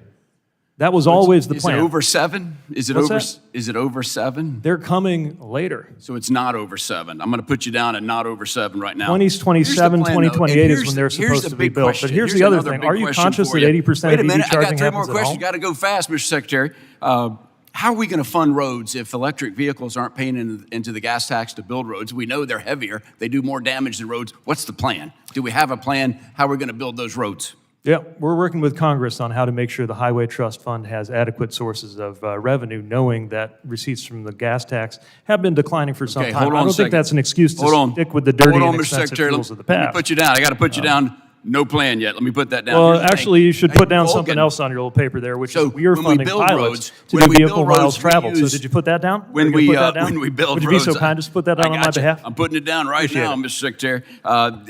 Listen, when we build roads, we used aggregates and other do. rocks and materials. One of the companies that has part of their headquarters in Jacksonville, Florida, is Vulcan. 2 years ago, Mexico took over their aggregate plant. They just walked in, the government walked in, took their plant, hasn't compensated them at all. And since that time, aggregate and building roads and building anything in America has gone up. Is that on your radar screen of how we can get this plant back or get American assets that was taken over by Mexico? Is that on your radar screen? Are you aware? I'm not familiar with this plant, but I'd love to learn more. Pavement is actually one of my unfashionable passions. I think that if we do better with pavement durability and Okay. sourcing, Just we're know going to that do better on our Mexico, highways. if anybody's listening, Mexico took over a company, an American company, without compensation. And I got one more question, and hopefully we can bring it in for a landing, and that is turbulence. Everybody knows I'm scared of 2 things, clowns and turbulence. You said turbulence is caused by climate change. I want to give you a chance. Do you believe that? Yeah, and here's the thing. It's just you and I. You don't have, it's just you and I. You can tell me honestly. Sure. So scientists believe that turbulence, especially of the wind shear variety, has increased as a consequence of climate change. Listen, Are you aware of that? your National Transportation and Safety Board said calling it climate change caused turbulence is hogwash. I wish we could have, I love chatting with you. I'd be happy to Mr. send you the Secretary. study. I love chatting with you, and I regret that I'm out of time. Thanks for coming. Madam Chair, I yield back. Afternoon. Gentleman yields. Mr. Stanton is recognized for 5 minutes. Thank you so much, Madam Chair. Thank you, Secretary Buttigieg, for being here today. Mayor Pete, you know that there is no better investment than public infrastructure. In the 3 years since the bipartisan infrastructure law was signed, our country, especially Arizona, has benefited. In fact, just last week, Valley Metro received over $15 million to expand the streetcar system from the city of Tempe into the city of Mesa. And in January, Arizona received a $95 million infra grant to widen Interstate 10. And that investment directly benefits the Gila River Indian community, helping fulfill the administration's goal to direct 40% of infrastructure dollars to historically disadvantaged communities. And I know you agree, the success of the 22 federally recognized tribes is critical to all of Arizona, just like tribal communities all across the United States of America. You know, we have not kept up our treaty obligations to our tribal partners, especially in underinvestment in infrastructure. And this administration wants equity in transportation investments. I applaud that. What are you and DOT doing specifically to channel investment to our tribes and tribal communities? Well, thanks for the question. Every time I'm in Indian country, I see the extraordinary need and the demand that those tribal governments face, maintaining often extraordinarily extensive road networks with shockingly little by way of funding. It's one of the reasons we work to increase support for tribal as well as rural communities, and we've been pleased to see a lot of success in terms of some of the competitive grant processes, including, as you mentioned, the Gila River Indian community. I'm really excited about what we can do with them on I-10. We now have an assistant secretary level office for supporting tribal communities, all 574 of them, and specific programs, including our Tribal Technical Assistance Program, to help make sure that these communities can succeed, not just in winning those grants, but also in delivering them, because we know it can be a real challenge after you get the good news to see those processes through. That's great. Ms. Secretary, you and I have both heard so many horror stories about the air travel experience for passengers with disabilities, particularly people who utilize mobility devices. This committee has worked hard on the issue on the recently passed FAA reauthorization, including a couple of bills that I authored to make the travel experience better. You have made this a priority as well. Why is this important, and what more work do we have to do to support passengers with disabilities? When you talk to passengers with disabilities, particularly wheelchair users, you hear so many stories of the experiences that they have had that reflect really a lack of access to safe and dignified air travel. So we have issued a final rule that's requiring airlines to make lavatories on new single-aisle aircraft large enough for passengers with wheelchairs, after hearing stories of passengers who either dehydrate themselves or just don't fly at all because they don't have access to an accessible bathroom. And in March, we published a notice of proposed rulemaking for new requirements on training and practices, making it clear that damaging or delaying wheelchairs is a violation that can be met with penalties. Some wheelchair users have told me that arriving in a destination without a wheelchair is like arriving without your legs. And it doesn't just ruin your trip, but if an airline takes forever to fix it, that affects you long after you have returned home. So we're going to continue to work with advocates and we're going to take a tough line on these any violations here, because it really is just unacceptable for passengers to go through what some passengers tell us about. I very much look forward to working with you on that, because it stops job opportunities and so many other ways that it impacts the lives of people with disabilities who are talented and deserve to have the passenger experience improved. As Mayor of Phoenix, I propose and ask voters to approve the single largest transportation infrastructure plan in Arizona history, the first of its kind in scope, to expand public transit, including our light rail system, and modernize our roadways. They did by an overwhelming margin. This year, the people of Maricopa County will decide again with Prop 479, a proposed dedicated half-cent sales tax extension to fund critical transportation.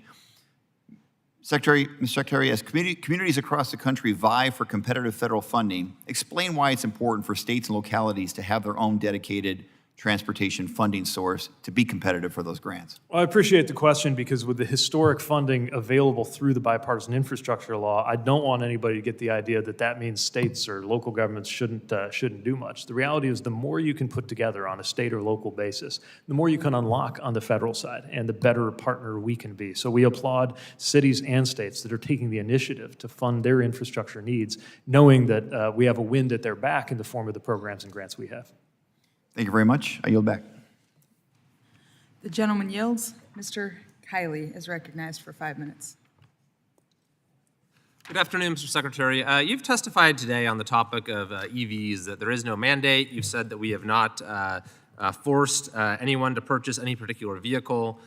You've testified that you want power to be in the hands of consumers. Is that a fair characterization of your testimony? That we don't have an EV mandate? That's correct. That's correct. Okay, so I'm of a similar view. I don't think that I'm all for EVs. I have a lot of constituents who buy them.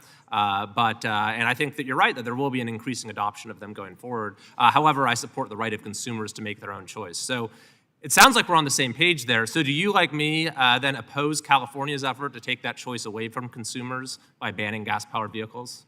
We respect that states can make their own decisions about state policies, but at a federal level, our approach has to do with economic incentives and support for chargers, not any kind of mandate coming out of the DOT on what technology you're supposed to buy for your vehicle. Sure, but you've said you support giving choice to consumers. Now you've said you support giving choice to states, but those two are conflicting because the state is taking that right away from consumers. So why is it that you side with giving the state the choice as opposed to giving the consumer the choice? Because this is federal policy. I make federal policy, and our federal policy is to support consumer choice. But look, sometimes our federal policy is a floor, and states decide to go above and beyond that. But as you're aware, the federal government has actually given California the authority to issue that ban through a waiver under the Clean Air Act. So do you support the conferral of that waiver? I think that's on the EPA side of the house, so I want to make sure that I'm conscious I of the understand. jurisdictional differences, but I'm not informed enough on EPA's processes to weigh in on their policy choices. What I'll say again is that at the federal level in the Biden-Harris administration, our strategy with regard to EVs is to make sure there's more chargers out there and to make them more affordable. Sure, but I'm trying to parse out your position, because on the one hand, you say you favor giving consumers choice, and yet on the other hand, you seem to be standing behind an administration policy that is enabling the biggest state in the country to take that choice away. So which is it? I'm talking about federal policy. And when I federal talk policy about is not enabling mandating. this choice that now California is also bringing 18 other states along with. Yeah, enabling, not requiring. So do you support legislation to take that waiver away? You mean federal legislation to preempt the ability of states to make their own decisions? No, As a that's general not rule, correct. no. It's a special authority that's been granted to the states to make that decision. So Mhm. you're supporting granting special authority to ban gas-powered vehicles, correct? States may seek waivers, and if they qualify under the law, we'll consider them. Again, I don't want to get into the weeds of something that another agency is doing because I'm not privy to all But the you are the ins and outs Secretary of the EPA side. Transportation, and this is a massive question of transportation policy. So I was just wondering if you had a view, yes or no? Yeah, I mean, look, there's many cases where states have led the way by going above and beyond a federal floor. Sure. Let's turn to high-speed rail for a moment. Your administration has given, or your department has given $3.1 billion to this project recently. Is that correct? That's correct. And the governor of California said this show of support from the Biden-Harris administration is a vote of confidence in today's vision for that project. Do you agree with that statement from Governor Newsom, that you have your confidence in the current vision for California high-speed rail? We don't approve awards for any project if we're not confident in the integrity of the application and the ability of the project sponsor to meet whatever is required for them through the application process. But you are and aware whatever that the said they project would has been do. a nightmare in California, correct? It's kind of a subjective question. What I'm aware of is it's creating a lot of good-paying jobs. It's taken a long time, and it's a Well, big this is investment. actually the term the New York Times used in an article, how California's bullet train went off the rails. It called it a multi-billion-dollar nightmare. The LA Times reported it's $100 billion short in funding right now, and the New York Times also said that it's not on track to be finished this century. That is not on track to be finished this century. Do you disagree? I would be surprised if it took till the end of this century to deliver quality high-speed rail in California. So I suppose in that respect, When do you think I it will be disagree. finished? I didn't hear you, sorry. When do you think it will be finished? I have seen projections for when the Merced to Bakersfield segment will come online. We're looking into the next decade for sure for the bulk of the revenue service. Okay, but you earlier stated in response to my colleague from California's questions that the sort of funding is predicated on it ultimately going from LA to San Francisco. So I'm asking, when do you think that will be completed? I'm not going to get ahead of the High-Speed Rail Authority there on their latest projections for when future stages could Well, no, be you've completed. already gotten there. You've given them $3.1 billion. So certainly you have some thought as to when For the this Bakersfield might and actually Merced be of segment. some benefit to California consumers. Well, obviously, the moment it's in revenue service, it's a benefit to some California Right, so do you think consumers. it'll be before the century? Yeah, Do you think it'll be before the mid-century? yeah. You do? Okay, so when? What's your best estimate for when we'll have operational high-speed rail from... I'm not going to estimate a year for the San Francisco to LA corridor. Okay. Do you think that the technology will still be state-of-the-art by the time it's complete? I think the technology would be a lot better than what Americans are accustomed to today. Thank you. I yield back. The gentleman yields. The chair recognizes Mr. Menendez for 5 minutes. Thank you, Madam Chair. Secretary Buttigieg, thank you for being here today and all the important work that the Department of Transportation carries out every day. While we appreciate everything the department is doing to facilitate the historic Infrastructure Investment and Jobs Act and improve transportation across the country, our constituents are dealing with serious issues during their day-to-day commutes. Several times over the past month, NJ Transit riders have experienced significant delays during their daily commutes. These delays have left commuters stranded for hours, impacting their ability to work, travel, and see loved ones. Over the course of the last 6 weeks, Amtrak disruptions have caused delays for NJ Transit riders over 20 times, including serious incidents last week that resulted in cancellations and suspension of service along the Northeast Corridor. Amtrak cites overhead wire and other infrastructure issues as the sources of these delays. This week, I, along with Representative Mikey Sherrill, led the New Jersey delegation sending you a letter here, highlighting our concerns with persistent delays in Amtrak's failure to adequately address these issues. Madam Chair, I ask for unanimous consent to submit this letter for the record. Without objection. Thank you. We make several requests in the letter, including asking the department to conduct a thorough investigation into what led to the breakdowns along the Northeast Corridor route. But I want to just put this in human terms. We both have young families. Imagine leaving for work and assuming that you will be able to get back to your children relying on public transportation. We want to relieve congestion. We want people to use mass transit. Imagine walking out your door and not knowing when you will be able to get back home. So in your words, please, what is the department doing to partner with Amtrak to ensure that breakdowns like this never happen again? We know that commuters on NJ Transit have been subject to infuriating delays, as you have described, and FRA personnel are involved on the ground assessing what took place and trying to get an understanding of the causes of what appears to be physical damage to NJ Transit cars operating for some of their trip, at least, on Amtrak resources. I'm aware that earlier today Amtrak and NJ Transit announced a joint action plan. I haven't had a chance to review that, but one thing I will also direct FRA to do is to support in any way that they can that process, whether it's technical assistance, assessment, and of course more broadly we're working to support both NJ Transit and Amtrak with the capital funding they need. Too soon to know exactly which issues have contributed to this, but I think it's safe to expect that more broadly, reliability depends on good state of repair. State of good repair is better served by the infrastructure funding that we're getting to them. Absolutely, and I appreciate your support. I'm just asking to treat this like the crisis that it is, because we're hearing from our residents every single day who don't want to go to work, who don't want to travel, who are worried about what childcare looks like because they're not sure, there's no reliability, and it is a crisis for so many residents. I'm asking you to treat it as such. Mr. Secretary, how can we ensure that Amtrak and other rail line owners are making infrastructure improvements and upgrades that result in better service? Well, partly what we can do is directly help. The Infrastructure Investment and Jobs Act gives us unprecedented resources to help various infrastructure owners. Sometimes it's Amtrak that New Jersey Transit counts on. Sometimes it's the Class 1 freight railroad that Amtrak counts on.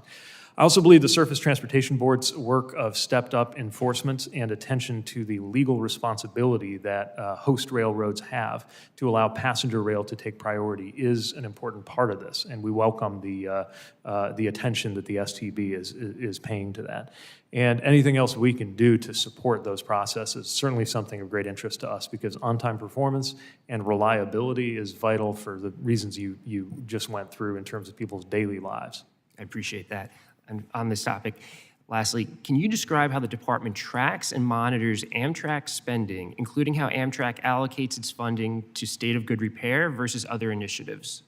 I know that the department receives extensive documentation from Amtrak. I wouldn't be in a position off the cuff to characterize some of the breakdowns that appear there, but given Amtrak's unique kind of quasi-public structure, it's subject to a lot of requirements around transparency, and of course we get the challenge they face in balancing operations and maintenance, personnel, and their capital needs. Our ability to support them is mostly, of course, on the capital side, but we're also a stakeholder just in the sense that a lot of funding through our department or from our department goes to Amtrak to help them meet those needs. I appreciate, because this is on why I appreciate the Gateway program and all these long-term projects that are so critically important to the region. It's the day-to-day issues that matter to our residents, I know matter to you, so I appreciate your partnership. I appreciate you putting the full weight of the department behind this issue, and we work on this in a collaborative fashion so we can get it done. With that, I yield back. Thank you so much again. Thank you. The gentleman yields. Mr. Molinaro is recognized for 5 minutes. Thank you, Madam Chair. Thank you, Mr. Secretary. I want to commend the department's advancement in aviation for those with physical disabilities. In fact, making some strides, and we appreciate that, of course. Within the FAA reauthorization, we put some emphasis. I would ask for equal consideration for those with intellectual and developmental disabilities. We are simply not making adequate progress in any area of mass transportation when it comes to those that are neurodivergent, which gets me to my first question. A year ago, we spoke about Amtrak's, what I will say, deplorable adherence to the ADA standards. They were given 20 years to advance access to their intercity rail. They are currently, all these years later, from 1990, the adoption of ADA, to today, only 30% of the 385 stations have met that ADA compliance. A year ago, and again, I know the plate is full, but a year ago, we talked briefly about what the department could do to advance and pressure Amtrak to make commitments and meet those benchmarks. Could you at least advise what can and has the department done to put pressure on Amtrak to meet those expectations? I know this has been a topic of discussion with FRA and Amtrak, and also, of course, is in scope for what we have since been able to do a lot on more broadly in our transit and transportation systems, which is the ASAP funding that's helping us to retrofit old stations. But the need is enormous. So there's really two ways to come at this. One is support for capital improvements that are needed to get this done.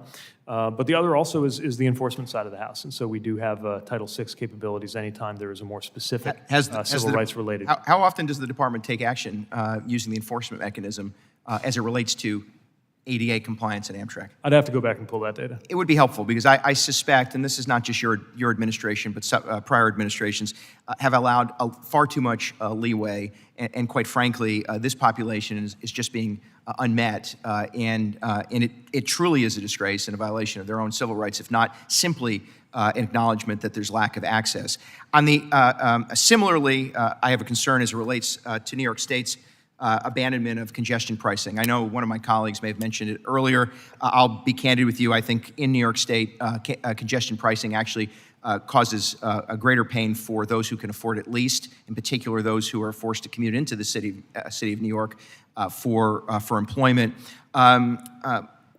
Did the governor of the state of New York provide prior notice to the Department of Transportation that, in fact, the state would abandon congestion pricing? I did get a call from the governor that she was planning to take that step. Was that 24, 36, 48 hours before the announcement? I don't recall what day it was, but it was that same week. It was almost immediately prior to that announcement. Subsequent to her announcement, the DOT offered some additional approval of congestion pricing, knowing that, in fact, the state had abandoned it. Is it your understanding that the state's abandonment is temporary or permanent? We don't know. That's up to the state, but what we know is we have certain responsibilities to process information and approvals and permits unless we are formally notified to do otherwise. So the environmental assessment process continued, but the next step would be for the state to sign on the VPPP agreement. That has not taken place yet. So is it some expectation that so the state can now simply temporarily withhold signature indefinitely? Effectively, yes, the state would either proceed it can be or indefinite. would not proceed. But it is fair for the state simply to, having gone through this process, to now just abandon it entirely. They can do that.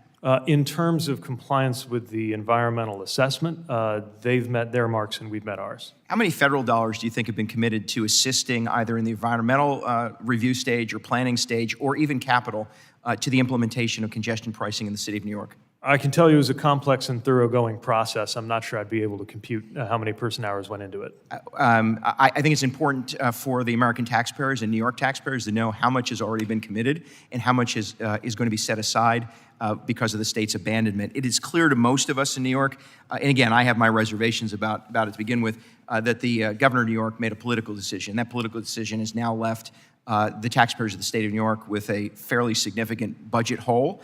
And as it relates to the first line of questioning, it also leaves those who don't have access to mass transportation and mass transit in and around the city of New York still sitting on the sidelines. And I do think that the department ought to take some punitive action to recapture those dollars and at least hold states like New York accountable for wasting them. I'm out of time, but Mr. Secretary, I would appreciate some update on enforcement, at least as it relates to ADA compliance and Amtrak. I'll try to get that Appreciate your to you. time. Sure, Thank you. The gentleman yields. Ms. Peltola is recognized for 5 minutes. Thank you, Madam Chair. Good afternoon, Secretary Buttigieg. It's good to see you again. Before I start my questions, I really want to thank you sincerely for coming to Alaska in August. It was great to have you in our state, seeing our complex challenges and amazing opportunities. Alaska is enormous. If we were our own country, we would be the 18th largest country in the world. We're a very big state, and a lot of logistics and transportation issues are on very, the top of our mind. We're all really aware of when the next barge is coming in, when the next jet is coming in. So I really want to thank you for all the work that you do. One of the top priorities for the Alaska delegation is the FAA Reauthorization Act. And we worked really hard to get exemptions to the deadline for the low lead avgas for Alaska. There are a number of issues. We wanted to get an extension for Alaska into the FAA reauthorization. We have serious concerns about the pace of this proposed transition to potentially an inadequately proven alternative, its potential impacts on aviation safety in Alaska, as well as the logistical challenges for distributing a replacement fuel across Alaska and its many remote communities in terms of bulk fuel storage. Since you're here today, I just wanted to underscore my concern and ask you if you'd be willing to commit to working with my office and my constituents on this important issue. 82% of Alaska is only accessible by air, and about 75% of those communities don't have a runway long enough for a jet or larger aircraft. So that avgas is really important for Alaska's aviation community, and I just wanted to acknowledge that now. Thank you. You mentioned my recent visit to Alaska, and certainly one of the things that you come away with is just being astonished by the scale of the state and the proportion of communities that don't have road access, where aviation is literally the only way to have access there. And so we're very conscious that these general aviation aircraft are something that Alaska residents rely on for their basic daily needs. And you have my commitment that FAA's work on this transition will take that into account, and certainly welcome opportunities to work with you on how best to live up to that commitment. Okay, excellent. My second question is, during the pandemic, there was a real national awareness about the importance of onshoring critical minerals, and this was discussed a little bit ago. Particularly rare earth minerals, which play a critical role in our modern economy and national security. Responsibly developing rare earth minerals here at home in the United States, and especially in Alaska, is a priority of mine. However, along with what's an often extremely burdensome regulatory process, which was also mentioned a little bit ago, transportation is one of the key challenges companies often encounter in getting resources from point A to point B. And I was hoping you would be able to talk a little bit about opportunities you see for rail to help advance the United States efforts to onshore or produce these rare earth minerals domestically. Thank you. Certainly the part of the rationale for good rail investment is the relevance of those supply chains that are shifting. And if we want to make sure that more of the materials that we have increased demand for here in the U.S. are sourced domestically, especially given the strategic and human rights concerns associated with some of the other countries vying to produce them, then we got to make sure we have the infrastructure to support that process. And that's certainly part of what could qualify something, for example, to be convincing in an application for discretionary funding to improve rail assets. Okay, another hot topic has been electric cars, and there are communities in Alaska where it makes sense to have electric cars. I think Juneau is a really good example of high usage of electric cars. However, when the majority of our communities are creating electricity with diesel that we ship in by barge, it doesn't make sense to be pushing electric cars, and it's also in communities where it's very cold and it's hard to keep a battery alive. So my other request is that you keep outlier states like Alaska in mind when these blanket rules or proposed rules are issued. And lastly, I really want to thank you for your responsiveness. You helped Alaska a great deal with the Port of Alaska, the Port of Anchorage issue. Your MIRAD folks were really accommodating, and I just appreciate the level of response that we get from you in your department. Well, thanks, and likewise appreciate the opportunity to work with you and your team on that. Thank you, Madam Chair. The gentlewoman yields. Mr. Van Drew is recognized for 5 minutes. Thanks for being here, Secretary. The Biden administration is aggressively pushing to industrialize the East Coast, as you know, with offshore wind. As Secretary, you facilitated over $200 million in maritime administration grants for wind ports. In honesty, few people support offshore wind much as strongly as you do. I want to be clear, I support clean energy. I support solar energy. I support nuclear energy. They are safe, they're economically viable, and offshore wind, in my opinion, is neither.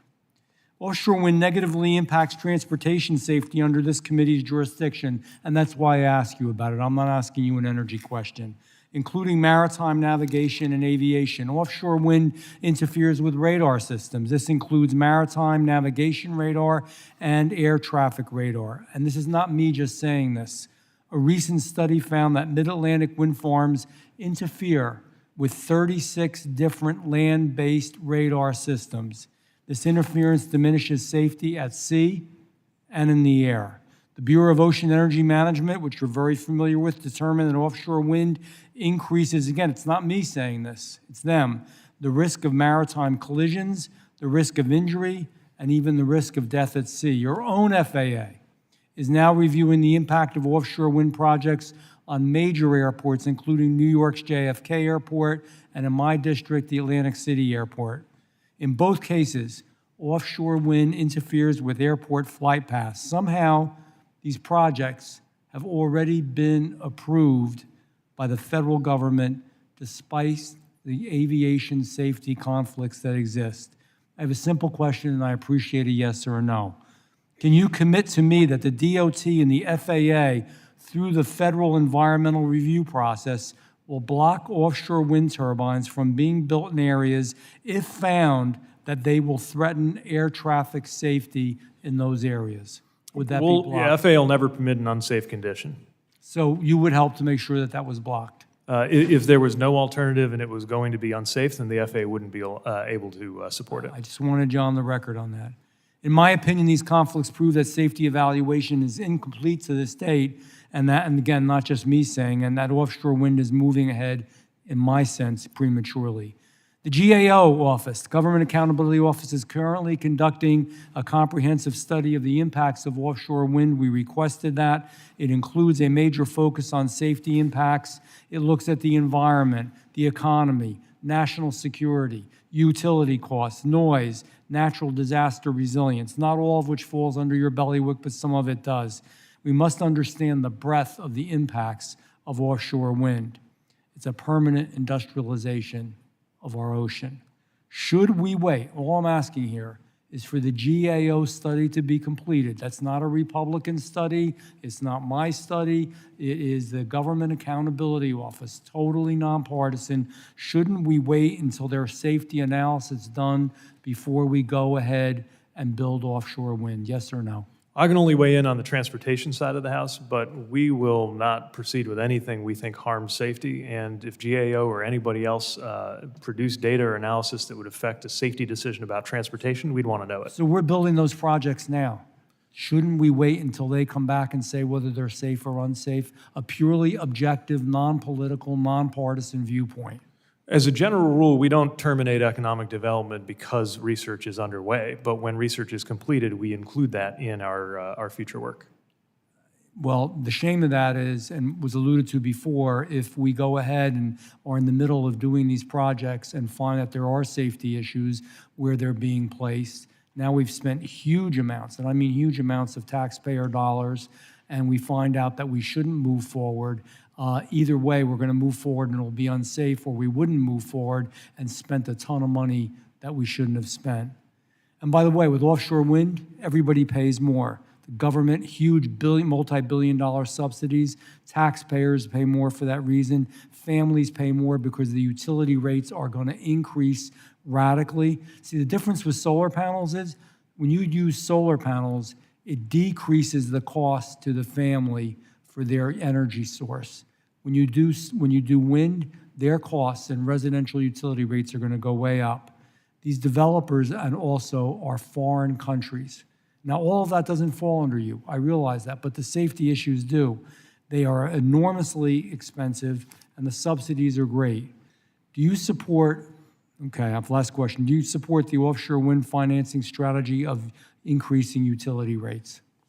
We support options for the American people when it comes to energy. Again, from a transportation perspective, that's mostly making sure there's adequate port facilities. I have more questions I would like to ask unanimous consent to put them in the record. Where, No, I just without want them in the objection. record. Without objection. Thank you. The gentleman yields. Mr. Van Orden's recognized for 5 minutes, but we've got 8 minutes to vote, so keep it brisk. Thank you, Madam Chair. Please pull up that image. Get it on the screen. Here it is. We've done this before, Mr. Secretary. Are you aware that 70% of the world's cobalt is produced in the Democratic Republic of Congo? Yes. Are you aware that 4.3% of every electric car battery is comprised of cobalt? What I can tell you is that today's EV batteries use 80% less cobalt, and in Mr. fact, Secretary, most of the please, Mr. cobalt now Secretary. comes as a Mr. byproduct Secretary, of nickel and copper Mr. mining. Secretary, I'm also I am a concerned about member- the cynical exploitation of images of child labor, when the reality is that anybody concerned about that could be teaming up with us to make sure that there is compliance on forced and child Mr. labor for any of the Secretary, products that might entail them. I'm going to remind you of something that apparently you have forgotten. I am a member of a co-equal branch of government and will be respected, and you will not interrupt me in my house. Then I would ask you not to interrupt me either, Congressman. Very well. Are you aware that 4.3% of all electric batteries are comprised of cobalt? Again, I don't know the recency of that data, but I can tell you the cobalt composition is going down. It is accurate. Are you aware that 15 to 30% of all of the cobalt mines in the Democratic Republic of Congo are artesian mines? I believe you. That is correct. Are you aware that approximately 40 to 255,000 cobalt miners in the Democratic Republic of Congo are children working in slave conditions? I'm certainly aware of horrific conditions around the world in the extraction and mining industries of many minerals, including cobalt. The last time you were here, I asked you a very specific question.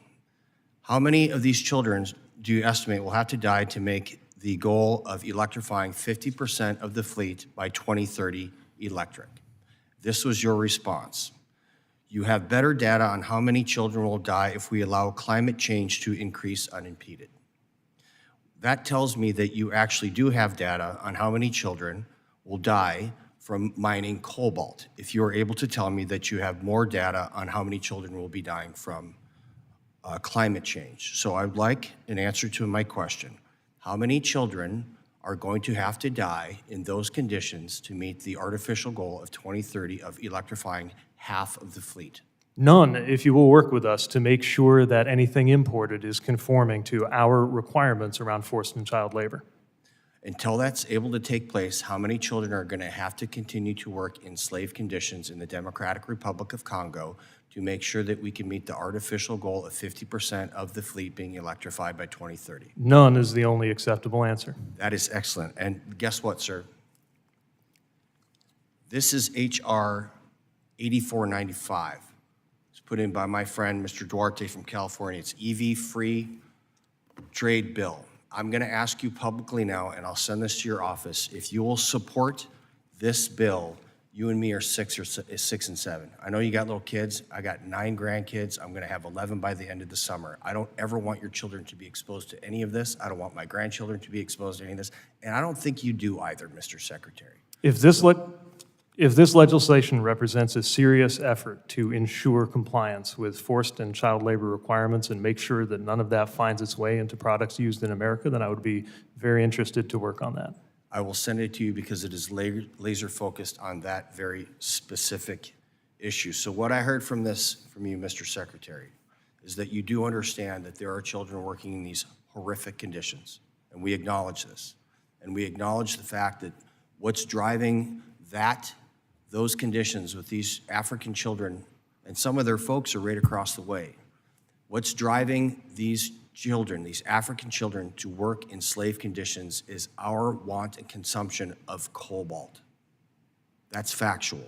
Which is why we're trying to cut the use of cobalt, right? Because really we have, in my view, we have 4 options. Stop using batteries, have batteries that don't use cobalt, source cobalt from somewhere that doesn't have the conditions of the DRC, or have better conditions in the DRC. And I think it's a combination of the last 3 that's more realistic than stopping using batteries. I understand that.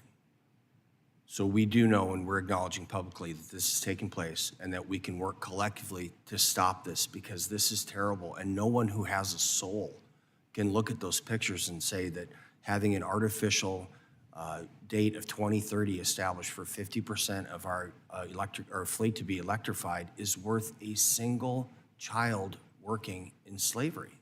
No one here, to the best of my knowledge, accepts those kinds of conditions in any product. And I hope you're equally serious about the other 158 products that have been identified as being vulnerable to child or forced labor abroad. Mr. Secretary, I'm deadly serious about that, and I'm amazed that you and I found common accord, and I appreciate it.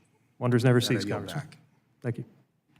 The gentleman yields. I recognize myself for one really quick minute.